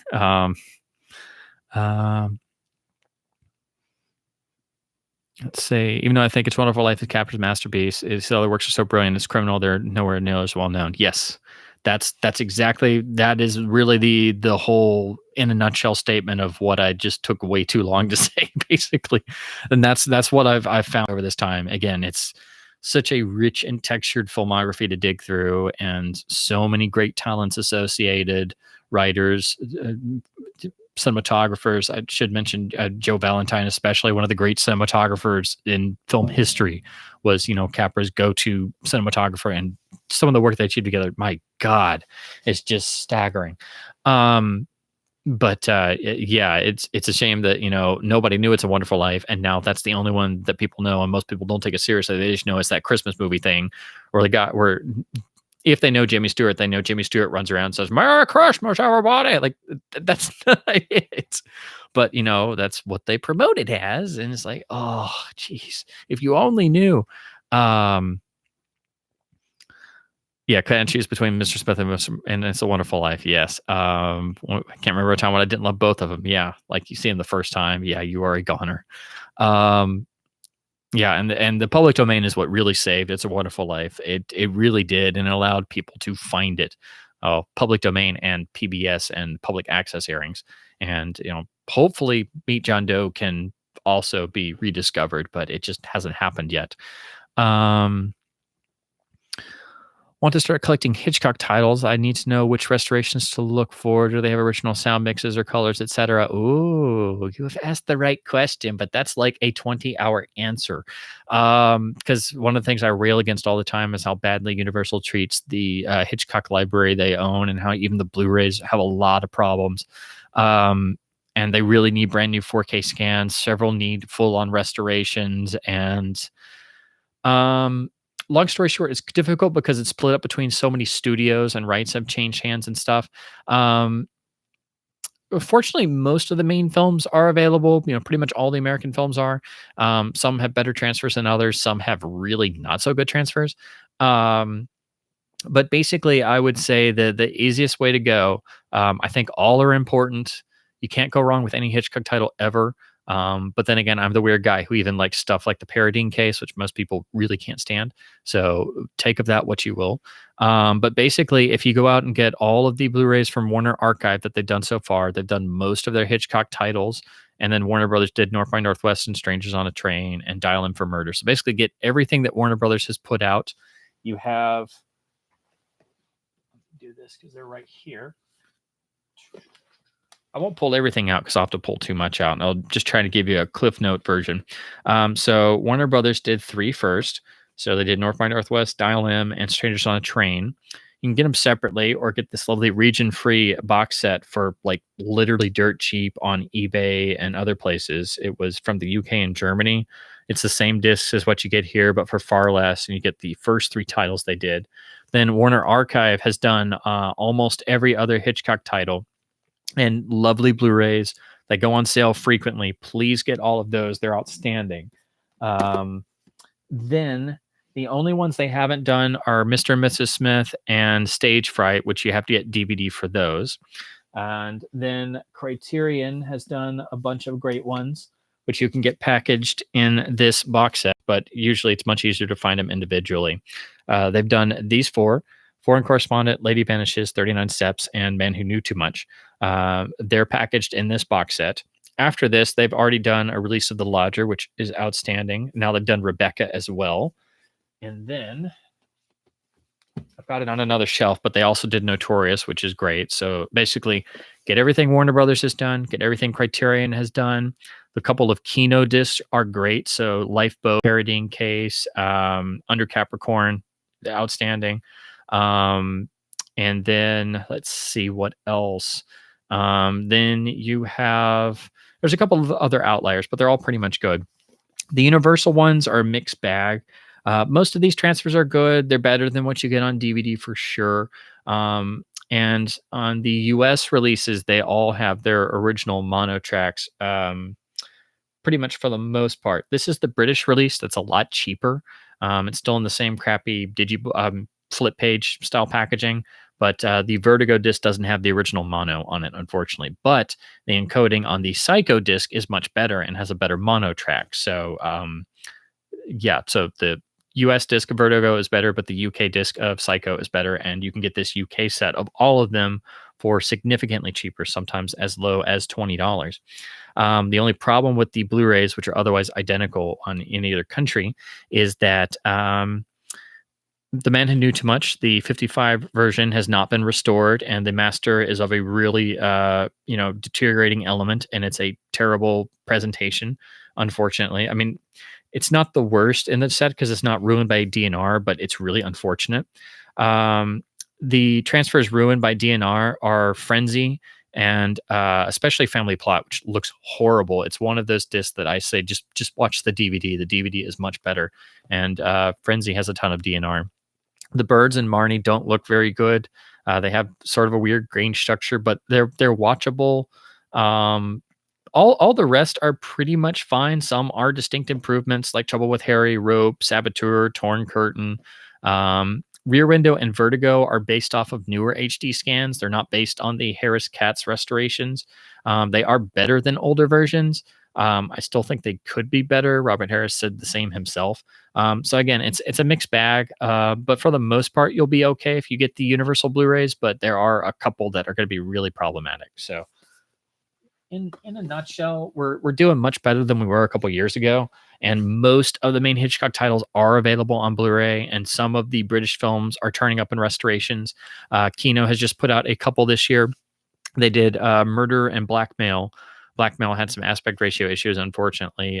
They just did a box set of some other ones that just came out this month, so that's available now with films like The Ring and The Manxman, and I think I can't remember what the other two are, but yeah, so that's out now. So it's a little bit better, but in a nutshell, get all the Warner Brothers titles and get the disc that Kino has put out and the Criterion disc, and then then you can go further, and then just go ahead and get the Universal Blu-rays, then maybe supplement with some other DVDs and such. That's a very, very short Cliff Notes answer, if that helps any. Um,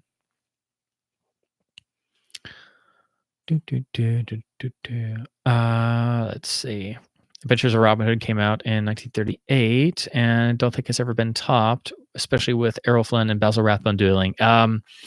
Yeah, in a lot of ways, I mean, it is the definitive Robin Hood film, that's for sure. I think the only other there's two Robin Hood films that really matter. It's that one, and then the Des Fairbanks 1922 Robin Hood, which is just amazing. And it's really amazing because it starts in the Crusades with Robin over there with with King Richard and everything. So it's just really interesting that they did that as well. But it's a different approach, and it is a silent film and stuff, but it's still not as like fully iconic as the 1938 film. That being said, as much as I adore it and as much as it's magical, my favorite Errol film is Captain Blood, for sure. Like that's the one that I think is an even better movie. I think Captain Blood's the best pirate movie ever, and it's rivaled only by the Seahawk.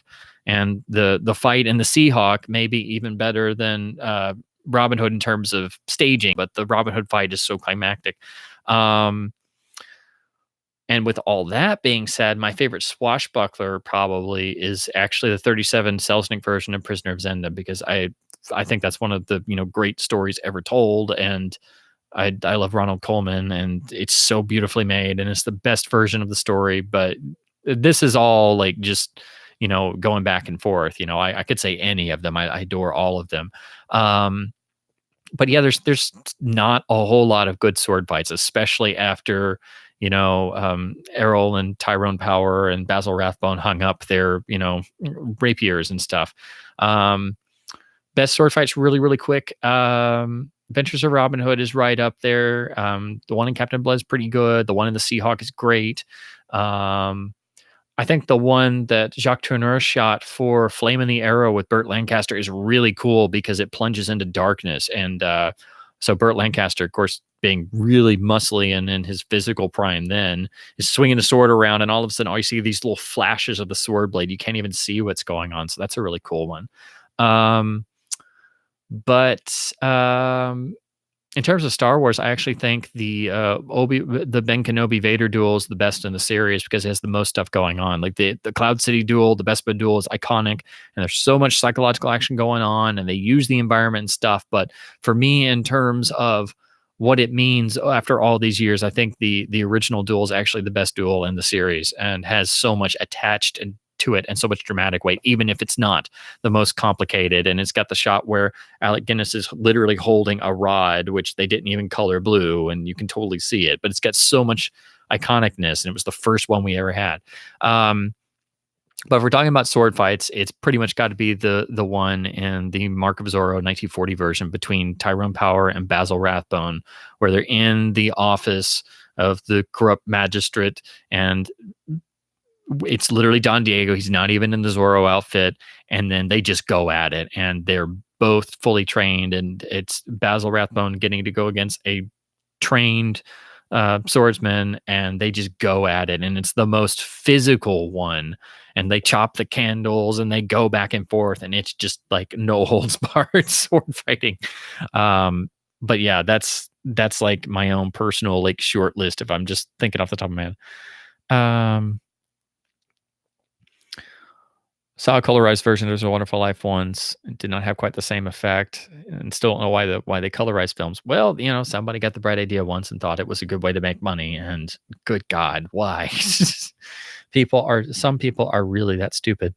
Um, do I have a copy of Santa Claus Conquers the Martians or Mexican Santa Claus in my collection? No, I do not actually. I've heard of Santa Claus Conquers the Martians before somewhere. That sounds weirdly interesting. I need to see that sometime. Um, yes, I would definitely agree with Pete. Never watch anything colorized ever. I mean, it's different when they do restorations of silent films and they restore tinting or they redo the tinting to try to make it more accurate, things like that. That's different. Or like, for example, the sequence in the Seahawk where they restored the film and they put that certain sequence sepia tone because it was originally that way on print. So it's black and white, but then when they're marooned on the island, it's in sepia tone, and then it goes back to black and white. So there was some stuff like that. Like that. That's how it should be, but any sort of colorization should never exist whatsoever. Oh wow, Melinda's off work. Wow, I've been talking that long. Dang. Let's see. I own a couple of colorized Harry Langdon films due to issues with the paleness of his makeup and so on, but I'm not happy about it. Honestly, I didn't. I always wondered if the Langdon films were more available now. I've seen little pieces and clips of stuff, so I know the whole notion of him being like the sad everyman normal clown figure, but I've never gotten to see like the full on features. I know probably a lot of that stuff is like public domain, no man's land. Let's see. I was talking about colorized TV, like I Love Lucy and the Three Stooges. Yeah, and they still like CBS will advertise famous I Love Lucy colorized, and I'm like, oh my gosh, that looks horrible. And it's just a commercial. Still far too many movies, like especially some of the Capra titles that should have good HD releases, but they don't. Yes, that is absolutely just a crying shame. Let's see. I've got some arsenic talk. Of course, should have said it before. Charge! Oh, I'm sorry. That's Teddy. He thinks he's Teddy Roosevelt. Dun, dun, dun. Yeah, if Boris was in there, it would have been interesting. That's for sure. Oh, talk about Night Shift. Yeah, it would make a good Blu-ray. I'm sure Warner Archive will do it at some point. I wish they would have like a write-in thing because they are pretty responsive, and I'm pretty sure if we got enough discussion going, I think that would definitely be a great candidate for Warner Archive Blu-ray release. Let's see. Okay, I think I'm finally starting to catch up through my lecture.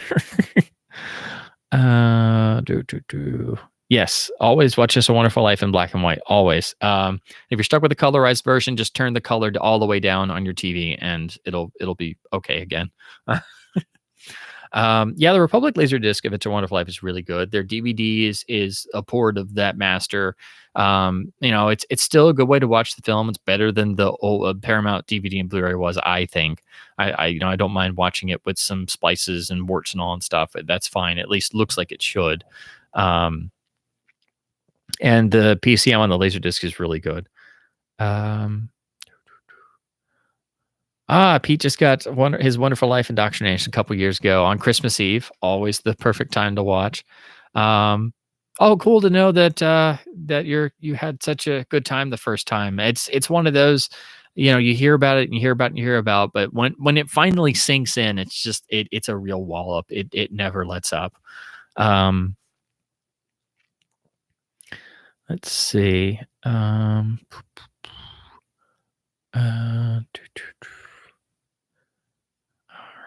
let's see. Trying to catch up through.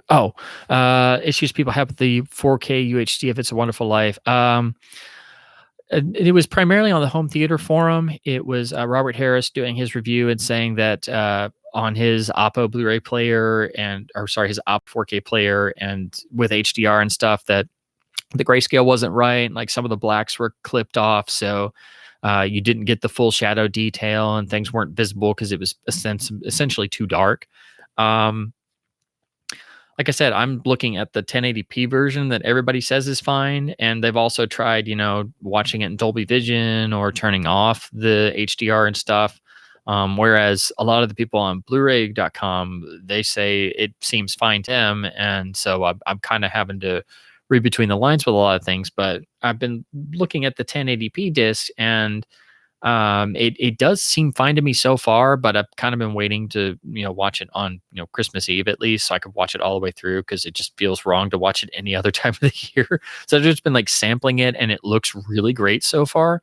But until I really watch it all the way through, I won't know on a, scene for scene basis, because I'm, admittedly really familiar with it, but I've also gone through every other copy I've been able to get my hands on to compare it. So I really want to, like go through it fully before I, shoot my mouth off and then say something I later regret, say, oh, it's great. And then later on feel like, oh crap, or vice versa.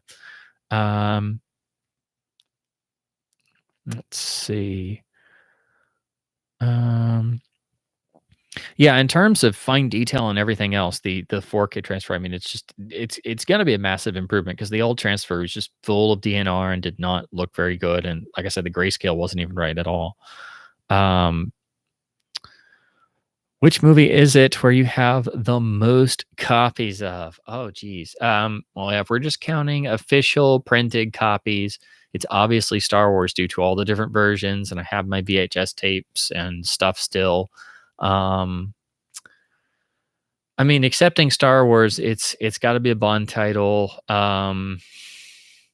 Actually, I don't know. I don't know if I have more copies of. I think I have slightly more copies of Star Wars than I do Bond titles, but of the ones they've reissued a lot, um, to be honest, it's probably going to be Goldfinger or Thunderball, because you got to count the THX box sets, the CAV box sets, the THX final Laserdisc reissues, and then all the VHS tapes, and then all the DVDs and the Blu-rays and such, and they'll reissue those more than they will some of the other ones. So yeah, it's basically Star Wars and Bond. That's it. Discounting that, I've got a couple I've got on, 2 or 3 formats, but not a whole lot where I've got, 9, 10, 12, 15 copies of the same movie, like usually I have 1, maybe 2 different formats, sometimes 3, but there are certain ones where that number jumps up to, oh, I have 17 copies of Goldfinger. Why? I have 24 copies of Star Wars. Why? Well, this one and this one, and this was my old copy, I digress, but that's where those are mine.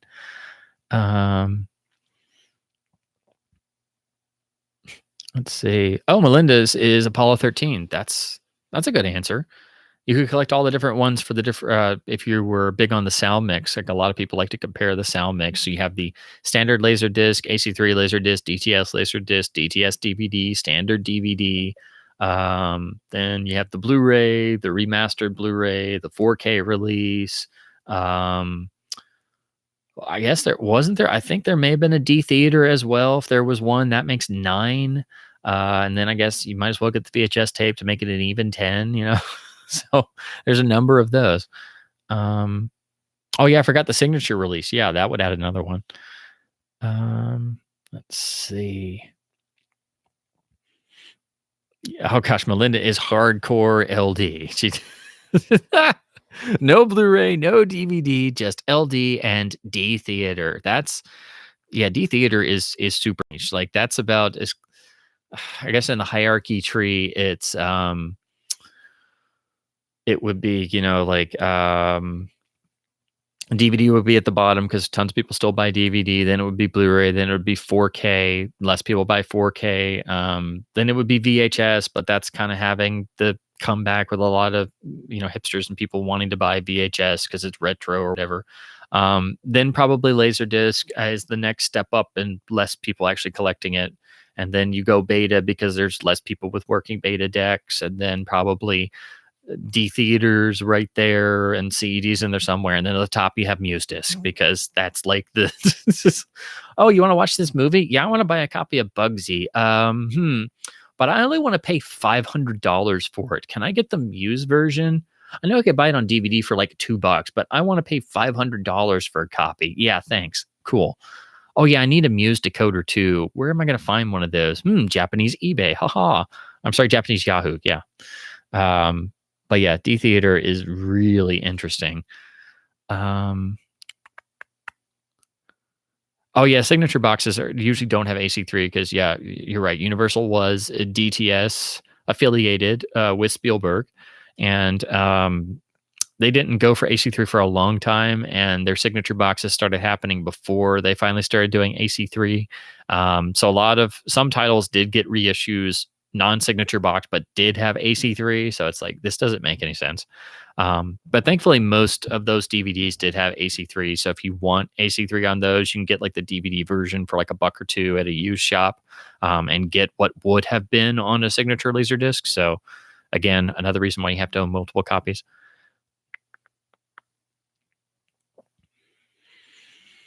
I'll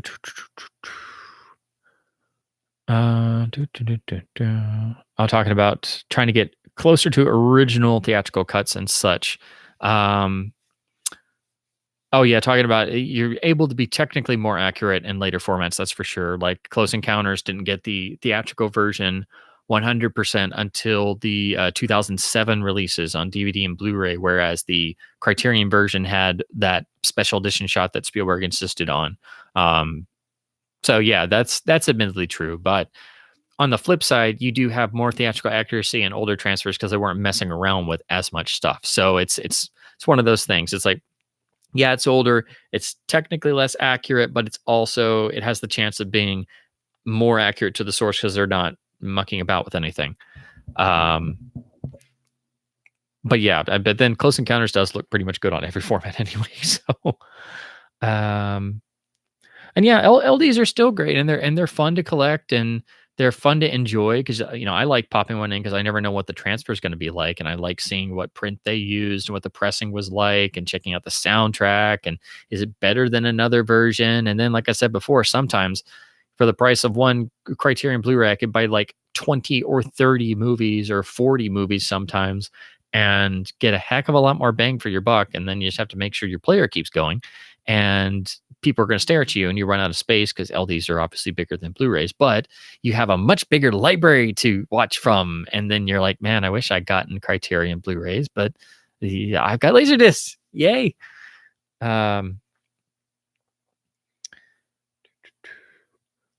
Melinda never jumped from LD, may do the jump to 4K and future proof.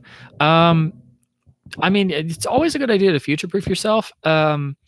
The trouble with 4K is there's a lot of stuff that's still not fine tuned yet, like HDR vision and stuff, and then the TVs are really expensive even for QLEDs and stuff.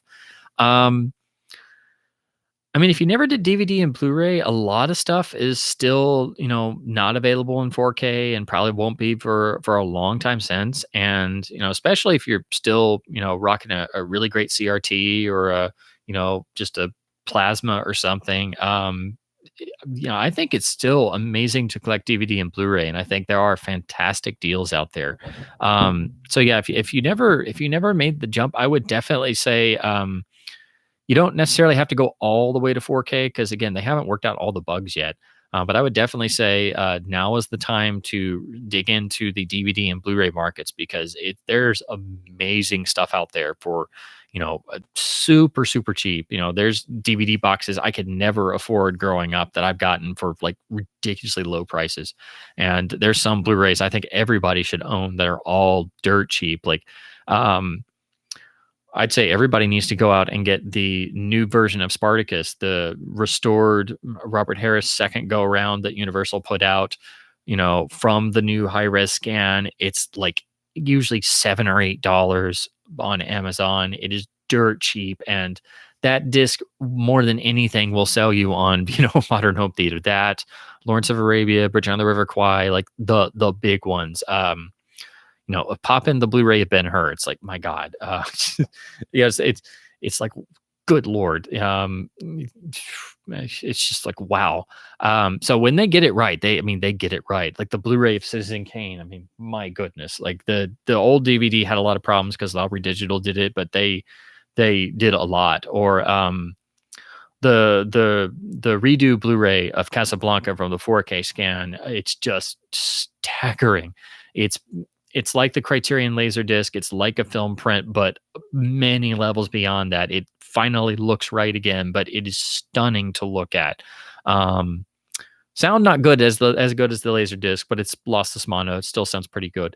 But yeah, I mean, and then the Capra tiles, especially like those, they have never looked that good unless you took a time trip and you went back to the original release and saw a print on like the first day before it was run to death. So yeah, I would definitely say if you have not, definitely at least dip your toes into the waters of DVD and Blu-ray because there are stunning deals out there, tons of amazing discs for dirt cheap. So that's another reason why I'm able to, reconcile the fact that I don't have 4K yet, but I'm buying 4K discs when I can. And when the displays get a bit better and the prices come down and they work out the bugs with everybody does HDR differently and all that stuff, then I'll be like, okay. But again, the boutique labels aren't doing 4K. So, if it was like every week it was The Apartment in 4K, or, when Lawrence of Arabia comes out in 4K and the Bond films come out in 4K, and it's more catalog stuff, then okay, I'm there. Take the money I don't have. I need a 4K panel, but until then, I'm still in 1080p land.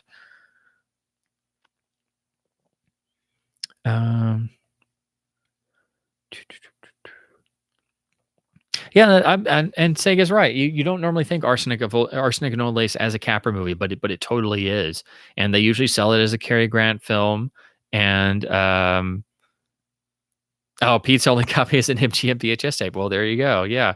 I didn't get to see it until I rented the DVD when I was a kid, and I was so happy to finally see it. And I just knew it was a Cary Grant movie, and then it said Frank Capra's Arsenic and Old Lace in the titles, and I was like, "What?" I didn't even realize. I didn't even realize it was on the package on the box, and I was like, "Wait, what? Do what?" The It's a Wonderful Life guy. This can't. And then I was bowled over, and I'm like, "Oh my gosh." Oh shoot, I jumped down too far. I'm slowly getting there. I'm trying to get through everything. Let's see. Addicted to LD now, but I pick up a lot of 90s titles and some classics all along the way. This channel's great for making my wish list bigger. Sorry for that.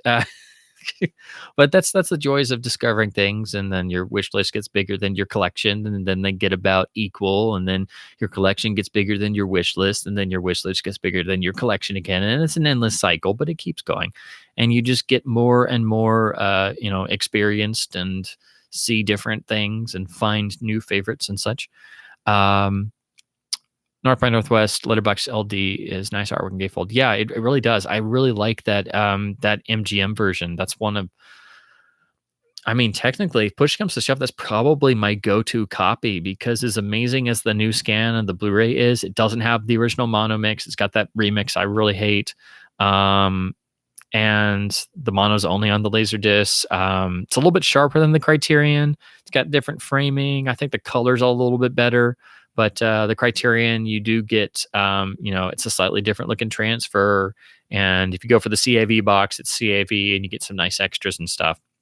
But you got to have the CLV version for digital mono. But the MGM does do the thing where they would replace the title music in stereo, like they did on Goldfinger and some other discs, because that was their thing back then. So you got to have the Criterion for the title sequence in mono, because.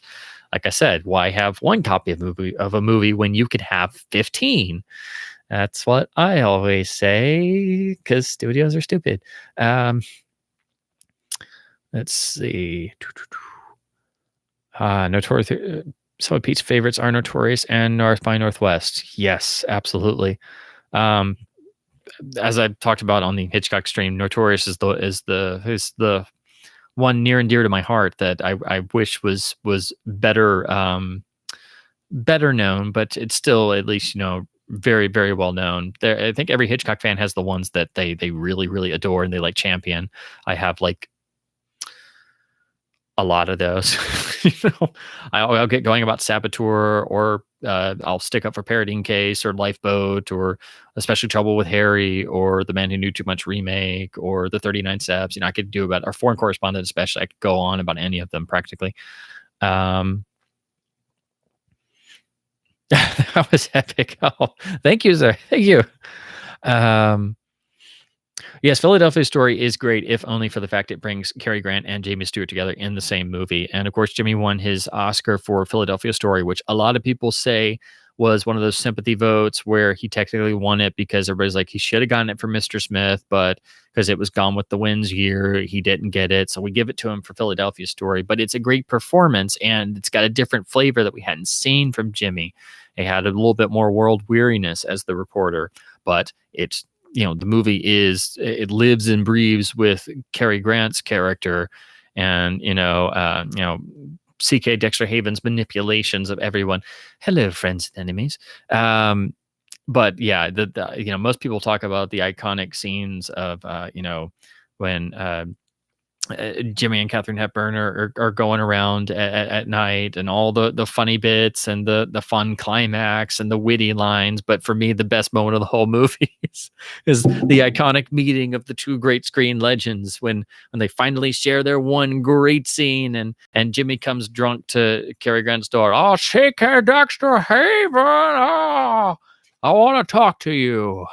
You're still in love with her, aren't you? And he's totally plastered, and he's like, champagne is the great leveler. Gesundheit.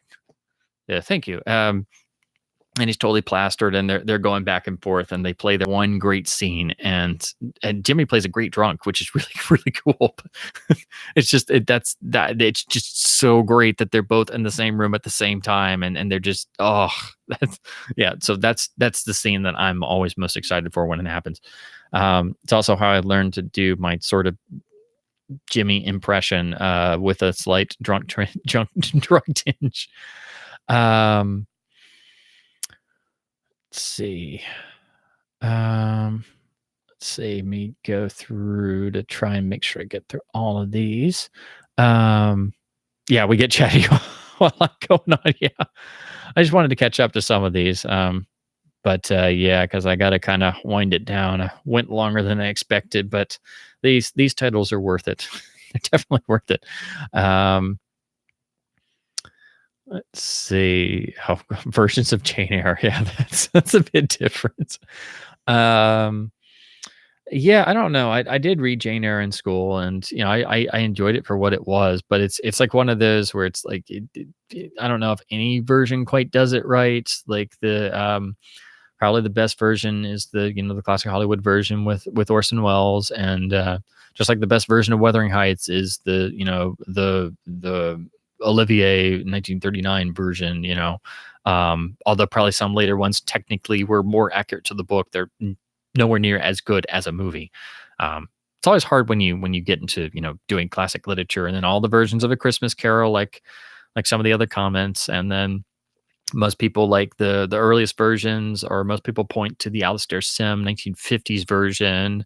Some people like there's different flavors for everybody, but yeah, pretty much everybody points to the 50s version as being the best one. Let's see. Oh, Birds of Pride and Prejudice. Wow, I've seen some of those, but yeah, that's getting into much more of I know this is classic literature and such, but I'm trying not to be bored to tears here, guys. Like I got to be in the mood for like classical literature, costume drama adaptation. Like I'll admit, a lot of times I need more blood and guts and narrative and stuff going on. Like I get it, but I'm like, if I wanted this story, I'll probably just go and read the book. It's like, why did we need another version of Little Women? Like it's not a particularly gripping story to begin with. Like the meaning's important. Don't get me wrong. It's a classic for a reason, and I totally get that. And the meaning's important, and the gist of the story is great. But it's a bit of a slog to get through if you have to read it in school.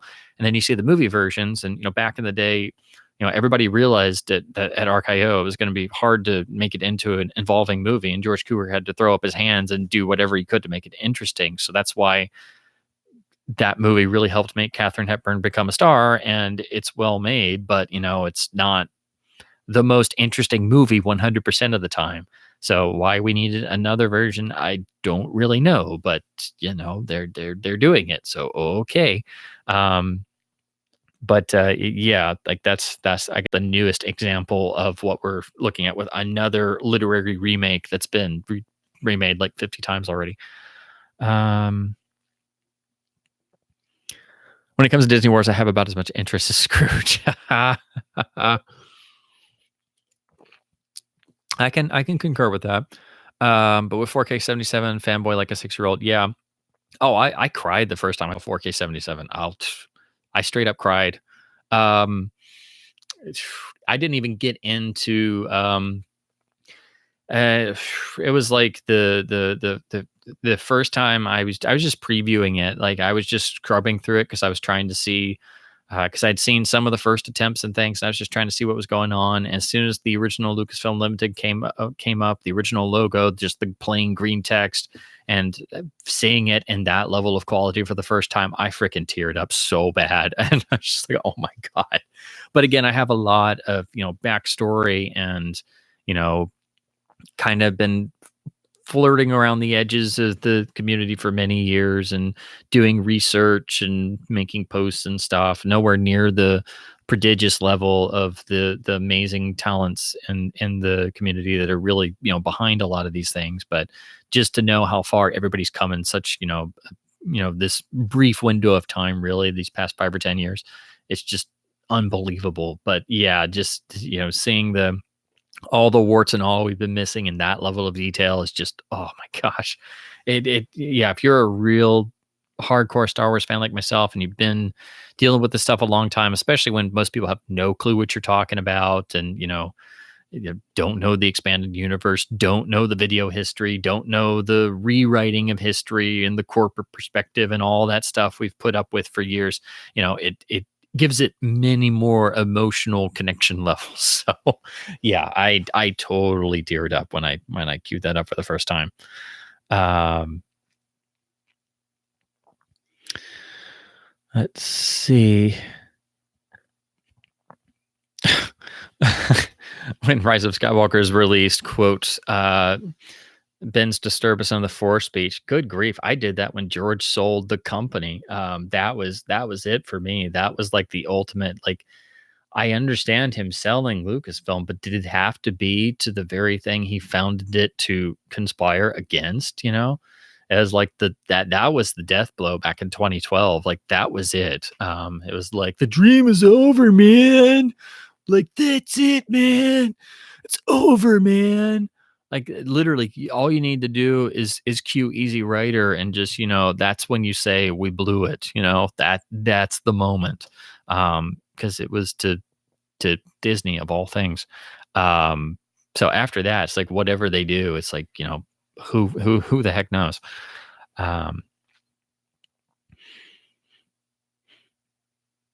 Oh, radio version of Christmas Carol with Lionel Barrymore. I've heard of him doing a version. I guess it must have been. I read about the radio version, so I've got to seek that out because I could totally picture him doing that.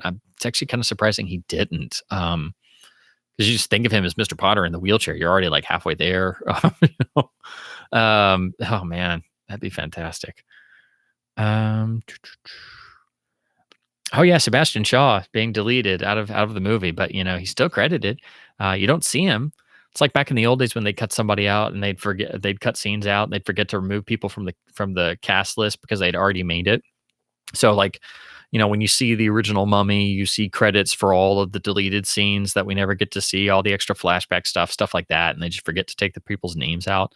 But yeah, that's a thing.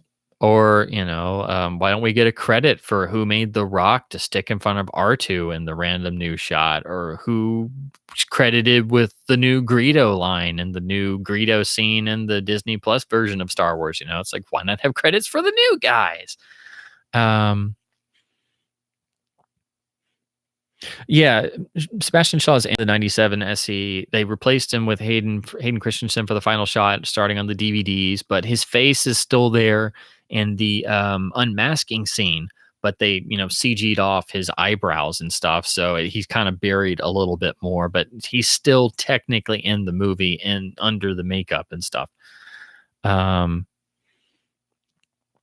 did I ever think of putting more shelving on top back here? Yeah, these are just the cheap. I forget what brand. I can't remember if they're Souder or somebody else. These are the really nice DVD Blu-ray shelves they sell on Amazon and other places for about, when they're on sale, they're about $35 and they hold more than anything else, but they're very, they're not flimsy, but they're definitely not designed for, long-term usage, and they're not the most sturdy furniture. So I'm afraid if I put a second one on, they're also kind of tall, so it would run into the ceiling eventually. But yeah, I'm afraid if I tried to put two and like stack them, it would really just, collapse and be horrible.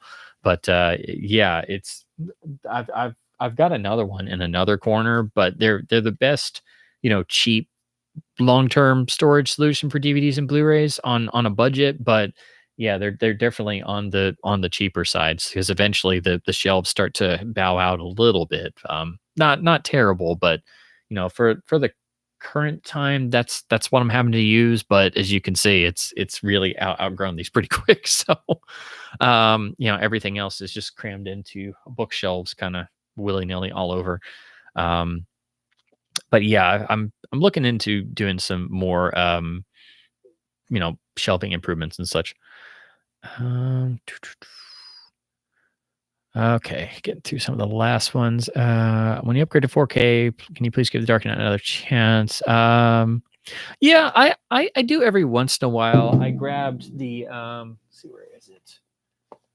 When they repackaged the big box set down, I grabbed the little Blu-ray digibook because I wanted Batman Begins, and because I just had it on DVD, and they put the really cool interview with well, they call it a conversation, but they had Chris Nolan talk to Richard Donner, and I was like, oh crap. like, okay, and it's on sale. Okay. And I got a copy of Dark Knight Rises because I bought this set for the Richard Donner interview. Like, I'm that much of a geek. I didn't even care about the other two movies, but every once in a while I get the urge to, revisit Batman Begins, and then I'll rewatch the other two. And, yeah, they're not the worst things in the world, and I know I complain about them too much, but I just I can't really get into them like everybody else. I know I'm a bit of a Batman nerd in certain aspects, but I don't know. Like, I do know the 4K transfer of Dark Knight is much better. They fixed a lot of problems from the Blu-ray, and I think that would help a lot. Because the Blu-ray of this is really not very good when you look at it. It's got edge enhancement. It doesn't look like the original film prints. The color timing's kind of off. But yeah, so I would like to actually see that in 4K. Dark Knight Rises is kind of great in each, and Batman Begins, unfortunately, the new master on 4K is not that great. So you have an old Blu-ray and a not so great 4K. So either way, it's not perfect. But yeah, I would like to do that actually, because I would like to see the stuffed up 4K transfer for Dark Knight, because everybody says it's a lot better. Yeah, Dark Knight Rises can't defend it objectively. Yeah, as many problems as I have with Dark Knight, yeah, Dark Knight Rises took it to a whole nother level. Like, I came out of the IMAX show of that, and I'm like, wow, what did I just sit through? Did that movie literally just say Batman wins at the end? What just happened? That it doesn't work that way, guys. Like, it keeps going. It doesn't. There is no happy ending. Oh, okay.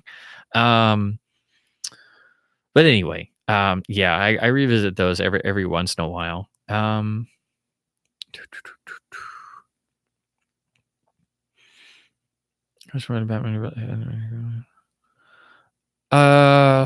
about Dark Knight being challenging, different, and questioning the notion of whether if Batman made anything better by any of his activities and such. Well, I would actually point out that is brought up and discussed at least a little bit in Batman Forever, but that's just me being nitpicky.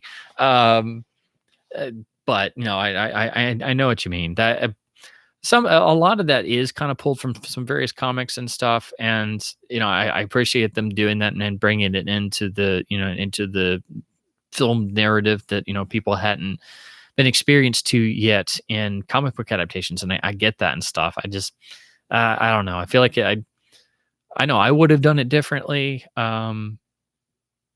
Yeah, I mean they are what they are. I've kind of made my peace with them. But yeah, the more time goes by, the more I'm kind of like, yeah, I still really don't like this very much. Um, oh, cool. Brian met Caroline Grimes at a convention once. Nice lady and good stories. Oh, Timmy was a great guy in person. Yeah, that's kind of what you always hear. Another really great book is the recent book on Jimmy and Henry Fonda, because they were lifelong friends and budding actors together in New York. Well, I should say starving actors.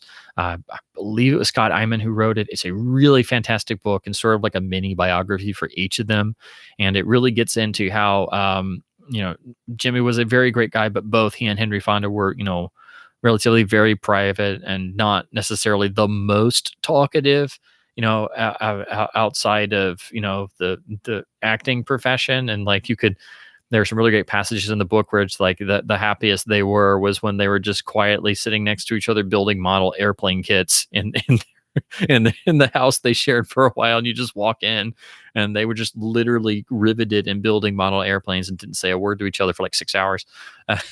So I find that really funny for some reason. Um, but yeah, I think the best way to really get into Jimmy as an actor, much more than the roles everybody knows, you got to look at the 4 Hitchcock titles, and but especially the westerns. I think the westerns are a real key, particularly the 5 Anthony Mann westerns. I mean, those are just wow. Those combined with the 4 Hitchcock films and the darkness you see in It's a Wonderful Life. I mean, that, and like I said, it's this 20-year period, his post-war period, 1945 to 1965, if you got to give it dates. I mean, yeah, there's some goofy stuff in there, but there's lightness and there's darkness, and he's not afraid to go either way, and sometimes in the same picture go back and forth. I mean, this is the guy we're talking about who in the same year made the most polar opposite performances you could possibly get. He's in Harvey in 1950, which everybody now beloves as a beautiful fable. And then in the same year, to get that movie made, he made a deal at Universal with his agent Lou Wasserman, got the legendary profit participation deal to make this little B Western they couldn't get finished because nobody could hack it. And they paired him with Anthony Mann, who had come out of the making amazingly impressive B noir films, and then some great studio films like the really amazing Western The Furies, and partnered them, and they produced Winchester 73, which is one of the greatest Westerns ever made, and started their partnership. But in the same year, he's in the amazing performance in Harvey, and then turns right around and goes right into Winchester 73, where it is the complete antithesis of not only Harvey, but every Stewart performance before that, save the darkness in It's a Wonderful Life and in Rope. But yeah, so absolutely. Yeah, I do think the new Casablanca audio is still really good. It's lossless, so it is better than the old one, but I do still think the Laserdisc sounds better. Um, uh, yeah, the new Singing in the Rain is absolutely beautiful looking, even compared to the old DVDs, and I have the CAV Laserdisc and stuff. It does have a 5.1 remix. They did drop the mono on most of the releases from the later DVDs onward. So I do think the mono probably sounds best on the old Laserdisc. I just have the CAV one, so you got to flip more sides. But yeah, I think it's probably still best on Laserdisc. They started dropping the mono around the first or second DVD, unfortunately. But everything else is great about it. They came out with the box full of the swag, but you don't need that. And you just get the Blu-ray disc by itself. But yeah, you got to have the 2-disc DVD set for all the extras. I think that still has the mono, actually, now that I say that. So I think that has the mono. It has all the nice extras, and then the Blu-ray has some extras and the really amazing new transfer, but you got to have the old ones for the mono. So yeah, I would say supplement with Laserdisc or other copies. So that being said, uh, it's went way over. So it's time for me to start winding it down for the night. And so, as always, I want to thank everybody for hanging out and listening to me prattle on. And like I said on the last show, this is probably the last one I'm going to do for this year because we're coming up to the holidays and such. And next Tuesday is of course Christmas Eve, and everybody's going to be doing all their holiday festivities and stuff. So. Probably won't be for a little while. So like I said, probably it'll be sometime in the next year when we when get us all to reconvene, I guess I'll put it that way. But in any case, as always, thanks to everybody for hanging out and listening to me prattle on. Definitely check out some of these new Capra restorations. Definitely get a copy of Joe McBride's book, Catastrophe. Wow, I am totally having trouble saying that. Catastrophe of Success. It's the quintessential book on Frank Capra. And also, dig into some of his other films because, like I said, a lot of these are just horribly criminally underrated, and there's really magic there when you scratch below the surface and dig through some of these other films, and when you find other favorites, at least in my experience, you can always get linked to other things, whether you're looking at actors, actresses, cameramen, writers, directors, producers, studios, so on and so forth. One thing always leads to another. So don't just stop with the